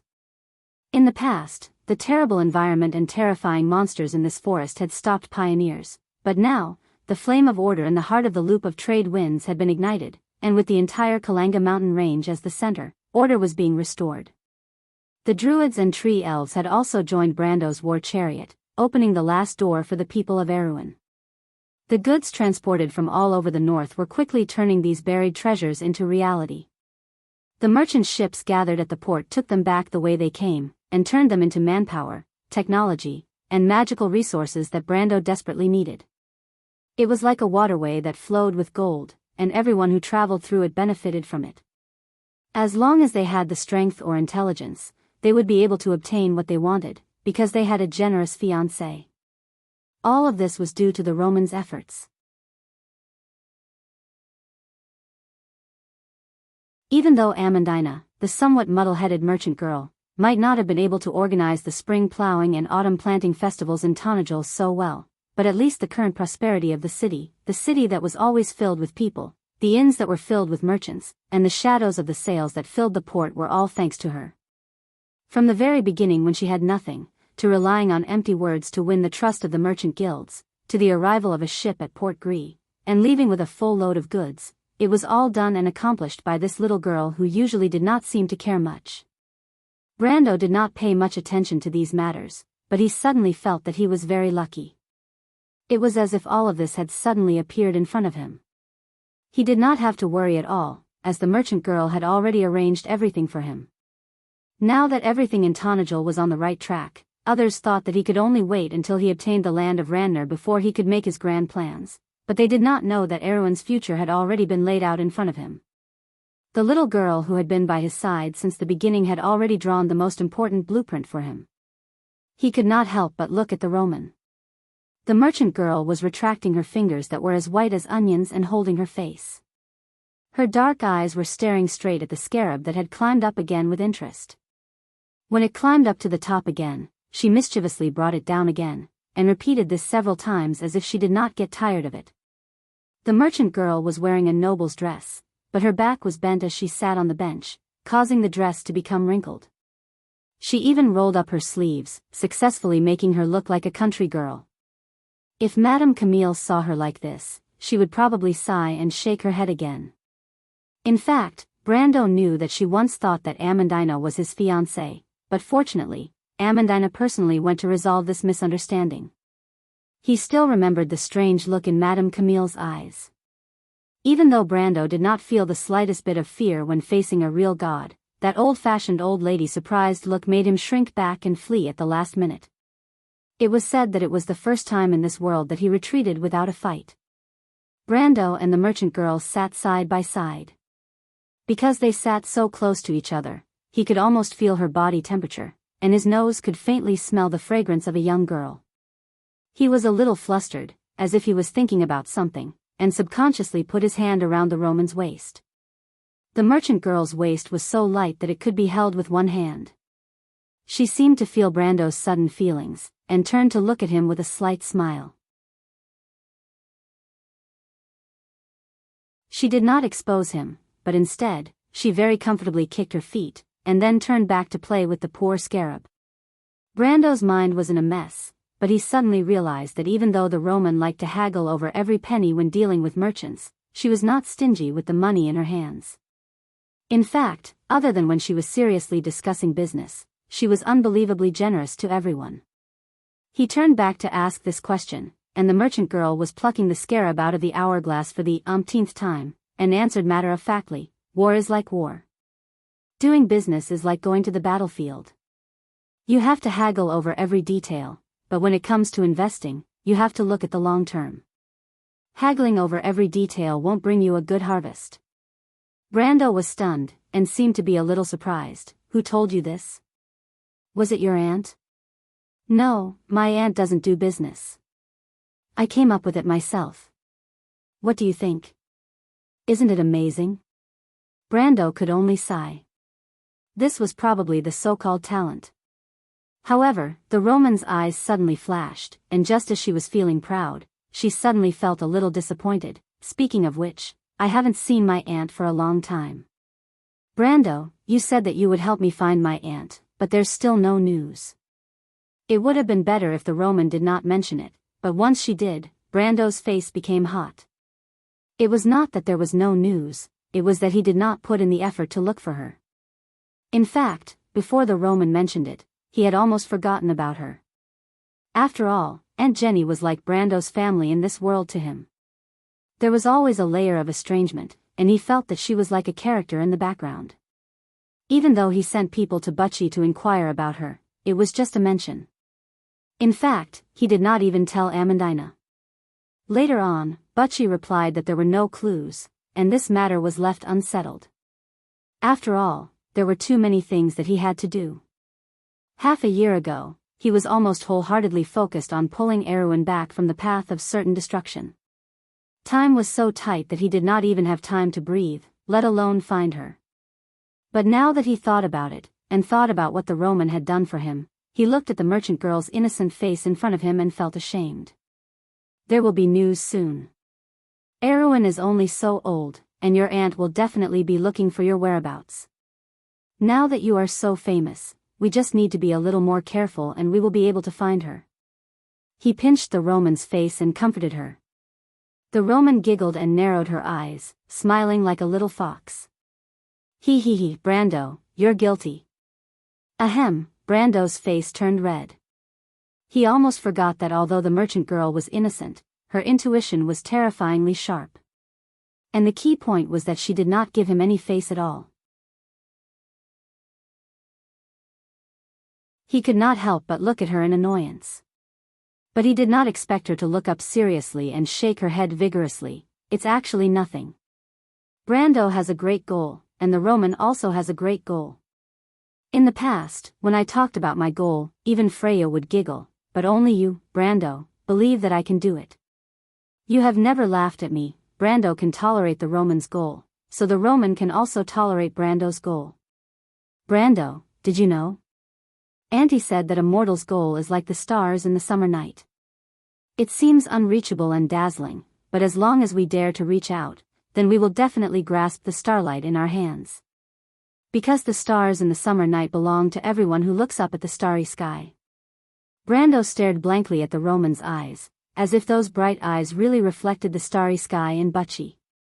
He used to think that this little girl had been following him since Butchie and did all these things for him because she liked it.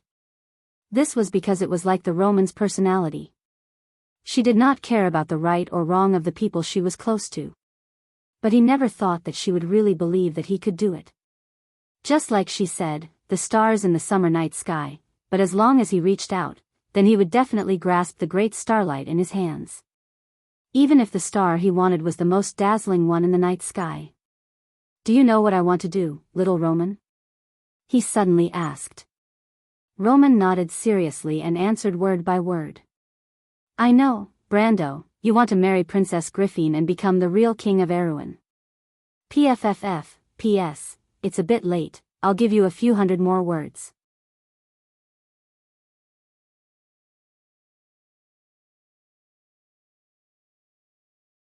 Chapter 843.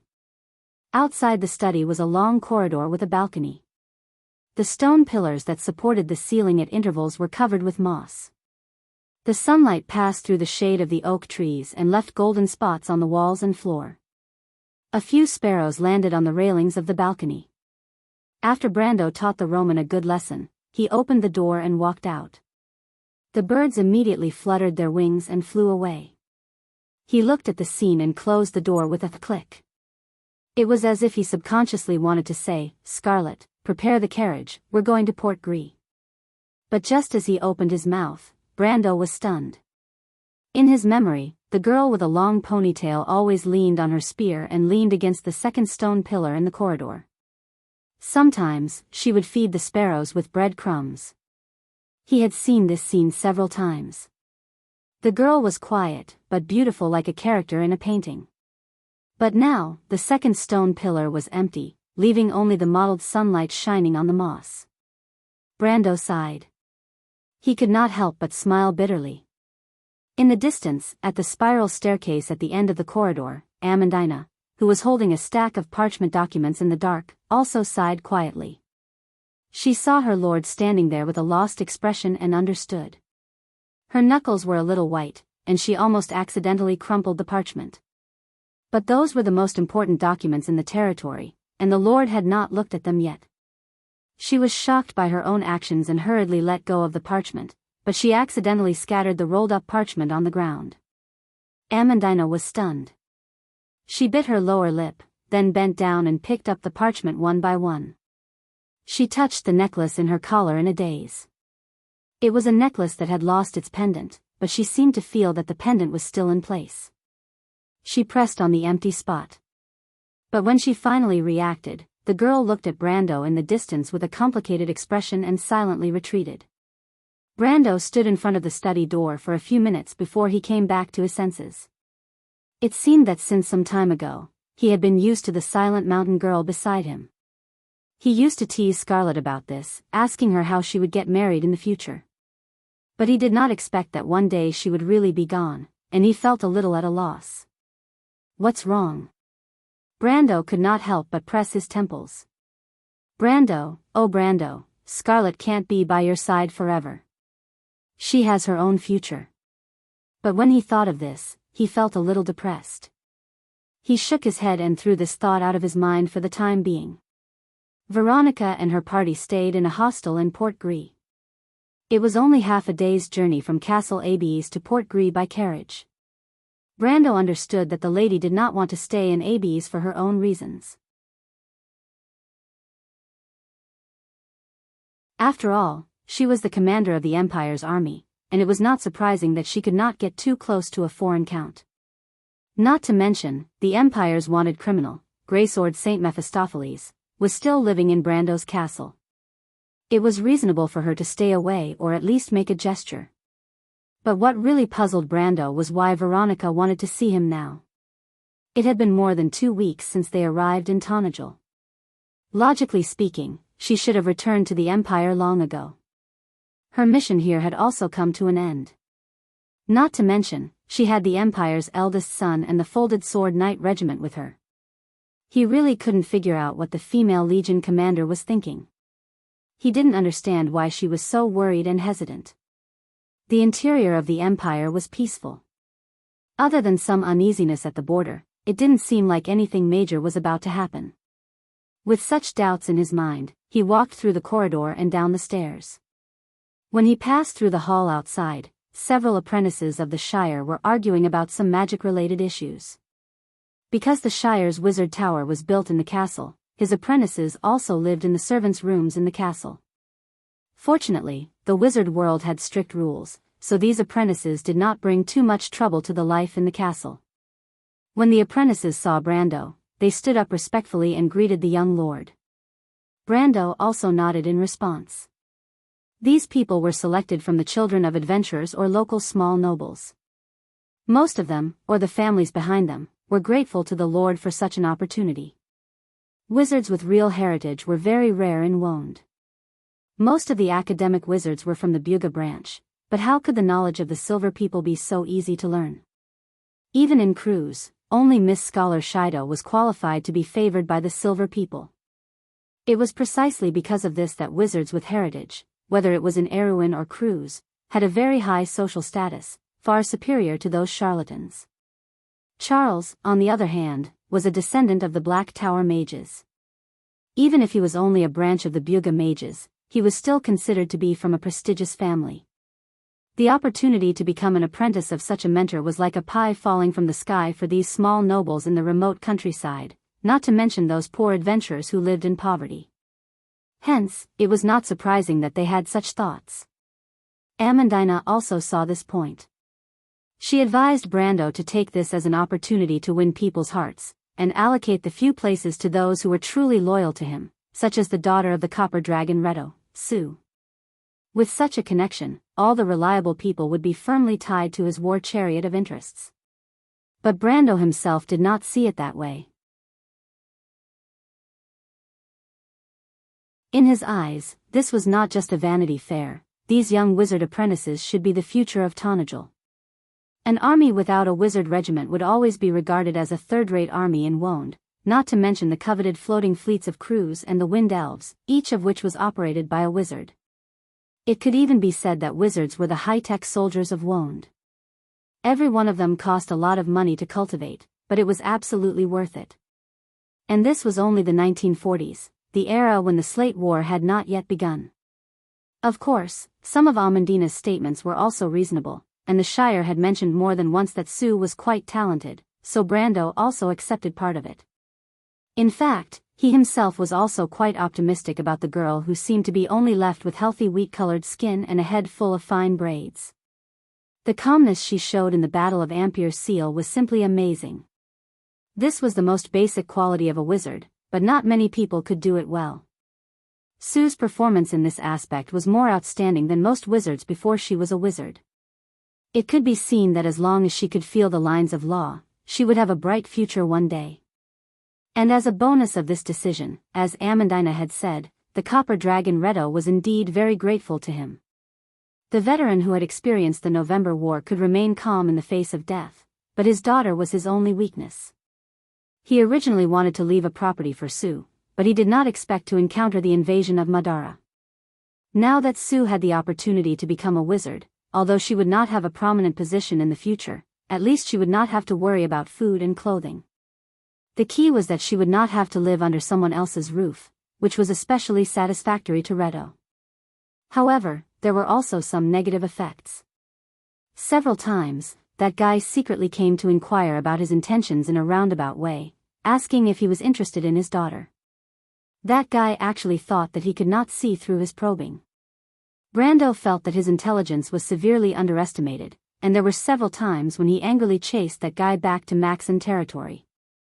In fact, this was not a case. At one time, it was very troublesome for him. For some reason, the probability of women having magical talent in Wone seemed to be much higher than that of men. Although it was often easier for male wizards to become true geniuses, like the Shire and Fleetwood, the number of female wizards was greater than that of male wizards. This was an indisputable fact. This directly led to the Shire having more female subordinates than male subordinates. It was like the kind of master would have the same kind of subordinates. At one time, people suspected that this was actually just a way for the Shire to establish a harem.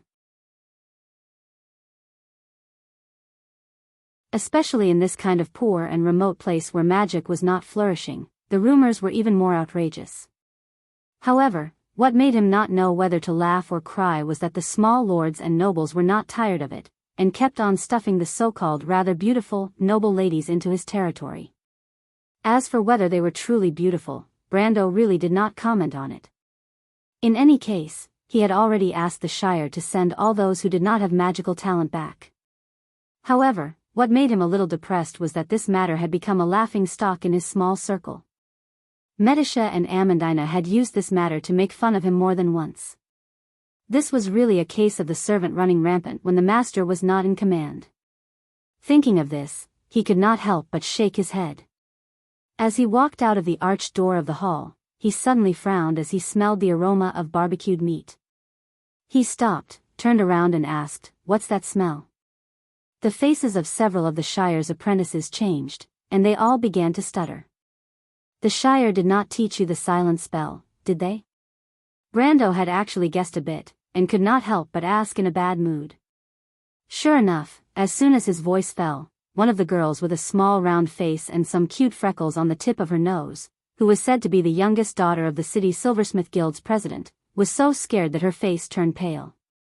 She stuttered and replied, My Lord Count, Mr. Shida did not let us say it." Sure enough, Brando shook his head. Even Alaz had been taken away, and this guy was still at large. However, this was a good thing for him. After all, Shida had signed a contract with him. No matter how ridiculous the contract was, if Shida was really taken back to the Dragon Clan, then he would have lost a lot.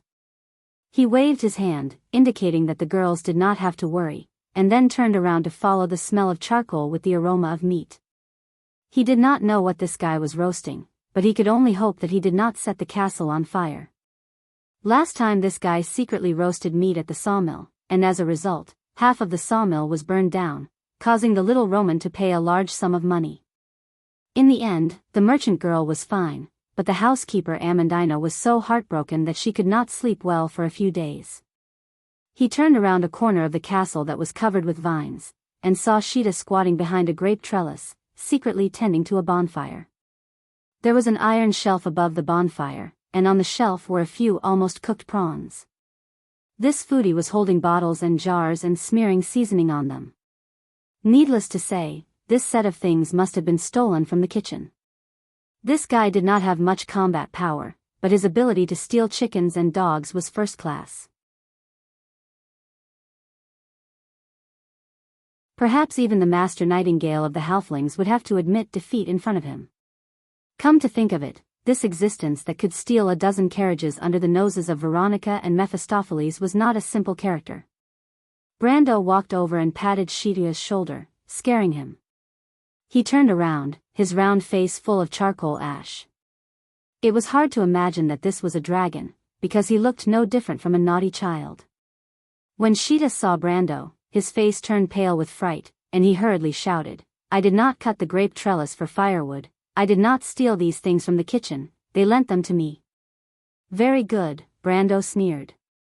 The flower bed left by Grodin was now Amandina's treasure. Although he had never seen the noble lady in a rage, he knew that the calmer a person was, the scarier they were when they were angry. He could not help but pat Sheeta's shoulder in admiration. "You are very brave, Sheeta. Do you know that the person in charge of the daily living arrangements in AB's castle is Miss Amandina?" "What does that have to do with anything?" Sheeta was stunned. He did not expect Brando to not be angry, and he suddenly felt a lot more confident. "It's nothing," Brando chuckled. "For example, the kitchen did not prepare a dinner or a main meal. In fact, it is a matter of course. After all, there are too many people, and it is possible for there to be occasional negligence. Not to mention occasional, even if it happened for 3 or 4 days, it is not a big deal."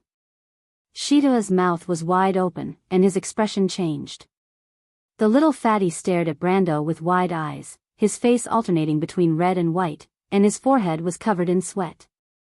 It was as if he had never seen the dark side of society before. In fact, this is not the worst. It is said that there are people who mistakenly ate something they should not eat and died. You know that this place is close to the Black Forest, and there are all kinds of materials in the castle's warehouse. There are a few that are particularly effective for dragons. Sheeta was almost scared to tears. The little fatty suddenly felt that this was completely possible. Besides, in his opinion, Amandina was gloomy and ignored everyone.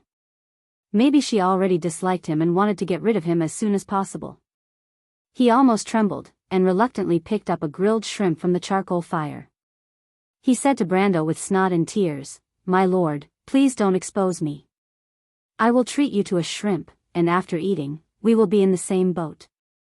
"Damn, you don't have to be so obvious about dragging me into the water," Brando thought in annoyance. But when he saw the shrimp covered with mustard on the putty claws of the young frost dragon, he felt that it looked familiar. He could not help but ask, "Where did you get this shrimp?" "The kitchen." "No, your first sentence can't be the truth," Brando analyzed with experience. "Have you been to Hipamra's room?" The little fatty rolled his eyes and shook his head like a rattledrum. Brando was so angry that he laughed. The shrimps in Hipamra's room were the favorite of the priest girl. Although he did not know why she liked to raise shrimps, as long as he saw her carefully carrying the water tank out to change the water every day, he knew how important this thing was to her. Now, these shrimps had become Sheeta's meal, and Hipamra did not need to get up early every day to change the water. It was just that someone or a dragon would have to pay a heavy price for this. He looked at Sheeta with pity and turned to leave. What a joke, who knows what kind of trouble he would cause if he stayed with this jinx. Unexpectedly, Sheeta was very perceptive. He seemed to have seen his tragic fate from the expression on Brando's face. He hurriedly wrapped all the shrimps in oil paper and chased after Brando without saying a word. It was as if he wanted to follow Brando to the ends of the earth. "What are you doing?" Brando asked in annoyance. Sheeta stuffed a grilled prawn into his mouth and sucked on his chubby fingers as he replied in a muffled voice, "My lord, are you going out?" "You're quite smart," Brando sneered. "You know how to escape." "No, sir lord, didn't I sign a contract with you? Now I have to fulfill the contract and protect you." Sheeta thought seriously for a moment and smacked his greasy lips. "It's dangerous outside the castle." "Dangerous my ass," Brando thought to himself. If it was half a year ago, it would not be safe outside the city, but now Tanajal's security could be said to be the best in the Southern Territory. There were patrolling cavalry on the road and cavemen in the forest. There was no room for monsters and bandits. What's more, how could ordinary monsters and bandits do anything to him? This guy was obviously lying through his teeth. But Brendel was too lazy to care about him, and the two of them walked towards the stable. When they passed by the short rose bushes that Madame Camille was taking care of, Brendel suddenly thought of something and turned back to ask, speaking of which, why didn't the dragon clan send someone to capture you, you scourge? He thought that Sheeta would be proud of himself when he mentioned this question. After all, even Alaz could not escape from the clutches of the demon, but he could continue to be free. This was a very glorious thing. And without the little female dragon's restraint, he could obviously be more lawless. But he did not expect Sheeta to blink and look a little disappointed. What's wrong? Brando was slightly startled. That's because Alaz is willing to go back with them. In fact, we rarely attack each other. If she wants to stay here wholeheartedly, they won't force her. Sheeta pretended to be a little careless and replied, but Sister Alaz still admits that she is one of them, so she has to abide by this rule. Brando keenly caught the key point in this sentence. You're not really completely expelled from the dragon race, are you? TCH, what's so good about staying there? They only know how to collect some inexplicable things. Sheeta replied with some pride, they don't understand that food is the most important thing in this world. Collecting food is a biological instinct. Gold, silver, resplendent diamonds, no matter how precious they still need food to fill their stomachs. Damn, that's a pretty simple theory of yours. Brando looked at the little fat dragon with some amusement. It was obvious that the little fat dragon was very unwilling to give up, but still pretended to be indifferent. But for a dragon, being passionate about collecting food is a bit too strange. In our legends, dragons should be breathing flames and standing on top of mountains piled with treasures, burning to death those adventurers who came to covet their treasures. Dragons are creatures that coexist with beauty and danger in our impression. But if this legendary dragon is lying on a mountain of rice, just imagine, then the ornamental value will be greatly reduced. This is prejudice. Sheeta could not help but jump up and down. P.S. Wait a minute, there's another chapter.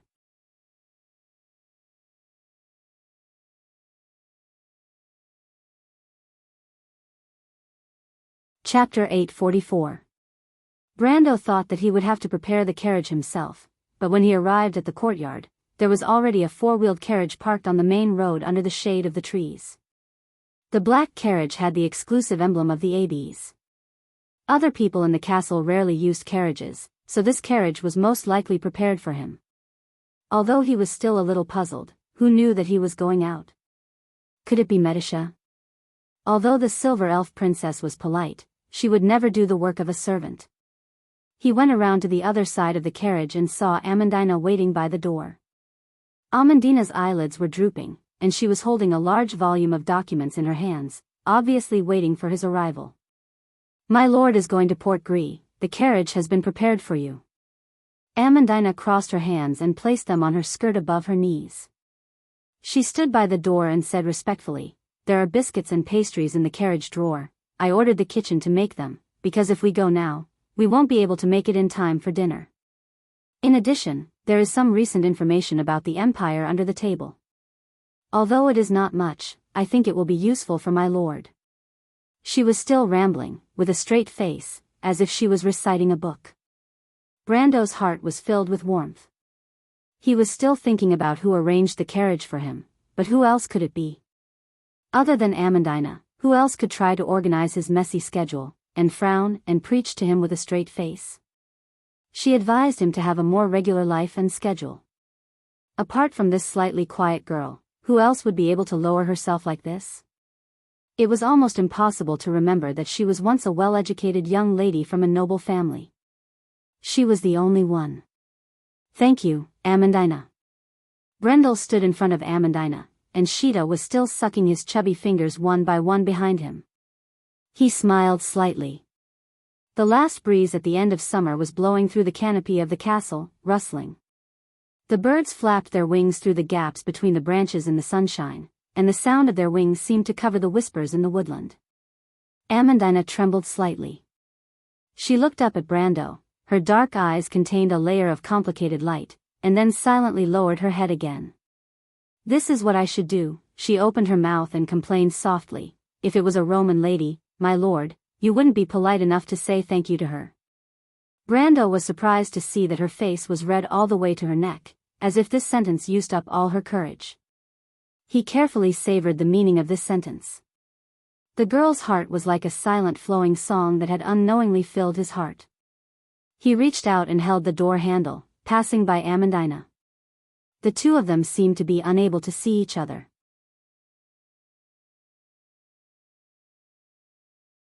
Brendel opened the door and replied, "Indeed, I won't." He let go of her hand, straightened up, and faced Amandina, and answered seriously, "But I won't tell her. Get in the car, Amandina, and come with me to meet the envoy from the Kurlutz Empire." For a moment, Amandina stood there in a daze. The wind at the end of summer seemed to be too noisy, the clouds moved slowly in the blue sky, and time seemed to flow backward for a moment. A teasing smile appeared on Brando's lips. "Do you need me to help you get in the car, my lady?" "No, no need." Amandina lowered her head, as beautiful as a swan, but she felt her face was hot. "There are still a lot of things in the territory, a lot of documents I haven't dealt with yet. I'd better not go. I'll leave it to my lord. Aren't these documents in your hands? We'll deal with them in the car. It's still half a day from here to Port Gris. We have plenty of time. Tonnagel's late summer and early autumn scenery is beautiful. I want to see this land that belongs to us. Come with me." Brando interrupted her and opened the door. Amandina was still a little hesitant, but the heavy sweetness in her heart finally won over her reservations, and she lowered her head and sat in the car. She finally understood that his lordship had sensed her feelings. This was enough, for Amandina, for her, this was enough. The girl's hands were almost cramped on her knees, clutching her skirt tightly, and her head was almost buried in her chest shyly. She had never expected to go further, and this was already good enough. Brando then got in the car, and Sheeta also shamelessly squeezed in. The three people in the car did not speak, and the quiet air was filled with a faint fragrance, both the smell of summer's incense and the thoughts of a young girl. The carriage rumbled, slowly passing through the castle gate, crossing the suspension bridge, passing through the prosperous streets, and after leaving the city of Abes, it gradually turned into a continuous rural landscape, rolling hills, green fields, distant woods, windmills, and shining rivers. The carriage passed through the lush avenues, crossing the stone bridge paved with white stones, and the scenery of Tonnagel had long formed a coherent picture. Brando sat by the window, silently watching all this. His heart was filled with a kind of comfortable warmth. In this world, he was no longer alone. Many people lived because of him, and he lived because of many people. People needed each other, and civilization existed because of this bond. Warmth, love, and family were like a constant voice in the blood, knocking on everyone's heart. It existed forever, and it was endless. Milos and Kohua had asked the same question: what was the true meaning of this dark, ignorant, and humble civilization and order? It was not as glorious as the ancient times, nor as vigorous and unyielding as the Silver Age, but the answer might be in this. Because of kindness and hope. Port Gris was no longer the same as before, and it was difficult for nostalgic people to find the taste of the past here, but no one was noisy. Today, the harbor had 15 snow-white trestles that went deep into the blue bay, and the bay shore had long been dug deep enough to anchor the big ships with snow-white sails. Neat cobblestone streets ran through the east, west, north, and south, and caravans filled with goods shuttled back and forth, dividing the new harbor into a neat shape. Just like Abes, the old shacks had long been torn down and replaced with beautiful permanent buildings. The red-tiled roofs had long become the symbol of the city, and only a few areas near the northern forest of the harbor still had traces of the old fishing village. The Shepherd of Bucci was a hostel opened by a Roman merchant, and it could be said that it was the only official hostel in Port Gris. However, this hostel in the downtown area was not as crowded as other places, and only merchants with the permission of the Count of Tonnagel could stay here. Occasionally, Medisha, Amandina, and other people from the castle would stay here temporarily when they came to the harbor. Therefore, this hostel was not so much a commercial hostel as it was an official relay station of Tonnagel. However, there were many guests staying in the hostel recently, but these guests were different from before. Most of them had blonde hair and blue eyes, and although they were polite, it was inevitable that their noses grew on their foreheads. The people of Erewhon found it difficult to accept the arrogant attitude of the people of Cruz towards foreigners, although sometimes this attitude did not come from the heart, or rather, it was a habit formed naturally by the accumulation of pride over a long period of time. But in the words of the owner of the hostel, a veteran of the Red Bronze Dragon mercenaries, it was really enough. Now, the hot-tempered owner simply announced that he was sick, and left everything in the hostel to the servants to take care of. In the blink of an eye, he had not appeared for more than a week. When Brando's carriage stopped at the entrance of the hostel, this was the scene that greeted him. He saw Miss Scholar at the door, Shido holding a drawing board and sketching by the side of the street. She seemed to be curious about everything here, and the scenery of Tonajul had indeed given her a different perspective. Especially when she heard that this place was a barren fishing village a year ago, and there were no more than 100 people coming and going. The residents could see noble knights all year round, and most of them were tax collectors from Abes. This description was not strange to her, and it was described in books everywhere in Erewhon. But the Count of Tonajul told her a different story about this kingdom. Several young knights volunteered to be the escorts of this young lady. Most of them recognized Brando, and although they were closer to Maynard and Freya, they still came up to greet him. As a Kurlutzian, this attitude was very rare.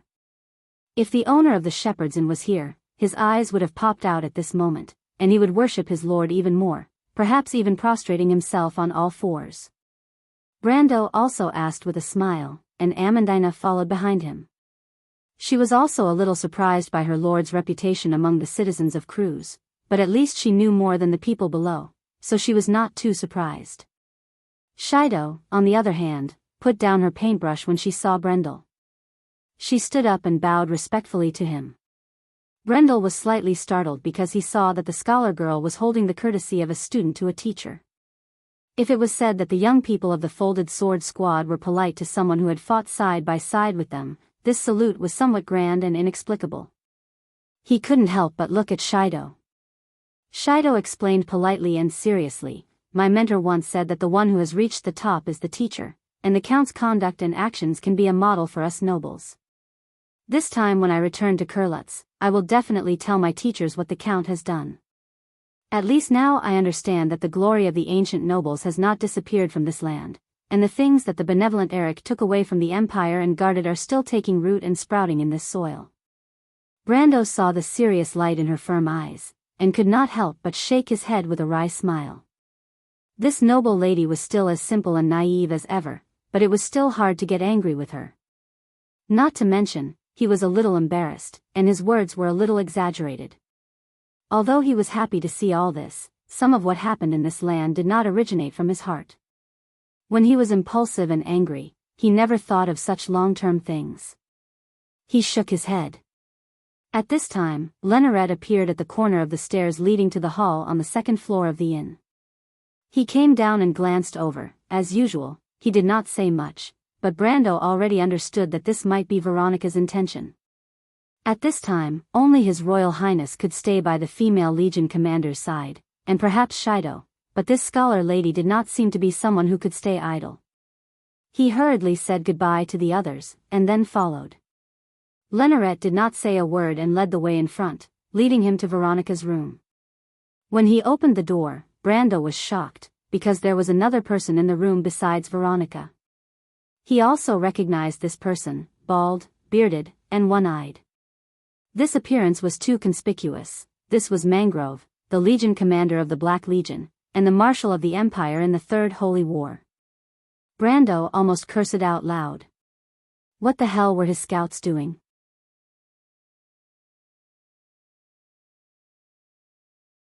They let such a big fish sneak into his territory without him knowing.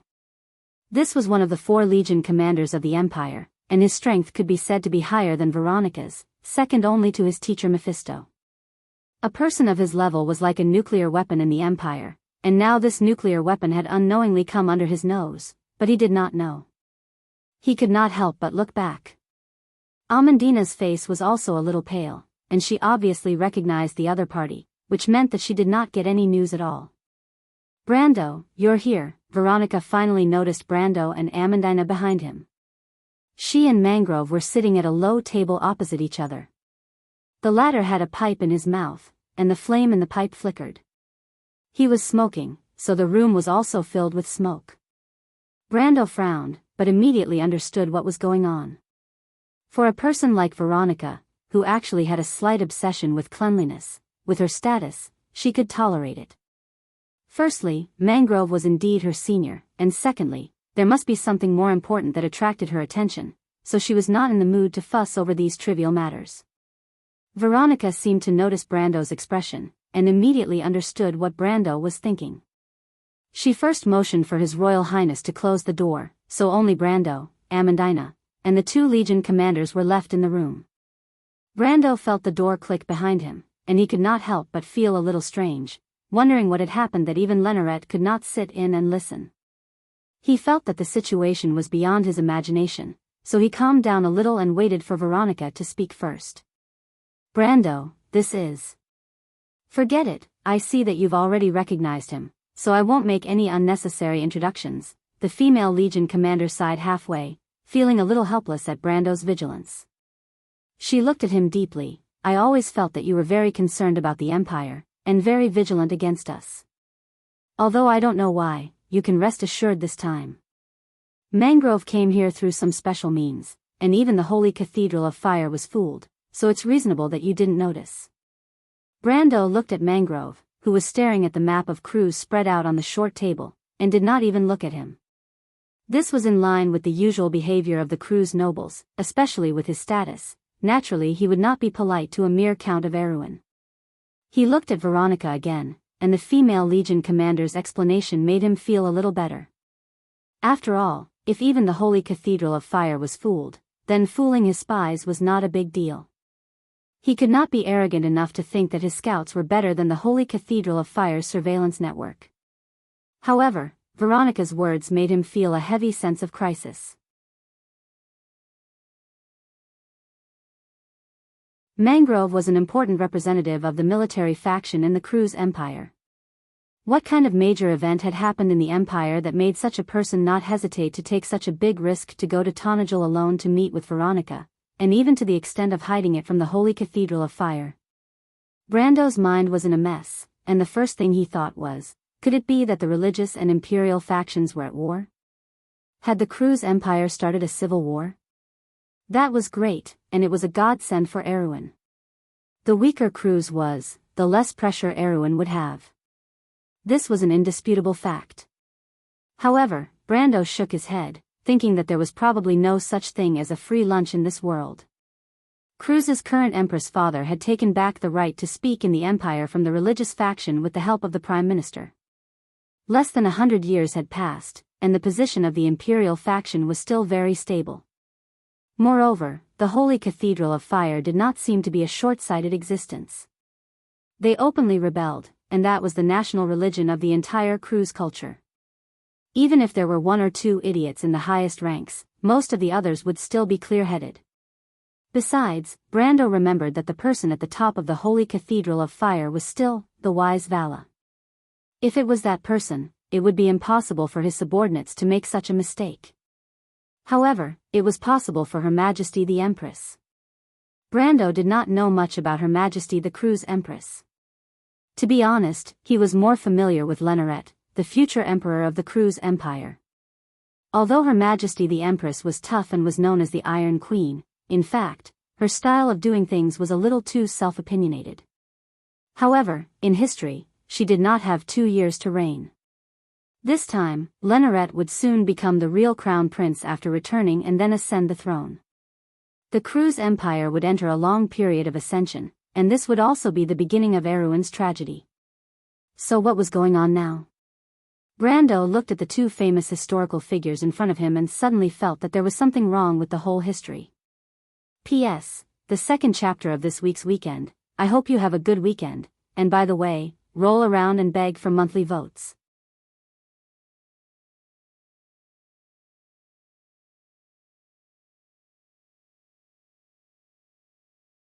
Chapter 845. Brando, do you remember when we first returned to Tonajal, I asked you to keep our whereabouts a secret and not announce it to the public?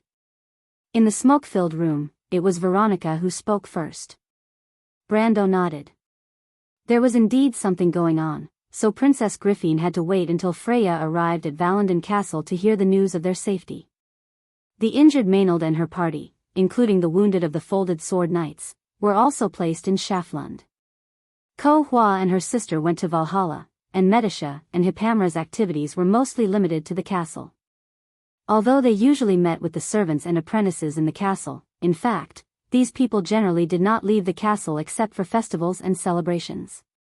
Amandina had also given strict orders that at least until the harvest festival, the news should not be leaked.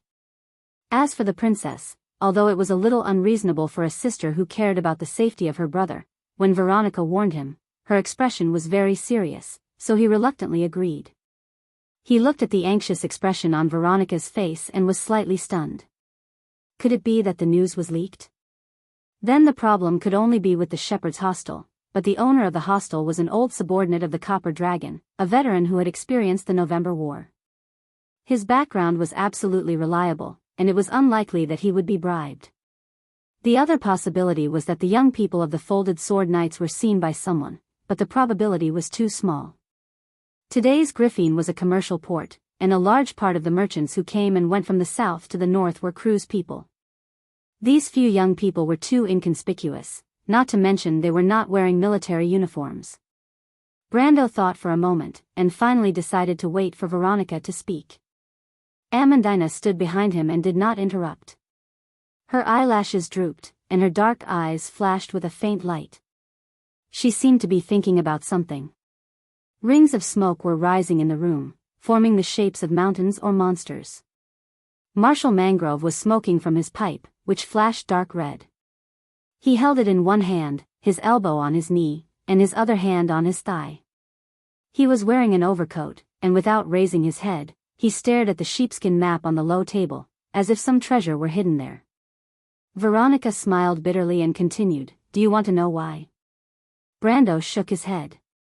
"I'm not used to prying into other people's secrets, but I know this is very important to you, and it's just a small matter to me, so I'm willing to help." "Thank you, Brando." Veronica nodded and looked at him with some appreciation. At this time, Mangrove knocked his pipe on the side of the table and finally raised his head.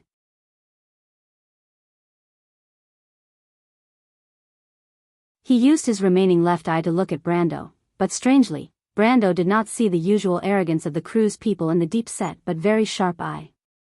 Instead, it gave off the feeling of a general sizing up a soldier. "You did well, Count Mangrove.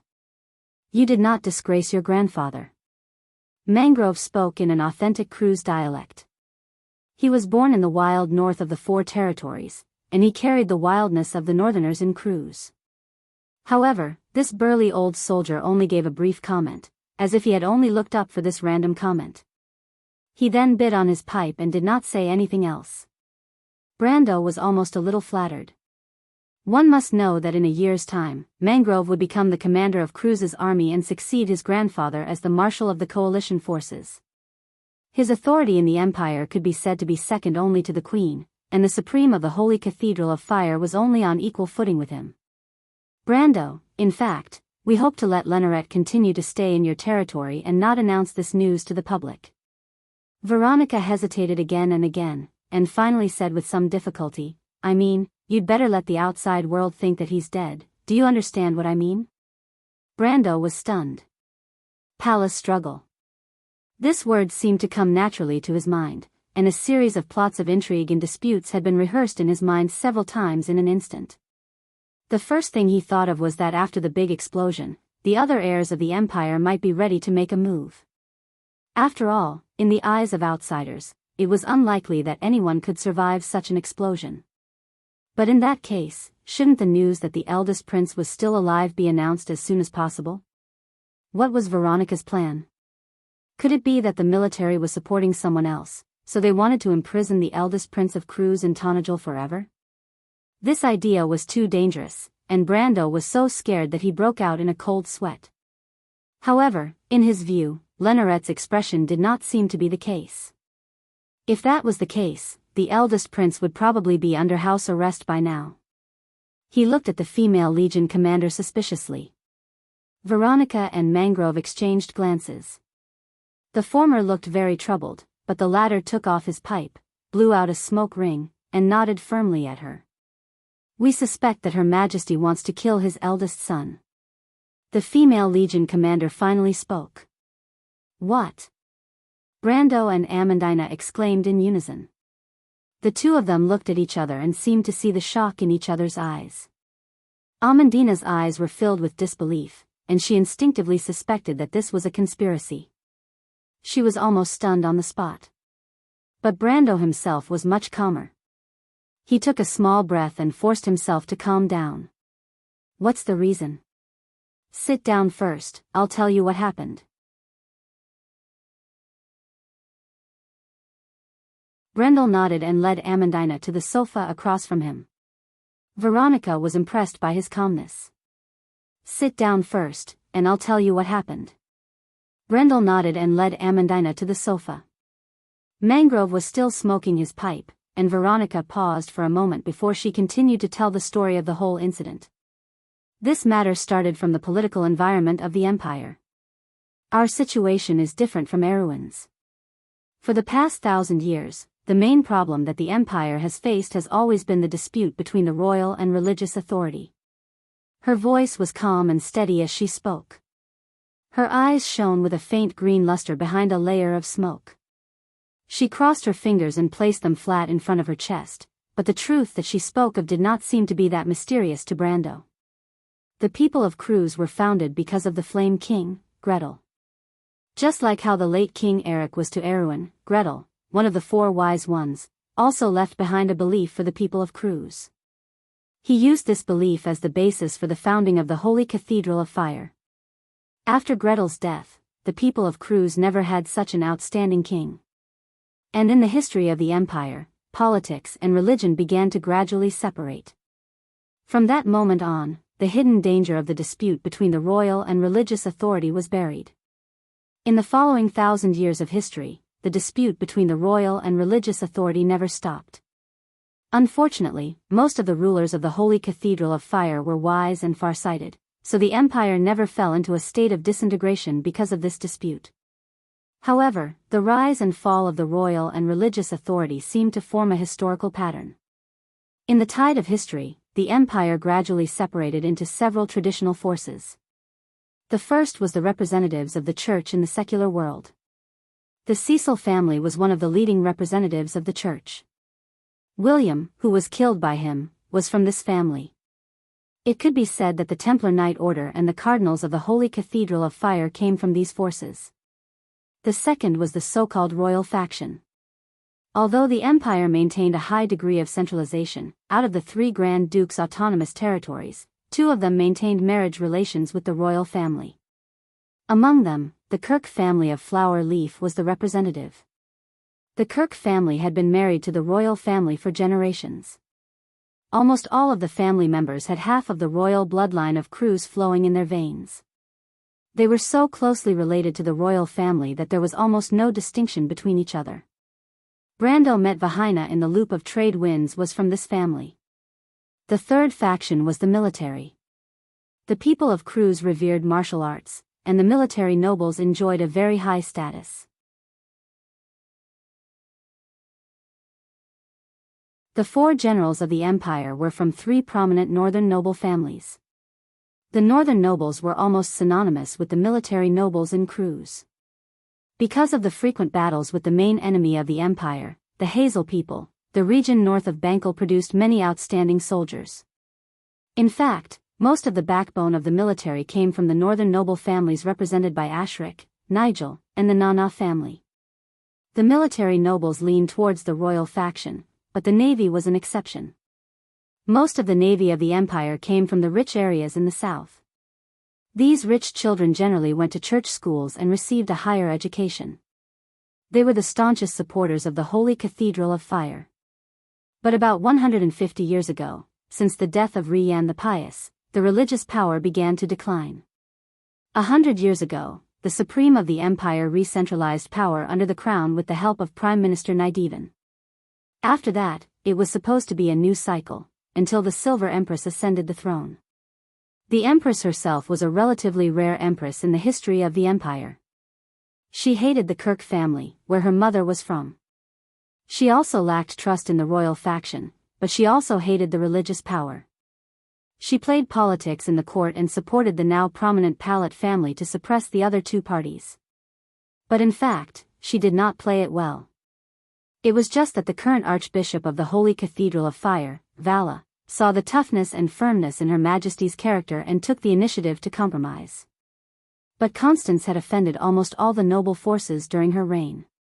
In the end, she did not have a good ending in her later years. After Leneret succeeded the throne, she was soon forgotten by the world and did not seem to have a good ending. However, Her Majesty the Empress had created a miracle. That was, she had been on the throne for almost 40 years under the hatred of almost everyone. During the 40 years of her reign, she had made all the decisions arbitrarily and almost turned the center of power of the empire into her own words. The so-called Iron Empress was, after all, not an undeserved reputation. Her Majesty has gone mad. Veronica sighed. She ordered people to draw a map of the entire continent in her room. More than once in private, she has bluntly said that her goal is to unify the entire Wond. Cruz has been expanding his army intensively for the past 10 years. We suspect that Her Majesty wants to use the Holy War as an opportunity to launch an all-out war. That's impossible. You suspect that she will kill her son because of this? Brando shook his head, feeling that it was a bit far-fetched. Of course not. Originally, with Her Majesty's physical condition, she would only be in power for 2 or 3 years at most. But to unify Wond in 2 or 3 years, Brando, how likely do you think it is? So you suspect that she will not go, but her physical condition will allow it? Brando asked suspiciously. In his memory, the Empress of Silver would indeed abdicate in 2 years.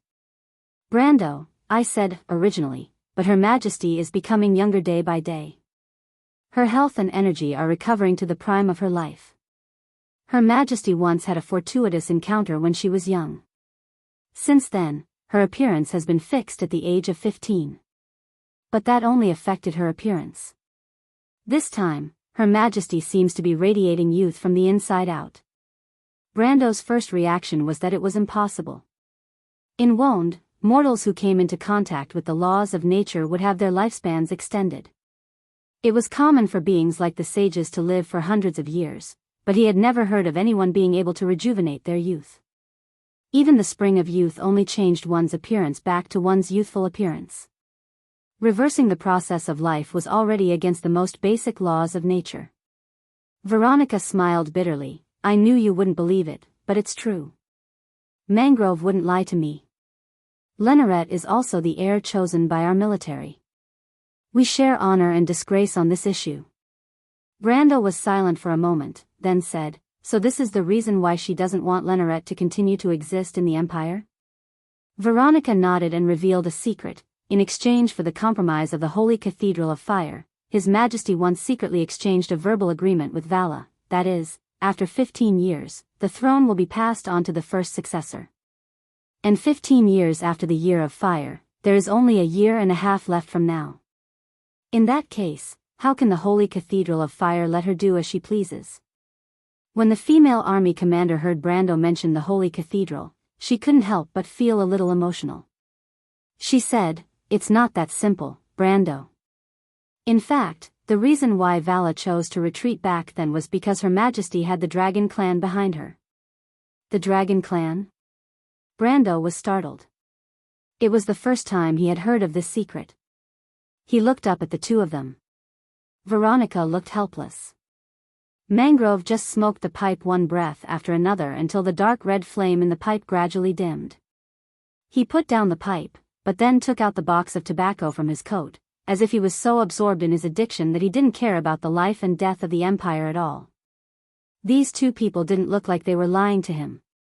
Veronica nodded. We don't know the details, but the Dragon Clan does owe Her Majesty a favor. It seems to have something to do with her obtaining her ageless appearance back then. She paused and continued with some embarrassment. Although it is offensive to talk about Her Majesty's personal privacy like this, we can't care so much now. Brando, before Her Majesty became what she is today, her temperament was not like this.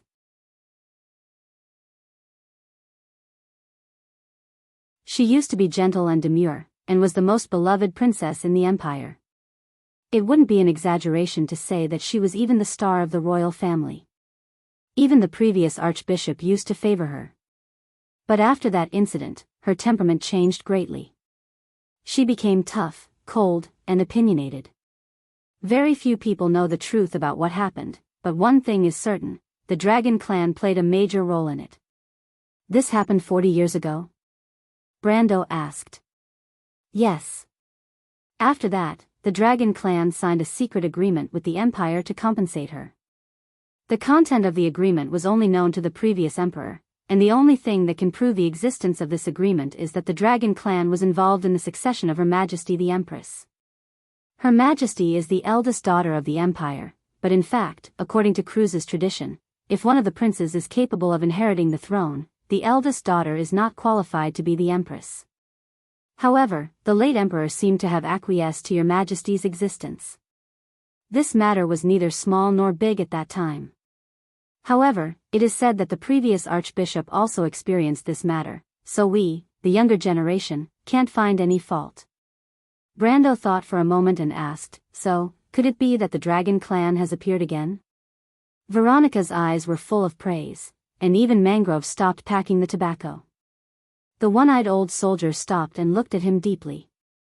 Brando knew that he had guessed correctly again. Then he could boldly assume that the Dragon clan must have put pressure on the Holy Cathedral of Fire. Moreover, since Her Majesty the Empress had the ability to continue in power, the Holy Cathedral had no reason to force her to abdicate. As for the verbal agreement, after all, it was only a verbal agreement. It was just that. Leneret did have a reason to die. Brando's brows gradually furrowed. He was thinking about whether this had happened in the original history, or whether it had been changed because of his arrival. In the Amber Sword, the Silver Empress abdicated 2 years later. What happened in between? At that time, the players had not reached the level where they could influence the decisions of the royal family, so no one should know the inside story, including him. But there were too many possibilities. It was possible that Her Majesty the Empress at that time was also so crazy, but in the end, she was stopped by the Holy Cathedral of Fire, Veronica, and others, and then history resumed. But what if it wasn't? Yes, all of this was still just a hypothesis. He raised his head, looked at Veronica, and asked, "What evidence do you have to prove all this?" "Before I left the Empire, Prince Laser went missing, and his sister went missing with him," Veronica replied quietly, but the facts she described were somewhat creepy. Her Majesty has always been quite indifferent to this matter, as if she didn't care, which alerted Mangrove, so he took Leneret out of the White Rose Garden under the guise of taking him to experience the world. Laser was the 4th prince of the Cruz Empire. It seemed that this had happened in history, but he could not remember the final outcome, which meant that it was a small matter at the time. After all, the royal family was full of intrigue, and it was not surprising that 1 or 2 heirs died occasionally. As long as the one who died was not the first in line, it generally would not attract too much attention, let alone just a disappearance. But Brando felt a little strange, and asked doubtfully, how could Her Majesty the Empress agree to it? Can't she see it? Mangrove tapped his pipe and finally said, "It is a tradition of the Empire for the heir to the throne to go out to experience the world. Even Her Majesty the Empress can't stop it without a valid reason." Veronica also nodded in agreement. The core of this plan is that as long as Leneret is not dead, Her Majesty can't openly deny the verbal agreement. As long as she still acknowledges the agreement, then Leneret can be considered the most legitimate heir to the throne of the Empire. P.S. Today is someone's birthday, let's celebrate it early. 5,500 words, happy birthday little Tia. I'm watching you silently. The second chapter is posted at 5:00. The previous chapter was written by the Grey Fin Naga. Thanks for the reminder. You're tuning in to the Dreamy Love Stories YouTube channel. Don't forget to subscribe and join us on this journey to catch the most captivating stories.